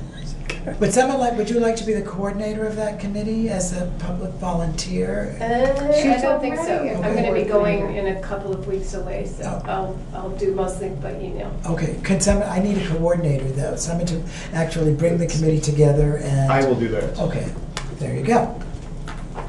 Thanks very much, Peter, that was splendid. Let's talk about the select board meeting date adjustments. One moment, please. So Michael, Veranda, Sheila. and Sheila And Peter himself. on the committee. Okay.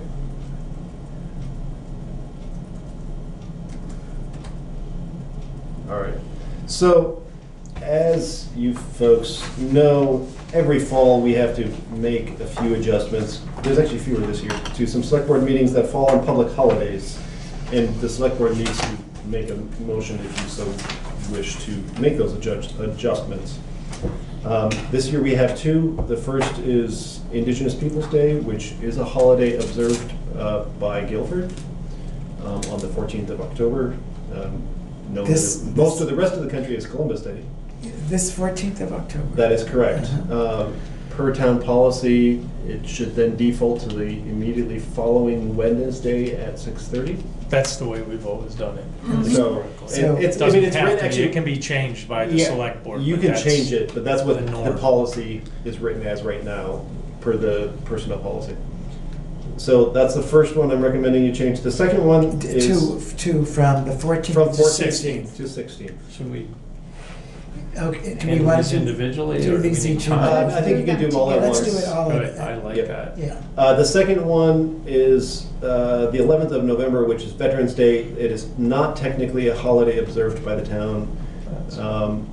It is up to you whether or not you want to observe or move the select board meeting. I know that it's been done a couple times in the past, and often it isn't, but it's up to your I'd decision. like to keep it that day. I would too. Yeah. Oh, On the really? 11th? Okay. Yeah. It's already scheduled for. It is already scheduled Yeah. for the 11th, so you I need don't to. see any need to If change. you don't want to Better, change it, you may need not be pleased. but you need not take any action if All you right. wish to keep that date. Let's keep If that. the select board feels strongly about that, that's fine. So let's put Um, that into the motion of keeping that day. Do you want? So I'll do you make a have an motion. objection to that? No, Okay. no, it's fine. Is there another time alternate? I mean, No, not I really. mean, no, in terms of the. No, It depends on, Are those the basically it only two depends on, adjustments?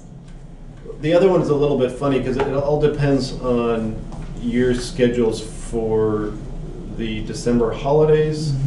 Mhm. Because technically there's no reason to move it at the moment, but for those of you who are going to be with family or friends, It's the 9th and the 23rd as it is now. yeah, so the 23rd is, so if folks are going to be traveling to be with family, I mean, The 23rd is Hanukkah, if that's of Oh. impact anybody. so there's. It is hot. Yeah. It is Hanukkah, so There you go. there's a holiday right there, so. It doesn't affect me. We can have latkes at our meeting, Yes. light the candles. I'm all for it.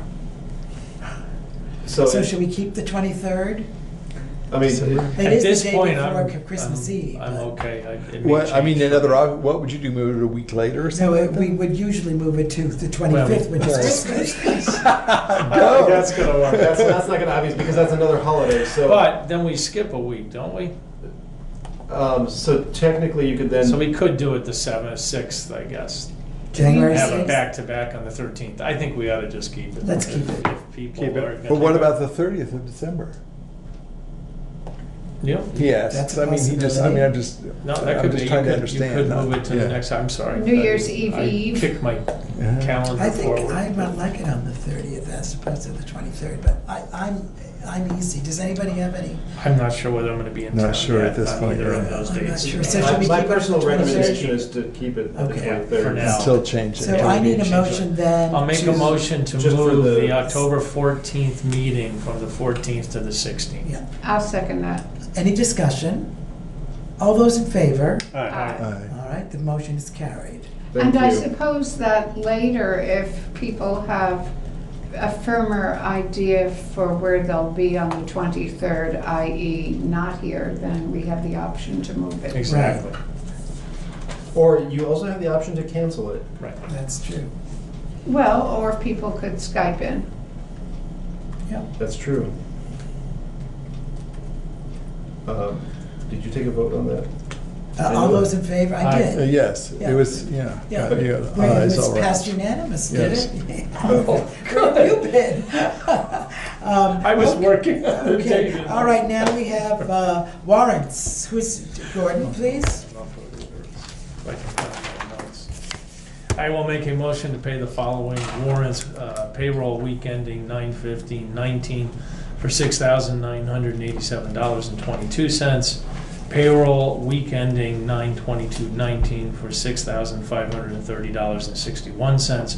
And expense warrant number 2006 for $96,124.29 for a grand total of $109,642.12. You want to second that before I continue? Should I Do continue? you want to discuss? Well, we have to Oh, second. second, is there a second? Sure. So out of expense warrant, because it's quite large, 2006 of $96,000, $72,000 is the planned expense for the truck that's been planned. And again, I just want to note there, one, it was planned, two, Dan reduced the amount of the, this is coming under budget. By 50%. Yeah, we Well, had it wasn't- budgeted much more than that. Exactly, we Yeah. had budgeted more. So again, I think it plays to this whole keeping a close eye on expenses, as we talked about before, Dan. And I just think all our town officials spend a lot of time and energy trying to save the town as much money as they can. Right, and if I may add, as a reminder, the funds for the truck purchase are coming from the Highway Reserve Fund. They are not coming That's from true the too. operating. Yeah. That's true too. Yeah. Thank you, Peter, for that. So that, it's That's only, what, marvelous. 24,000 is Yeah. actually coming out of the operating budget. And the capital budget. The truck isn't coming The out. truck's coming out of the reserve fund. The reserve fund. In The the highway highway reserve. department. And the only other thing, there were two other expenses that were more sizable. One was the work we're gonna do on our well here to clarify our problems with our water. And Clarify then- the water. How you like that? And the purchase of more culverts. I think Dan has purchased all the culverts he's hopefully gonna need for the year. Thank you, Gordon. Do I have would all those in favor? Aye. Motion carried. All right, now we're on communications. I have a brief communication, and Veranda informed me that she has a brief communication. We have a thank you card from Guilford Cares to the select board members, so they wanted to receive your generous gift in honor of Sheila Morse's work for the town. They will miss her greatly. Oh, well, that's very Oh, nice. isn't that nice? So that was one of the selected charities that she wished the Wonderful. donation to go to. Thank you. And Veranda had one. Yes, I wanted to acknowledge the death of Mert Garland this week. Mert Garland was 84 years old, and in Guilford he did practically everything. He was a select board member, he was a planning board member, he was on the volunteer fire department, a deacon of the church, and elk, you name it, and a great outdoorsman, a wonderful husband, father, grandfather, and great-grandfather, and a person who could fix anything, who was a great outdoorsman, and was a friend in his own curmudgeon-y way to people, whether they were old-timers or new-timers. And I had, well, I wouldn't call it the pleasure, but the solace of attending his funeral. And Guilford Old and New was there, and only the members of his immediate people really chose to speak, and they were all so eloquent and down to earth, and it just made me feel really proud of the old anchors of this town, and how honored I am to sort of serve in their place. Well, thank you for that, Anne Marie. Do I have a motion for adjournment? I will make a motion to Do I have a adjourn. second? I will second. Any discussion? No. All those in favor? I love Aye. your enthusiasm. Aye. Aye. Thank you. Thank you. Thank And you. good night to our studio audience. That's-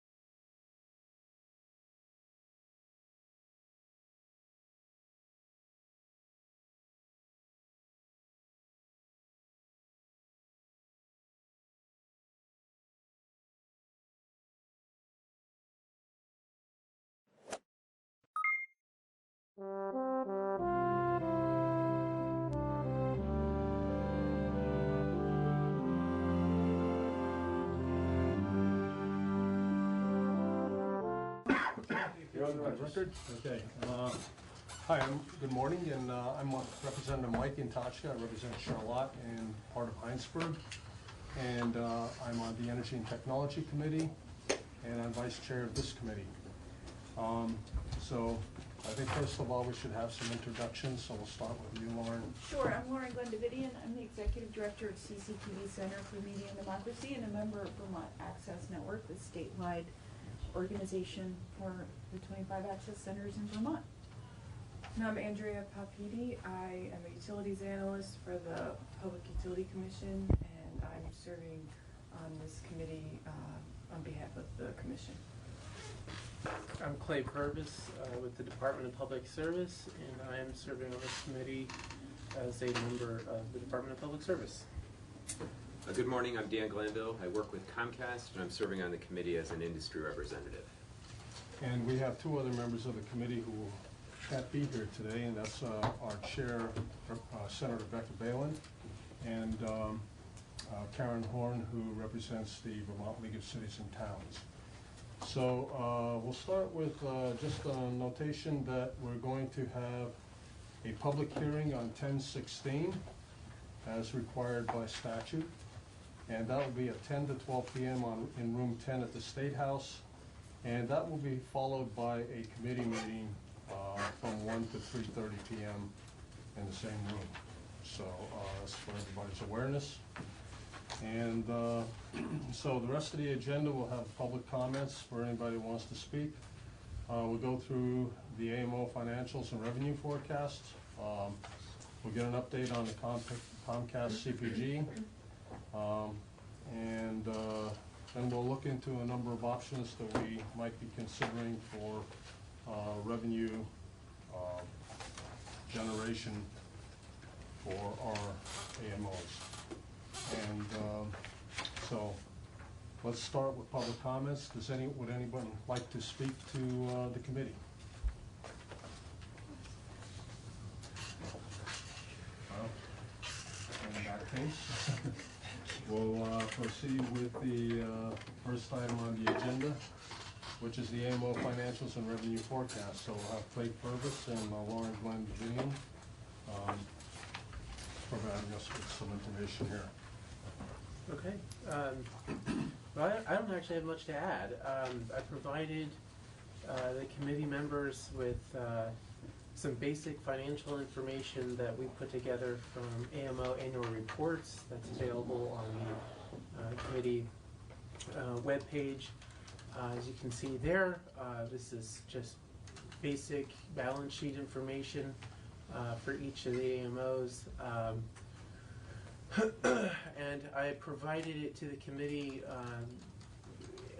in part so that everyone had some numbers to go with the narrative that we've been building the last 3 meetings.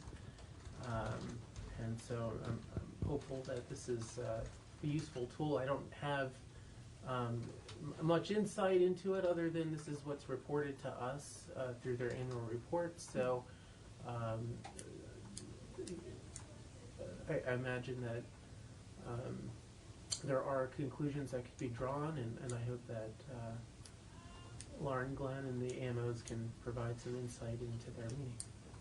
Sure, I would defer to Kevin Christopher and Elizabeth Malone just to comment on these numbers. This is 1 year of revenue. And what year does this represent? This is 2018. So this is the most recent financial information we have. So organizations' year ends range anywhere from the end of December to the end of September. So there could be an 18-month swing in this data.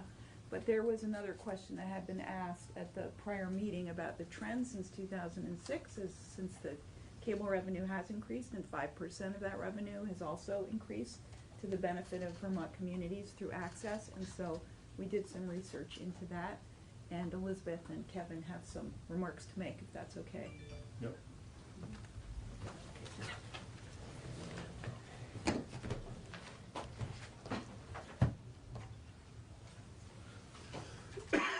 So hopefully everyone received the memo that went out earlier this week. please identify yourself. Oh, I'm Elizabeth Malone, the Executive Director for Northwest Access TV in St. Albans.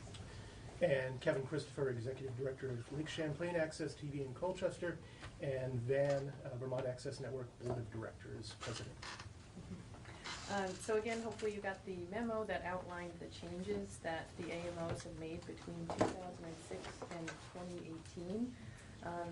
Just in the interest of time, if anyone has questions about this, just let us know. We outlined changes to services, capital investments, and personnel during that time, as well as talking a little bit about cash reserves. Would you like to recap, since there are people in the audience and that have not seen the memo? Yep. So changes to services during this time included expanded service territories that include more towns being served by the same AMO. Expansion of production and community coverage has increased by 40%, so that's the number of programs that we produce in a year, up 40%. And of course, while regular business costs are rising, we've continued to offer the same and expanded services to those areas. Capital investments that we've made include to production equipment, playback, distribution, and archiving.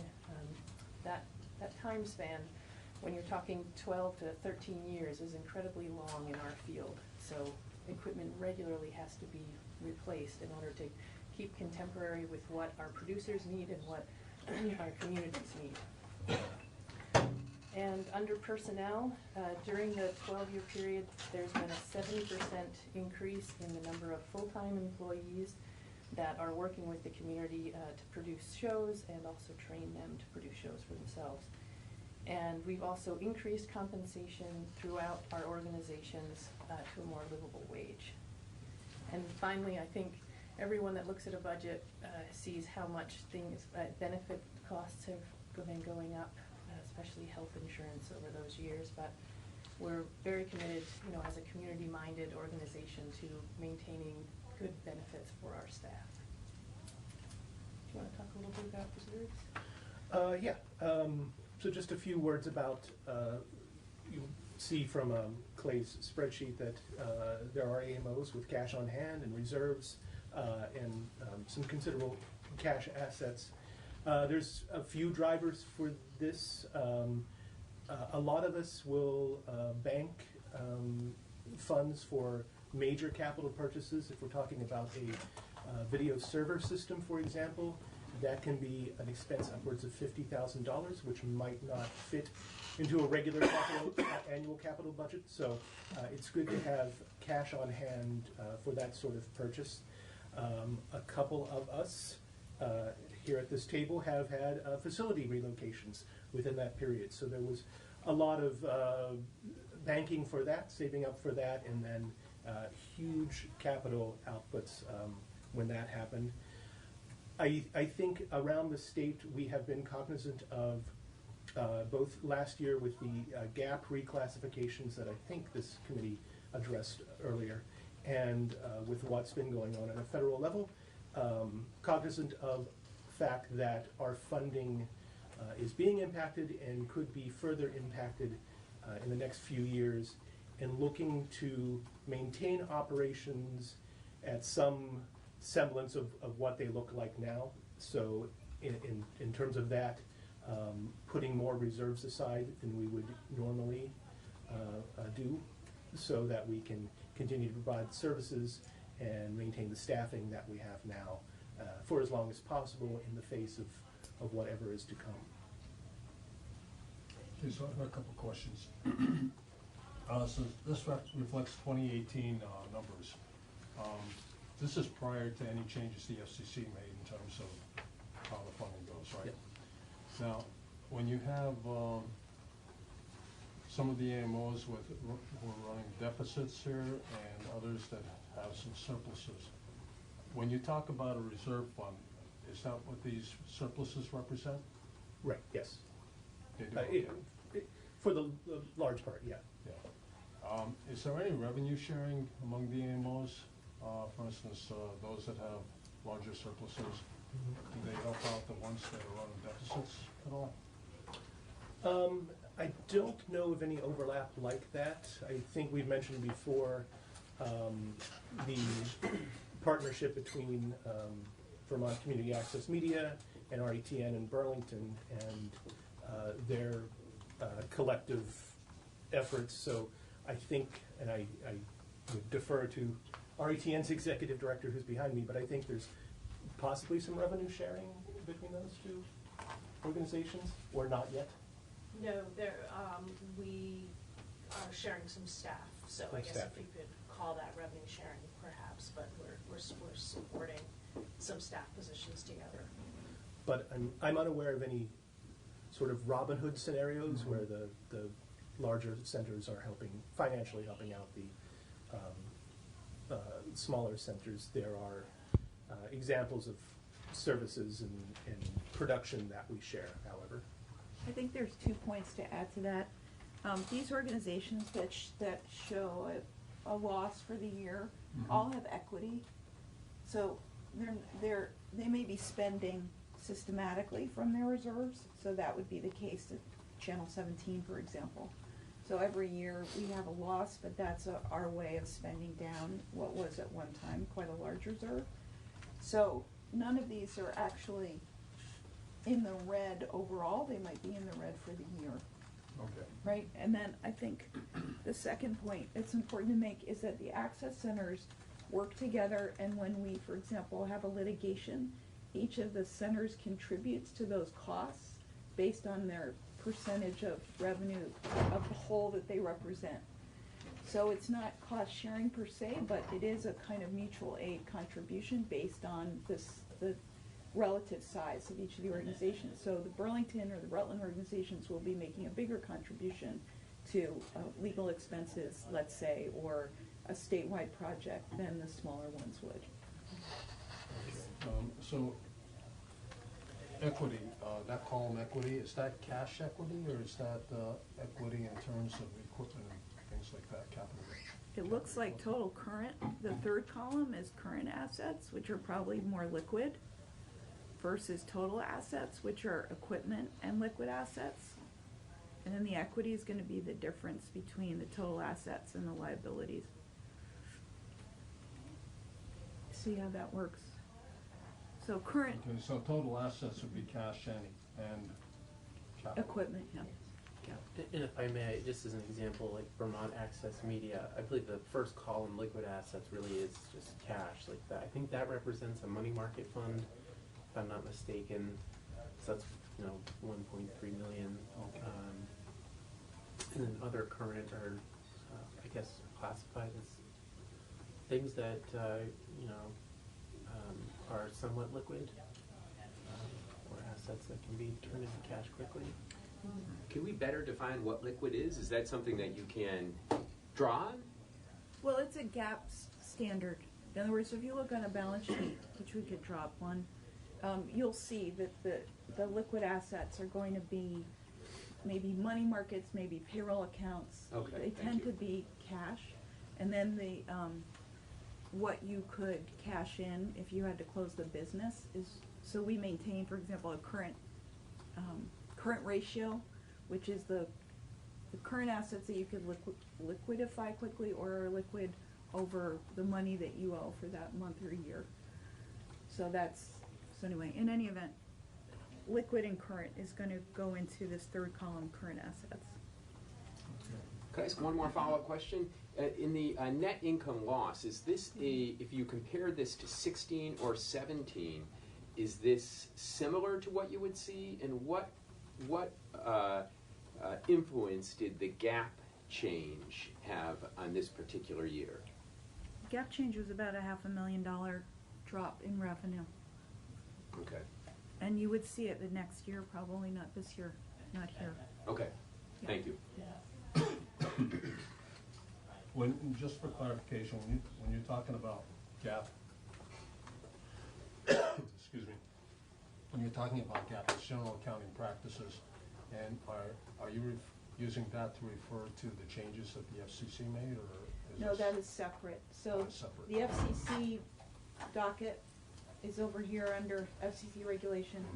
the gap, Dan could probably explain it better, but it was a reclassification of cable operators, well, actually, it was a change in accounting practices for how revenue is classified, which resulted in a change in what the 5% franchise fee was set against.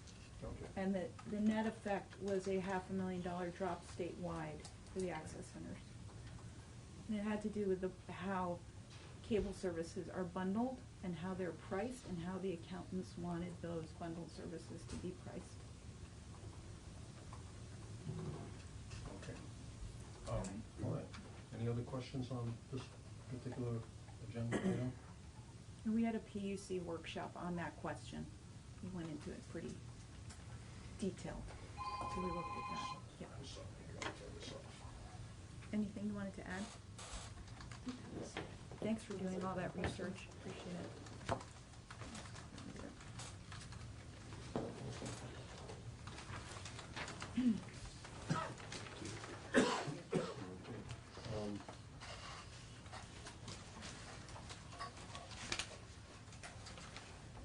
Okay, so going on to, I apologize, got a little bit of a cold. The next item on the agenda, the CPG update, for Comcast, CPG. Great, thank you. We filed with the PUC. That file is before them for consideration. It will resolve all of the pending issues that were appealed. We think satisfactorily to all of the parties involved. So we're waiting for a decision on that matter.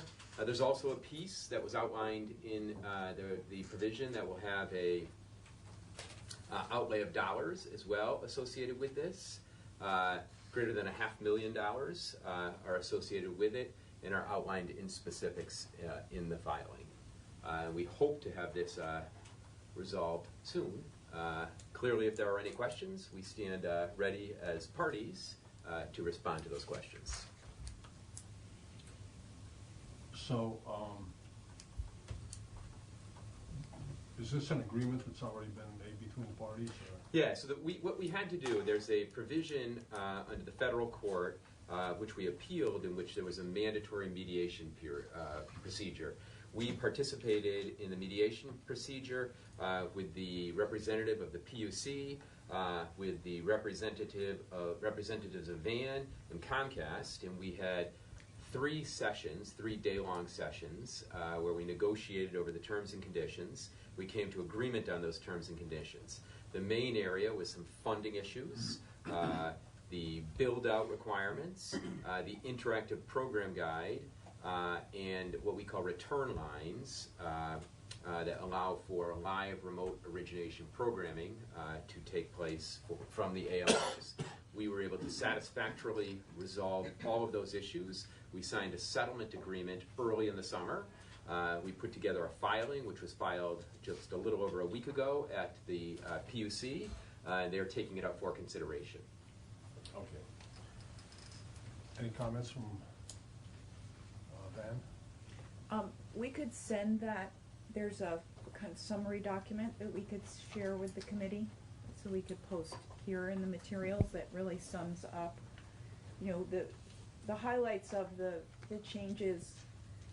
As Dan often says, when we go into negotiation, a good negotiation is one when not everyone is completely happy at the end. But we essentially agreed to move PEG channels to a new neighborhood, a new section of the channel lineup, so that each one of those channels could have access to an interactive program guide.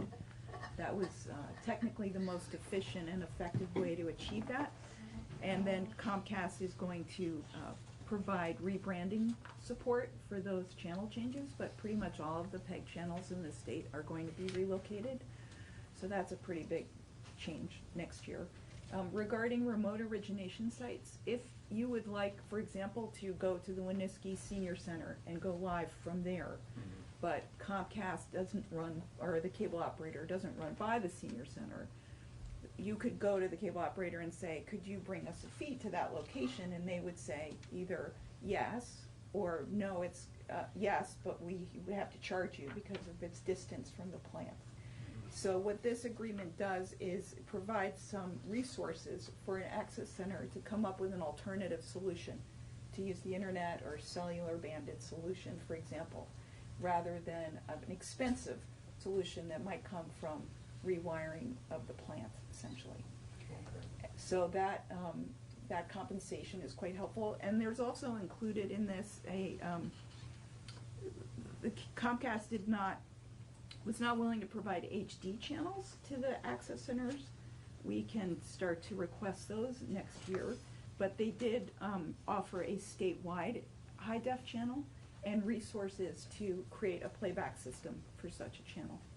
So that's a step forward.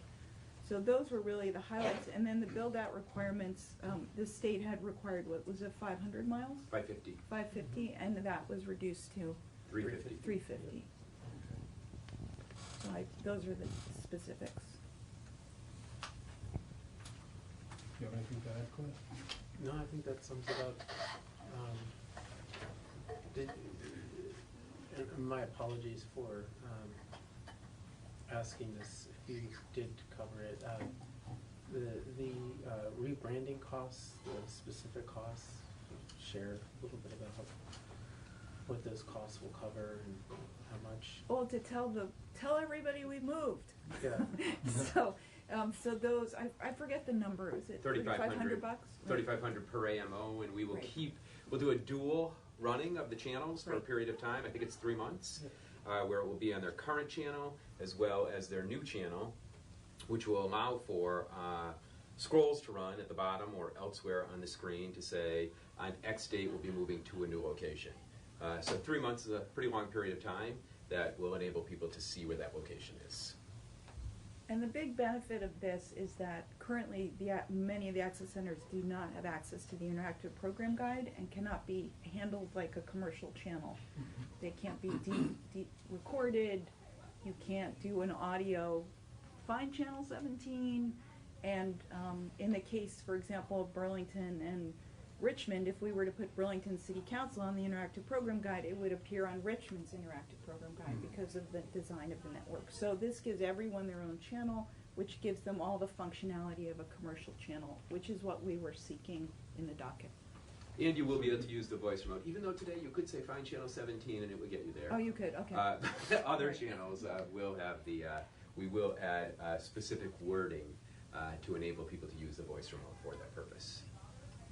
Okay. Thank you. So this is an agreement with Comcast specifically. Correct. There are other cable companies in the state. How does it affect them? It doesn't. It doesn't affect them at all. And so will they have to go through a similar CPG? Well, every cable operator goes through. Go ahead. Yeah, every 11 years. Well, there are a handful of cable companies that are grandfathered, but most cable companies go through the CPG process every 11 years. I think Charter was 2013, so they were very recent. Waitsfield, Champlain Valley's next. So they're, every 11 years we go through this same type of proceeding at the PUC, and but Comcast makes up a majority of the AMOs. You have 20 of the 26 AMOs? 23. So that leaves 3 AMOs for 22. 22. Yeah. 4 AMOs for the remainder, the state's 9 other cable companies. Okay.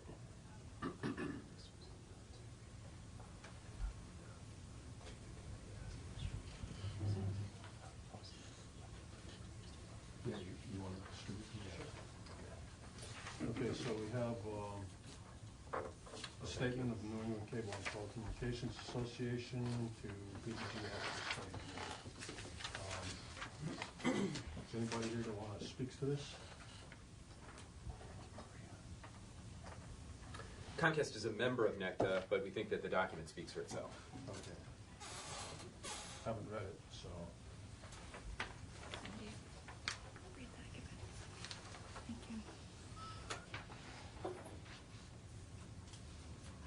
Is there anything in here that we should be discussing?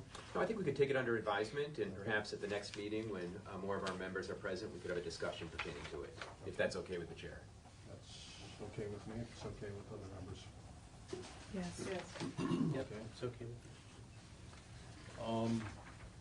All right, anything else on the CPG update that anybody wants to talk about? In that case, the next thing we want to do is take a look at various funding options. I think this implies that we need to come up with a funding option, which then leads to the question of what do we expect in terms of a shortfall for the AMOs with any further changes that are going to happen in the near future with their funding. I think that there's a bigger question. And the bigger question is the state's authority to require public benefit from the use of its right-of-way is being reduced by the FCC through various rulings over the past 18 months to 2 years.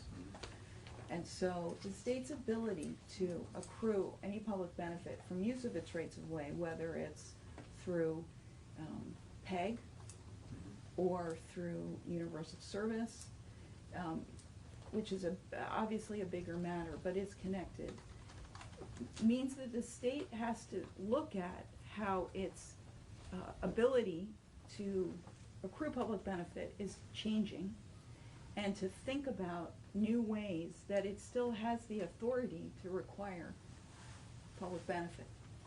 So if you look at recent FCC rulings, you can see, for example, that the states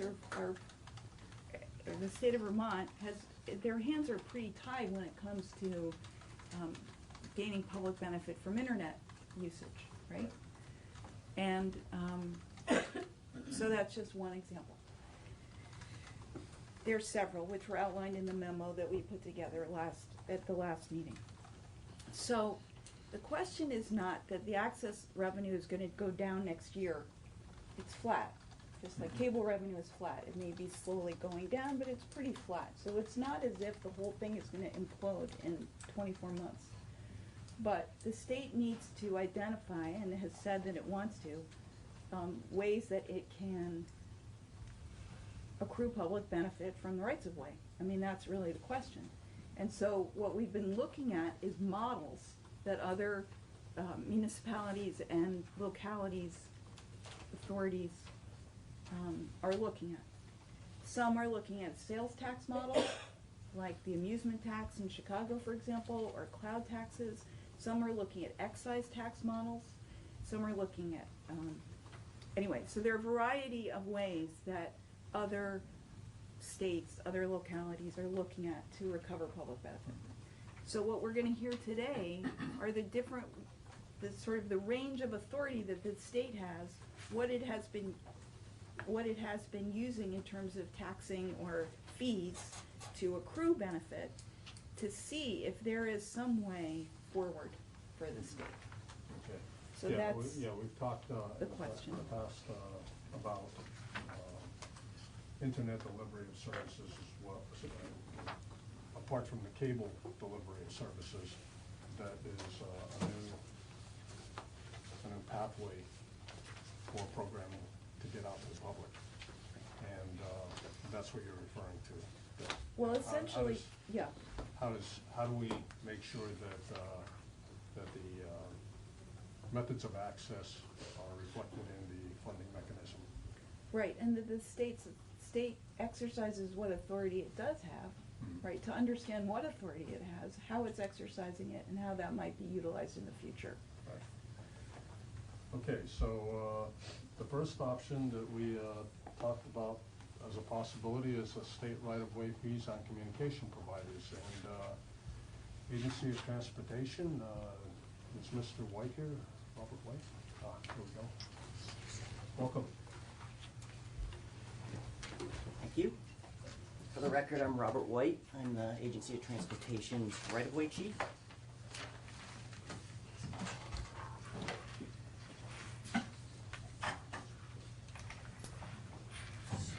understanding is we'd like to talk a little bit about 19 VSA 26A, which is statute that actually talks about the determination of rent that can be charged for leasing or licensing right-of-way. So let me start by saying that generally fair market value is the term we use for determining any sort of use or rental or fee for using the highway right-of-way. A part of this statute really talks about other laws, and I really want to move more towards the federal law because almost our entire property is federalized. And so we move to the federal law to really look to see what they say. And they say much of the same thing. It's a fair market rent. I will say that utilities, and whatever may be under that definition by federal highway standards, is considered an allowed use. And basically what that means is it allows the states to determine whether they want to allow that use to occur free at some lesser value than fair market value or at fair market value. It's really up to the states. And the federal, and actually I can give you the, it's Title 23 USC 156. Really talks about that fair market value, and it states that any fair market value that's gained by the use of that federalized right-of-way has to be put into what's called a Title 23 fund, which is a fund that we have at the agency. And basically that Title 23 fund specifies that it has to be used for transportation purposes, specifically for renewal of the infrastructure, not maintenance. I don't know if there's any questions about. Can we ask a question? Yeah, Wait, please. can you give some examples of what existing rental licenses or leases are that you have? Sure, we have various private entities that may come to us and want to rent it. It could be for a short period of time, long-term lease. We do sell property as well, you know, as we do roadway projects and the road may be moved, there may be additional right-of-way. Route 7 is probably a good example where the old Route 7 used to wind down through kind of the valley there, and it's been straightened out over time. So there is what can be considered surplus property in those locations, and so normally what happens is people come to us. We don't search them out. They'll come to us and say, I've got this use, I want to use it for whatever. It could be a fair, or it could be storage of equipment for a short period of time or something like that. Thank you. So when you talk about transportation purposes, does that include anything other than transportation? For instance, the utilities, or the utilities have utility poles in the rights of way, and how does that tie in? Those aren't considered part of the transportation system. They're not, but they're considered an allowed use. So it's sort of this gray area, right, of it's not transportation, but I think they understand that there is a public benefit potentially there with the utilities. They have a similar need for land, very long linear corridors, much like we do, and so they are allowed to come in. And it doesn't necessarily preclude, like I mentioned, that the state charge anything to those utilities or users of that right-of-way. But up to this point, the Agency of Transportation has not charged for the use of that corridor. Okay, so there are no charges at this point. No. How would that, could I ask a question? Yeah, Sorry. please. How would that relationship be constructed? I mean, if the state decided to do that, how would that work? Charge? So the way use of the right-of-way is dealt with here in the state is the 1111 permit. So that's of the section 1111 statute that requires not only the state but municipal governments as well to enter into this agreement. Basically the agreement says we're allowing you to occupy this property. When we need it for transportation use, you've got to move out of the way within a timely manner. So we do it under the 1111 permit. So let's say Green Mountain Power has poles in the right of way. So that's the right of way we're talking about. Yep. So the state would say to Green Mountain Power, we're making an agreement with you, you might have to move the poles, but in the meantime, we want you to pay us fair market value. Can you, I mean, is the fair market value price still apply? I mean, how would the cost of that be figured out? So we don't do that now, Right. obviously. Yeah. If we were to determine fair market value, normally there's two different ways we can do that under federal guidelines, and that's either an appraisal by a licensed appraiser, or we have a way of determining value which is called waiver valuations, which doesn't really apply here because there's a threshold of $25,000, and it has to be uncomplicated.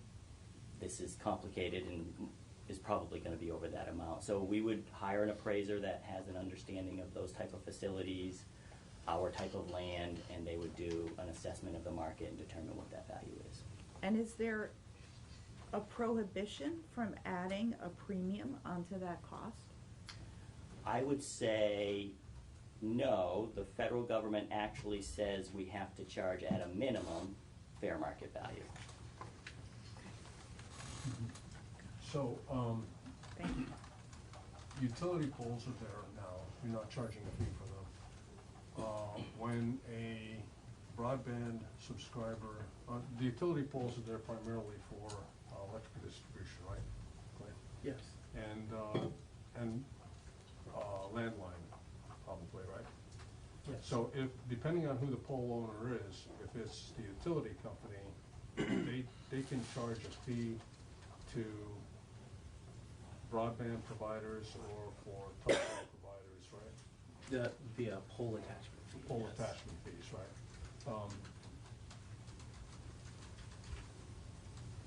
If the telephone company is a pole owner, they can also charge attachment fees to broadband providers or whatever, right? Correct, and pole attachment fees are designed to reimburse the pole owning utility for that portion of the pole that the provider is using and is used for maintenance of that pole.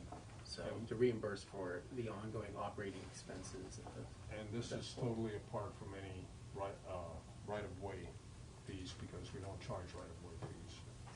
Correct. The pole attachment fee is an arrangement between the pole owning utility and the attaching entity, and it's for the operating expenses for maintaining that particular pole to which they're attached.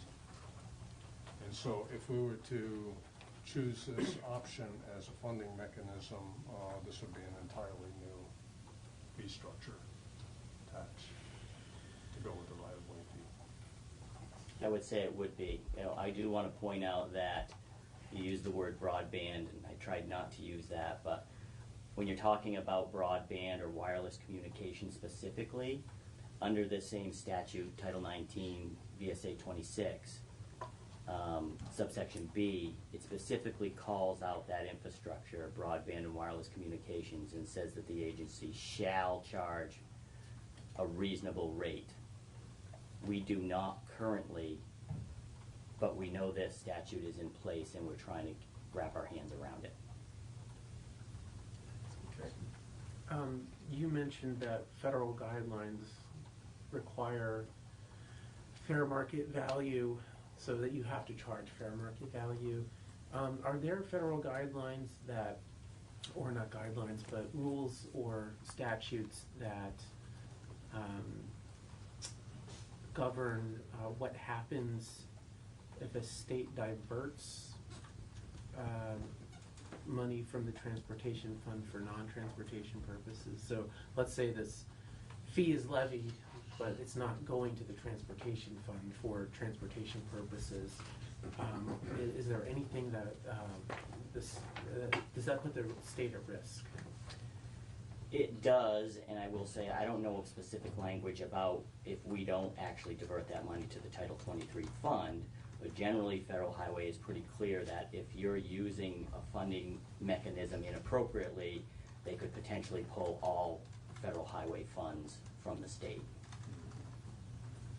So there is a risk, however remote, that we could lose federal funding for highways if we don't use money collected for the right-of-way for transportation purposes. We could, and I will say, we have lost money in the past specific to a project, but we've never lost the entire allotment of federal funds. Thank you. Any other questions? Okay, thank you, Mr. White. Thank you. Thank you. The next item is the telephone personal property tax. We have Doug Farnham from the Department of Taxes. He said he was gonna be able to come, but I also put him on the agenda for 11:15, so he might be thinking that we should be here at that time. We're pretty early. We're just running right through this. And Graham Campbell, who's from the JFO office, testifying this afternoon, had some word changes on the agenda for his topic, so I'm gonna distribute those right before his. Okay. Well, I guess we could either jump ahead to the connection fees, or we could take the time to read the statement that was just given to us. What's your preference? I think we should move ahead to connection fees. Okay. I would second that. All right. Okay, Maria, you're up.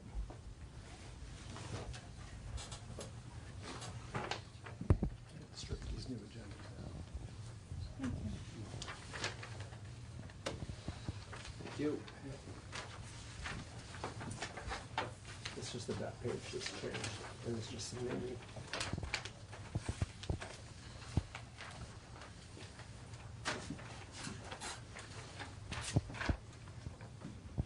Okay. Good morning. Good morning, Maria Royal from Legislative Council. And so I'm going to be talking about connection fees. Just for background purposes, these are fees that usually come up in the context of financing universal service programs. So, for example, Vermont, like other states, has a state universal service fund. It funds various programs, including relay service for the hearing impaired, the Lifeline program, E911, which is probably the biggest drawer down of those funds, the Connectivity Initiative, and the High Cost Program. So right now, those programs, that fund, is financed by a surcharge on your phone bill, flat 2% fee. It went up actually last year by 0.4%, and that money was specifically directed to the Connectivity Initiative, which is a broadband grant program. So this structure has been in place. The State Universal Service Fund has been in place, I think, since 1994. The programs have changed a little bit over the years, but in terms of the revenue in the fund, because it's a proportional charge on your phone bill, that revenue has been declining over the years, in part because, for one, people used to have a landline, and then they got a cell phone, and they were paying a charge on both of those services. A lot of people now are dropping the landline, right? So there's a declining base. Also, with the bundling of services, VoIP with broadband, cable, television, the fees are going down on the voice part of the phone bill. So to address the declining revenue in other states, one proposal is to switch to, rather than a proportion of potentially declining revenue, a flat fee that remains stable, and that fee is imposed on the connection, your phone line, right? So you pay maybe $1 a month, and it doesn't go up, it doesn't fluctuate with revenue.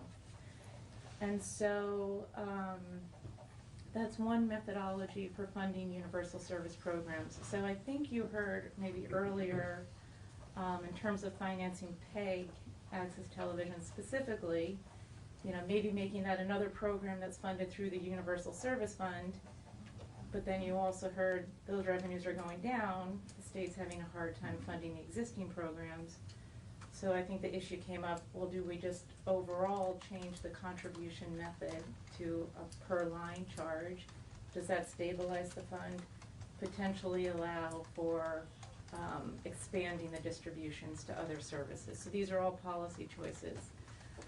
So that's basically a description. In other states, I think there are 4 states that have done some version of a per line charge.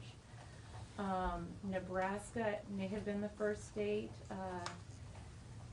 The Nebraska Public Utilities Commission has a somewhat broader authority than the Vermont Commission, in the sense that they can, on its own motion, come up with different funding mechanisms for the Universal Service Program. So they initiated a proceeding in 2014 on their own motion, and then I think 3 years later came up with a methodology that uses a hybrid, basically a connection fee on residential lines, small business lines, and still has a proportional fee on the larger businesses. And all of that's being monitored and is subject to change. What state was that? That was Nebraska. So other states that have looked at the per connection fee include Utah, New Mexico, and Maine.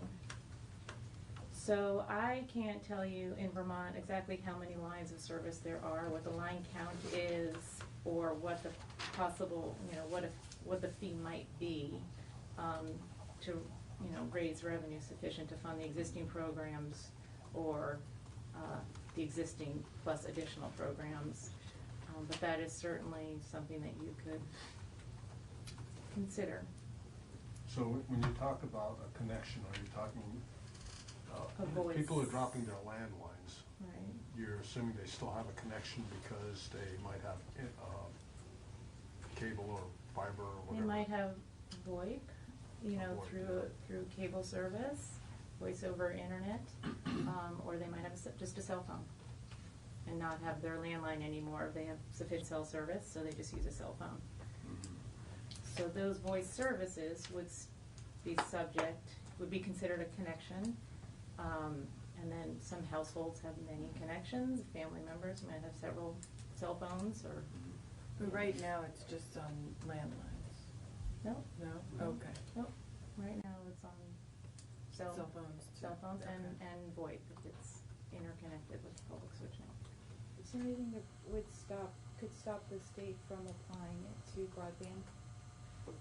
I think there's a preemption issue on broadband. So right now we're just talking about voice services.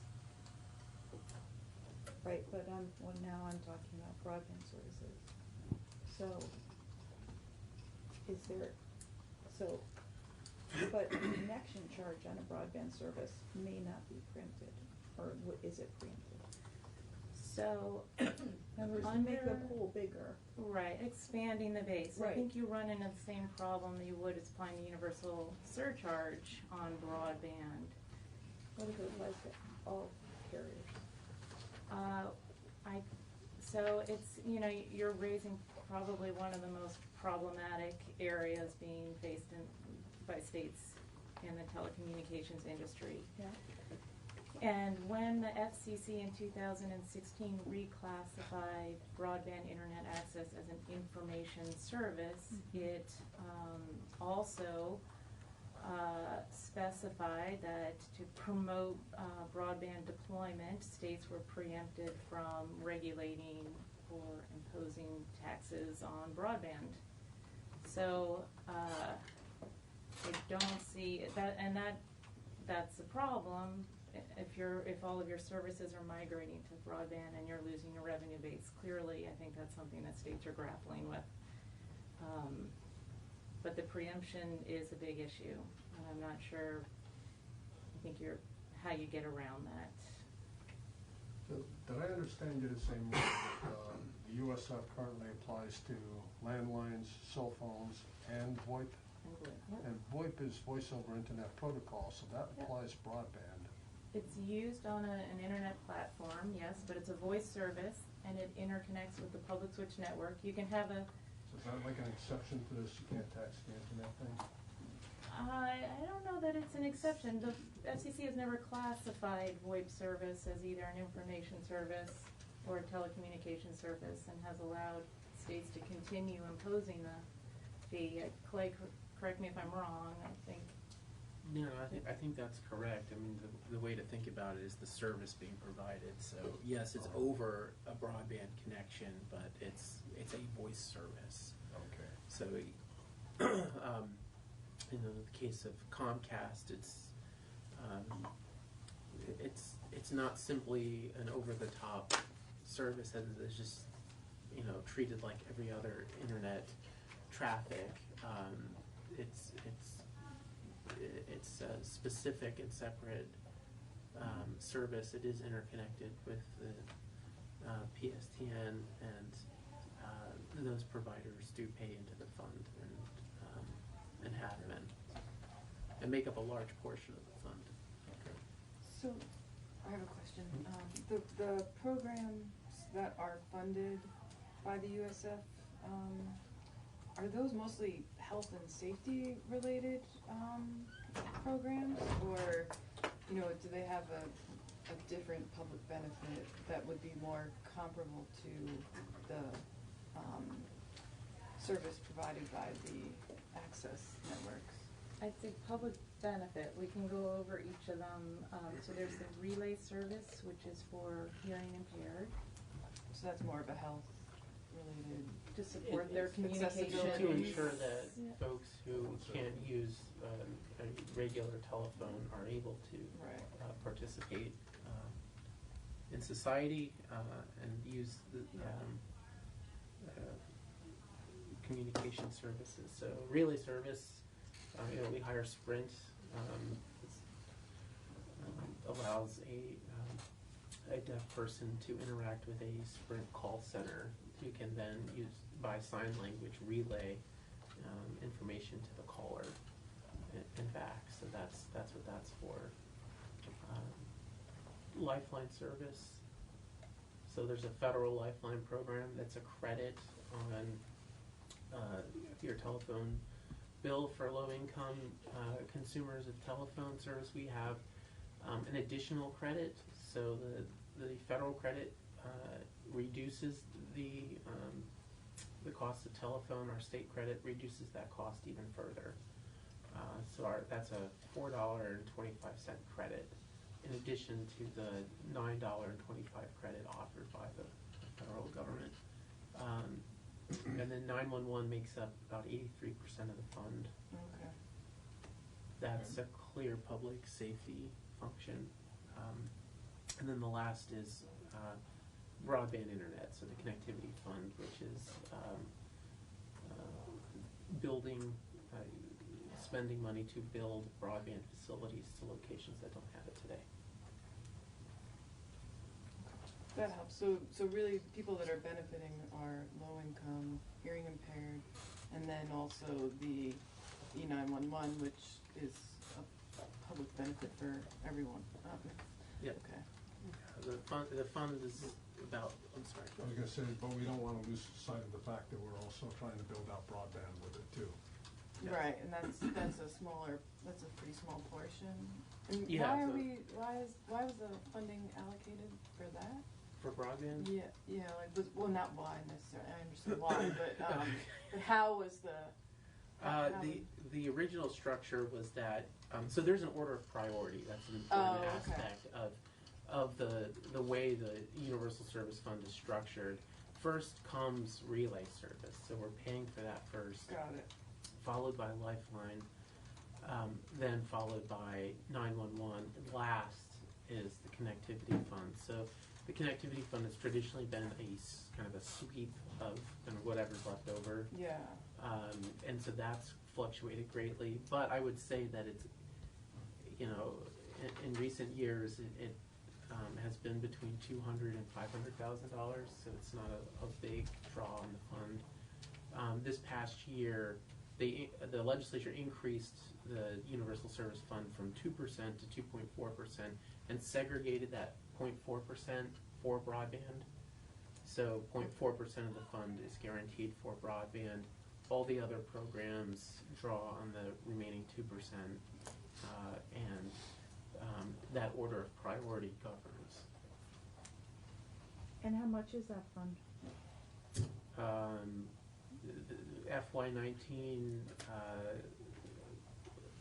it's looking like about $5.5 million. So is there any prohibition on, I mean, the broadband internet connectivity fund comes from phone users. That's correct. So I guess once again, I would ask, what stands in the way of a connection charge being accrued to other users of the network, meaning broadband, well, that's not, I'm not saying it properly, but broadband users. So why wouldn't broadband users be contributing to the broadband connectivity fund? Because federal law Preemption. preempts states from levying taxes of any kind. And I believe Peter Blum spoke to this. Well, he did, and he suggested connection charges, which is why I'm keep going back to it. Well, I mean, I think it's a matter of, I think his point is that as you see revenues, the amount of money that people spend on retail telecommunication services decline, the USF fee is pegged as a percentage of that revenue. So if your bill for voice service is $100, you pay $2 in the fee. And as we've seen the price for voice service decline over the years, we see that the amount that a subscriber contributes to the fund changes. My understanding is that a connection charge is a flat fee based on the line in service, not. Sorry, I keep thinking Ethan Allen is rated. I know, I do too. That's really funny. So regardless of the fluctuation in price for voice service, the fee would be stagnant or static and be set to whatever the legislature sets it at, or whatever the revenue requirement for the fund's programs is. So in a way, it's kind of regressive. I mean, no matter how much you're spending on telecommunication service, that fee is the same. Okay, but here's what Peter Blum said. Connection charges. This option focuses on the wires and fibers that deliver end-user service rather than the services themselves. It is widely understood as unlikely to provoke FCC preemption. This is the substance of my question. Although I think the FCC is endlessly clever in finding ways to expand its own jurisdiction, I accept that connection charges stand a good chance of surviving a preemption effort. So I would like to know more about that. The method is to stop looking at revenue from telecommunication services and focus instead on the wires and other facilities used to provide that broadband service. In most cases, there is a monthly or yearly charge per connection. A connection would be a telephone line or a broadband line. You might decide that a line that provides both is 1 or 2 unit connections. So he goes on to say, so I'm really interested in this sentence. But I think there needs to be some consideration in that sentence also, that the connection could very well be also the television connection, which is the cable service connection. And the cable service portion of that has a cap on it at 5% of gross revenues, which is the fee associated with it for using the public right-of-way. And if you're at the 5% cap for that connection, for the cable services, you are at the cap of that fee. Right, but let's say you put that franchise fee aside. So let's say you have the 5% cap and you say, we're not going to recover that through a franchise fee, we're going to recover it through a connection charge that we can accrue on cable and broadband and telephony. I think ultimately you would be, my opinion on that would be that you would be circumventing the intent of the Federal Cable Act, which put the cap of 5% on there, if you were to do it as you outlined. So what you're saying is that the cable companies, if they're already at that 5% cap, would be exempted from a connection fee, any further connection fees?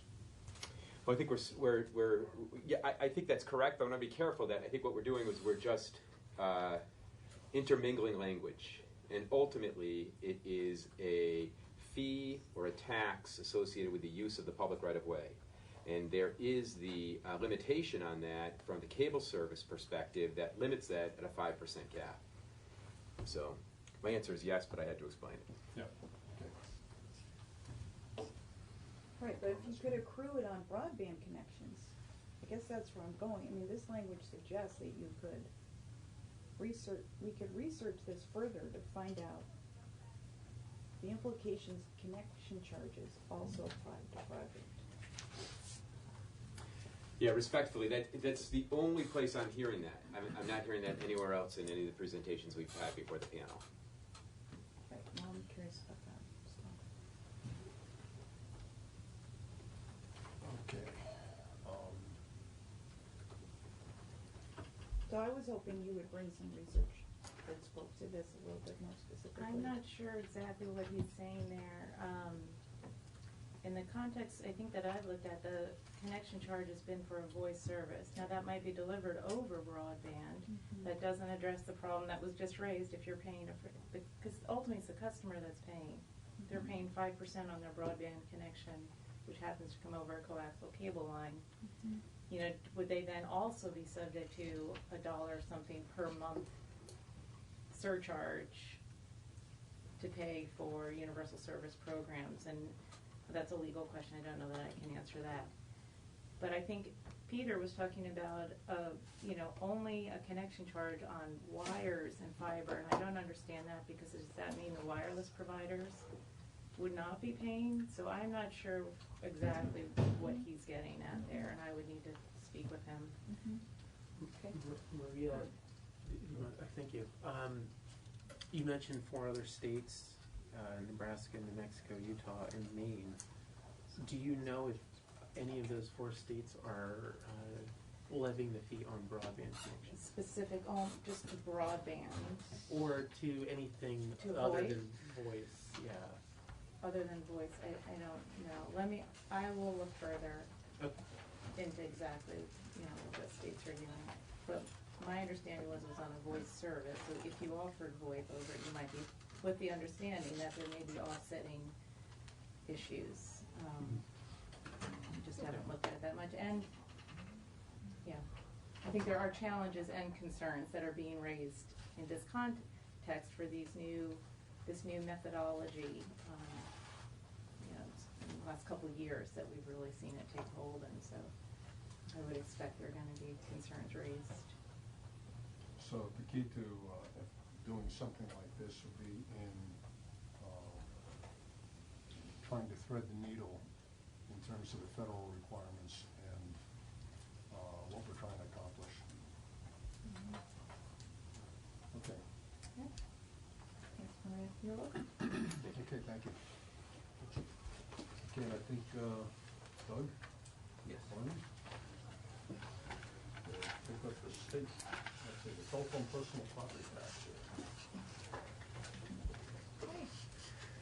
Good morning. For the record, I guess the light's on. Doug Farnham, Policy Director and Economist for the Vermont Department of Taxes. I don't have a lot in the way of prepared remarks. I was just generally thought you wanted to hear about the telephone personal property tax. First of all, is there one? Yes, so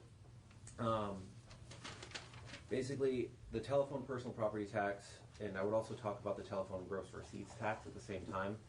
There's in the corporation taxes section of Title 32, sets up the personal property tax, and that is where most of the revenue comes from. And then there's a alternative tax set up for smaller telephone companies that in fact, so few taxpayers pay it, I won't be able to disclose the exact amounts or number of filers because it's less than 10 filers. That's about all the detail that I can give you on that. And when you look at the amount of revenue coming in from the telephone personal property tax, the gross receipts tax doesn't really move the needle. It's very little revenue. But the gross receipts tax, that alternative tax structure, makes those companies exempt from the personal property tax, so it's instead of, and it also makes them exempt from the corporate income tax. The personal property tax, on the other hand, that is paid in addition to corporate income tax. So those companies are still going to be filing corporate income tax returns, but it is instead of education property taxes. So without that section of law, the real property, at least, not personal property, would be subject to the non-residential or non-homestead, as of next year, education tax rate. I personally was not even aware that there was a telephone personal property tax or telephone gross receipts tax. So what is that actually assessed on? So when it's we talk about a right. telephone as a personal property, I mean, I'm thinking of a handset or something like that. Right. So the first gate that it has to pass through is that in order for this tax to be levied, it has to be a business that's in the first tier of providing telephone services, which is basically defined as traditional landline telephone services. So it has to be in that type of business. If it's reselling telephone services, then it doesn't qualify for the definition. So it's kind of an older definition that has the audience for it has been shrinking over time. Mm-hmm. So the second gate, then, what is the tax imposed upon? It's on real and personal property, so business personal property, meaning the infrastructure, the lines themselves, unless they are leasing space from a utility company that's going to be treated separately. So any of their infrastructure in the state and if they have machinery or other equipment in state, it would be levied on that as well.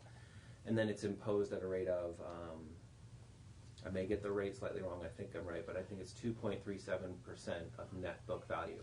I know it's based on net book value, and I believe it's 2.37%. So that net book value is also, that is a rabbit hole unto itself of how to calculate that. But essentially, it's supposed to represent the operational value of the infrastructure. Okay, so that's on all the personal property a telephone company owns. Yes. Okay. And do other telcos, well, not telcos, do other cable companies pay some version of this? So it's my understanding, and this understanding may not be perfect, but cable companies are separately defined for federal purposes, and this kind of interplays with this, that they're not, cable companies aren't necessarily defined as telephone companies. So in order to qualify for this tax, they have to be primarily engaged in the business of providing telephone services, and the vast majority of cable companies are not going to qualify for that definition. But do they pay property, I mean, is the property tax, is there an equivalent? So there's, for a cable company? Yeah. There are multiple equivalents, yes. Sorry. No.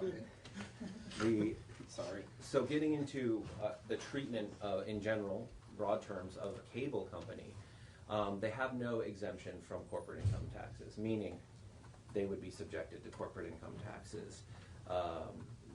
This legislative session, there was a change made in Vermont corporate income tax treatment that went from cost of performance for services, and I'll try to keep this brief and high level. Basically, we allowed service companies to source where the cost of performing that service was held. So in many cable companies' cases, they would source that to their headquarters because that's where most of their staff are, and they're providing remote services. This year, we changed in corporate income from cost of performance to market-based sourcing, which means we allocate that service income for apportioning their corporate income tax liability to the place where the service is performed. And it's impactful for many industries. It's a general, a very broad change in our corporate income tax treatment. It is quite impactful for service industries like cable companies, because where previously those services may have been apportioned out of state, if their headquarters were out of state, or if most of their service personnel were out of state, now it's based on their customers, and we expect them to apportion the income from those services to Vermont now. So corporate income does apply to cable companies, and is likely to increase on that industry under market-based sourcing. Also, can I ask a question? Yes. And the revenue from that is expected, where does that go? That's general fund. Because of the 2017 federal tax changes, that revenue source has been highly volatile in an upward direction, but it's a little bit over 100 million. And it generally fluctuates historically between 60 and 90 million in all going to the general fund. The corporate income. Corporate income tax, yes. And the changes? The changes from cost of performance to market-based sourcing aren't expected to dramatically increase corporate income tax. However, they do change who will be paying it, and it's a move to be more consistent with other states. Most states have been moving in the direction of market-based sourcing because it's seen as a more fair, more modern way to treat companies. Because if someone is, think about a Vermont company, if they're providing services out of state, we are taxing on them on that, and then they may be getting taxed in those other states for providing those services as well. So under our previous model, there was a potential for double taxation of Vermont-based corporations. So other equivalents to the telephone personal property tax on the cable side beyond corporate income tax? So their property would be subjected to the just regular education property taxes. They have no exemption or special treatment there.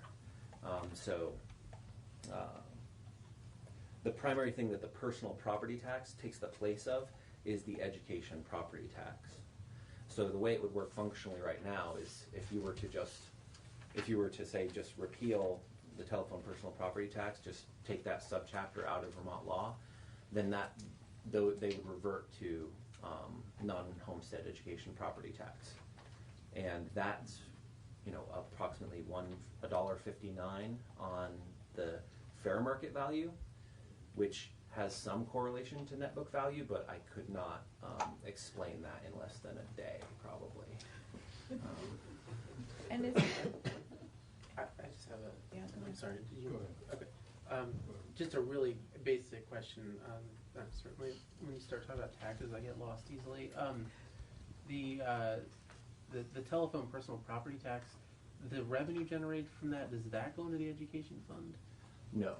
Okay. So that goes to the general fund. Okay. And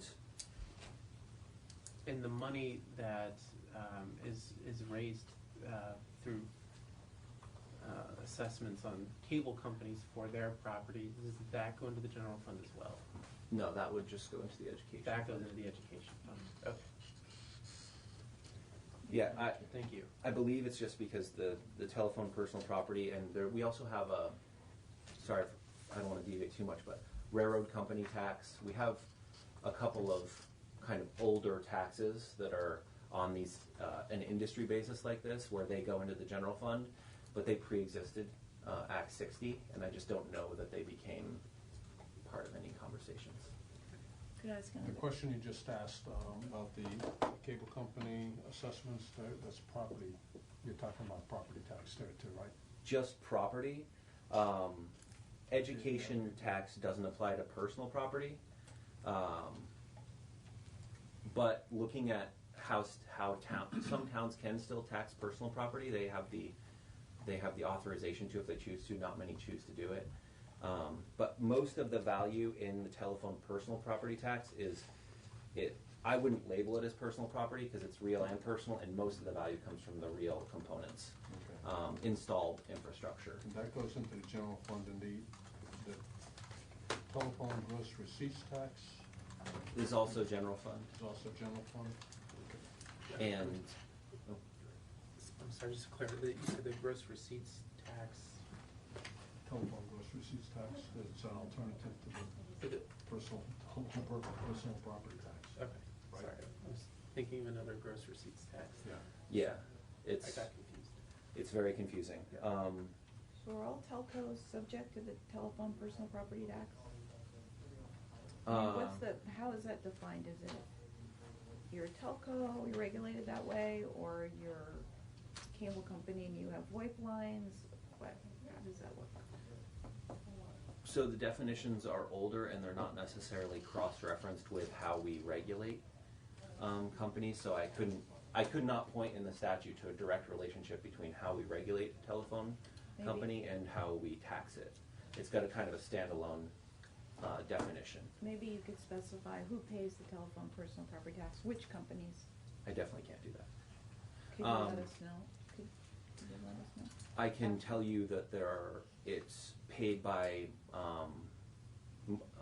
between 10 and 20 companies pay the telephone personal property tax, and the revenue from it in fiscal year 2012 was about $9 million, and then it has steadily declined on pretty much an even slope up to this point, where in fiscal year 19 it was just over $5 million. So we've seen about, on an average, $300,000 to $400,000 of revenue loss in this tax type per year. But our tax confidentiality laws prevent me from disclosing any direct taxpayer information. So I can't tell you who pays it, sorry. Okay. Thank you, Don. All right, any other questions? I find it very confusing myself.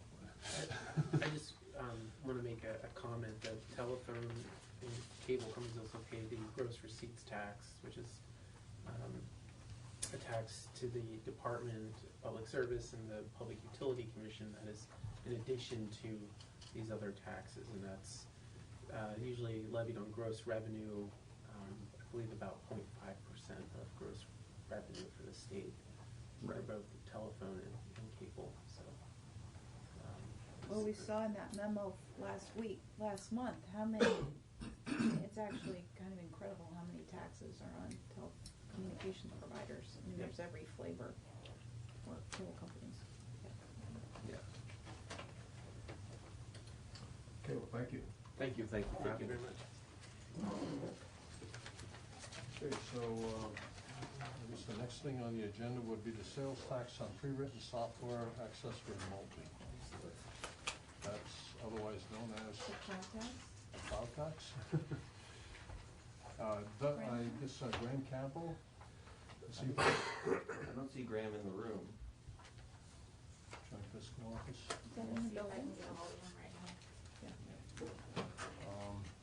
It's actually on the agenda for 11:45, and we're kind of running about 25 minutes early. Yeah, he's speaking on the next three, right? So, yeah, he's on for the next three, so. Mr. Chairman, possibly a break? We can have a break. Thank you. Let's be back here and say 11:30. And get put us on the record here. How are you? Very well. Am I invited up? Okay, we are on the record again. So we have Graham Campbell. How are you? I'm doing very well. How are you? Welcome.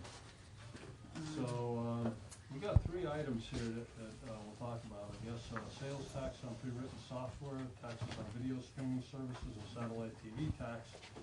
And I guess take them right in a row because you're going to speak to all of them, right? Apparently, yeah. Okay. So I don't know. I have paper copies, and I don't know. Yeah, Mike and Mike. Yep. I don't know if That's anybody right. here.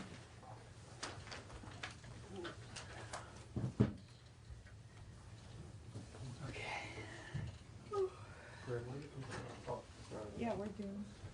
you guys got it. Yep. There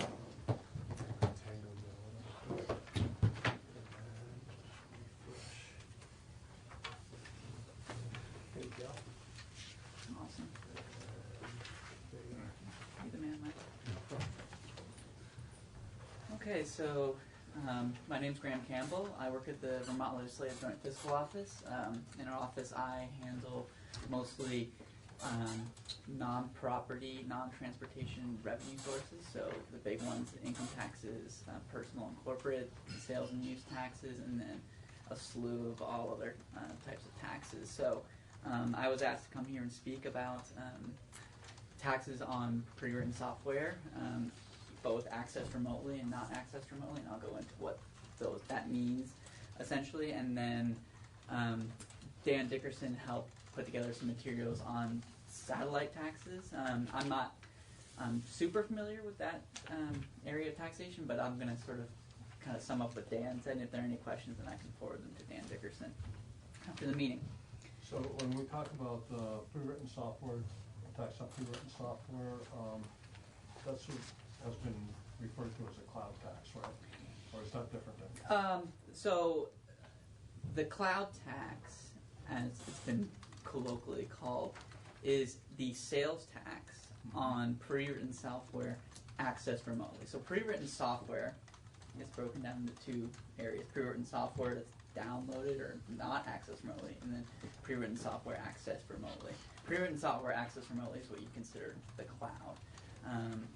The other pre-written software would be sort of like audiobooks, streaming, things like that. So I'll get into that as I go along here. But correct. But when you hear things like Netflix tax or cloud tax, just remember that 95% of the time, even in the sort of discourse of tax discussion, we're not talking about a specific tax on cloud pre-written software accessed remotely, or Netflix or Hulu or anything. We're talking about the sales and use tax being applied to those services and products. So a quick overview of the sales tax. The rate in Vermont is 6% on the final sale of what is called tangible personal property.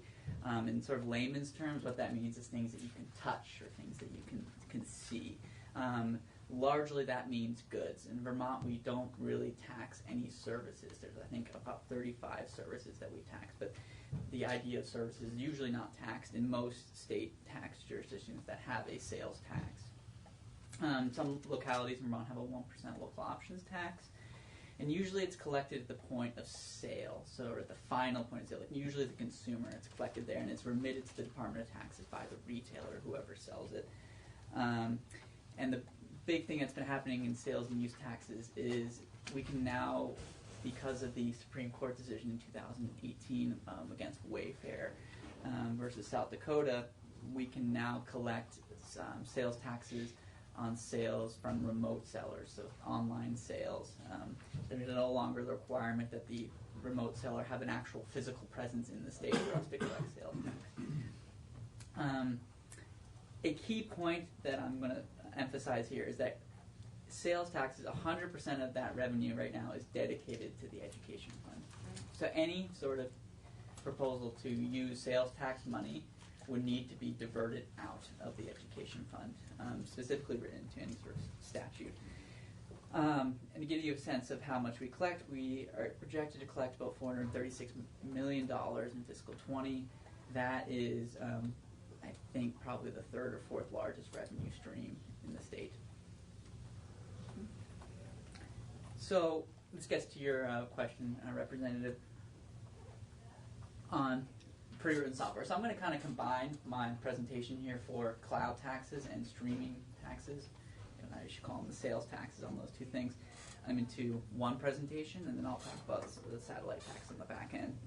So when we talk about pre-written software, things like digital services, audio and video streaming services, downloads, cloud, I shouldn't have put services, but cloud software is considered in this giant bucket of pre-written software.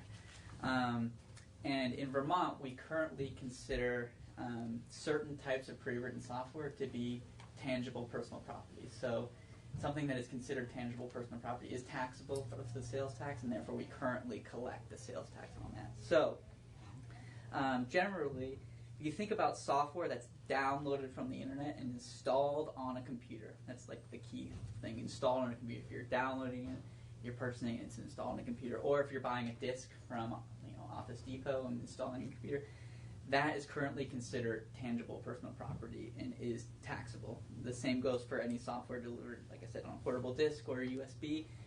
And things like audio-visual works, audio-visual being streaming services, audio works, which like audio books, digital books, and ringtones are currently considered tangible personal property. So things like Netflix, Hulu, and other streaming services currently pay the sales and use tax in Vermont. So how is that charged? If I go out to Netflix and I download a movie? It's on your subscription. It's like on your subscription. Oh, it's part of your subscription fee? Correct, yeah. Okay. Yeah. Okay. So I'm not sure how much revenue we currently collect from all those types of services at the moment. That would be interesting to know. Yeah, I'll have to check in with the tax department. My understanding is that it's not an insignificant amount of money, but it might, my ability to get that information might be limited by confidentiality from the tax department. So, just a question on that. Mm-hmm. So if I subscribe to Netflix, does Netflix have to report how many subscribers it has in Vermont, and then they remit a portion of the subscription fees? I would guess not. My intuition would be that I'm just thinking about how you report your sales tax as a business.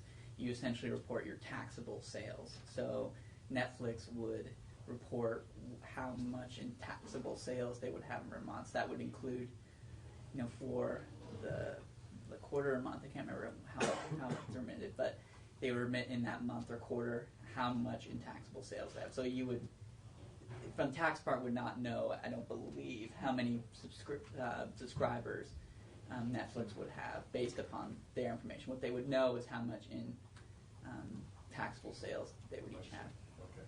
I just had a question, but that would be a pass through to the customer, right? It's a line item, just like sales tax would be.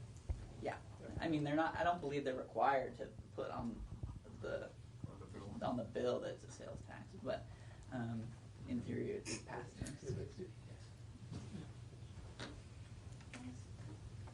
Sorry, I should talk up from the side.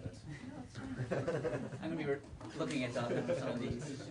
Less neck turning. So you're nodding and everything. What were you? Yes, Mr. Campbell is correct. We do not know the number of transactions. We don't include that because it's not part of the tax and it would be burdensome.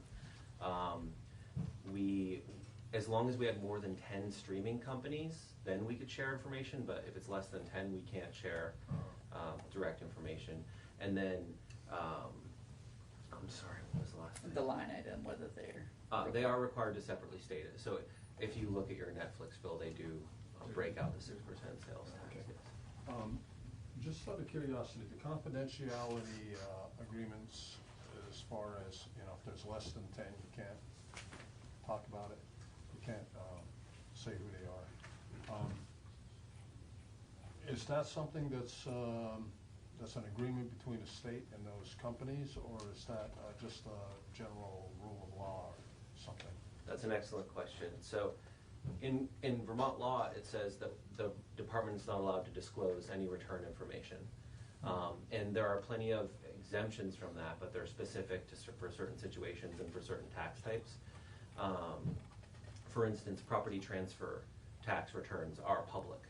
So we can talk about any field of data on a property transfer. But everything else is protected by confidentiality. And it says we can't disclose any return information. The IRS has best practices of not disclosing aggregated information for populations of 10 or less, because when you get to under 10, you can figure out roughly what their tax is and what their income is if you know the tax type.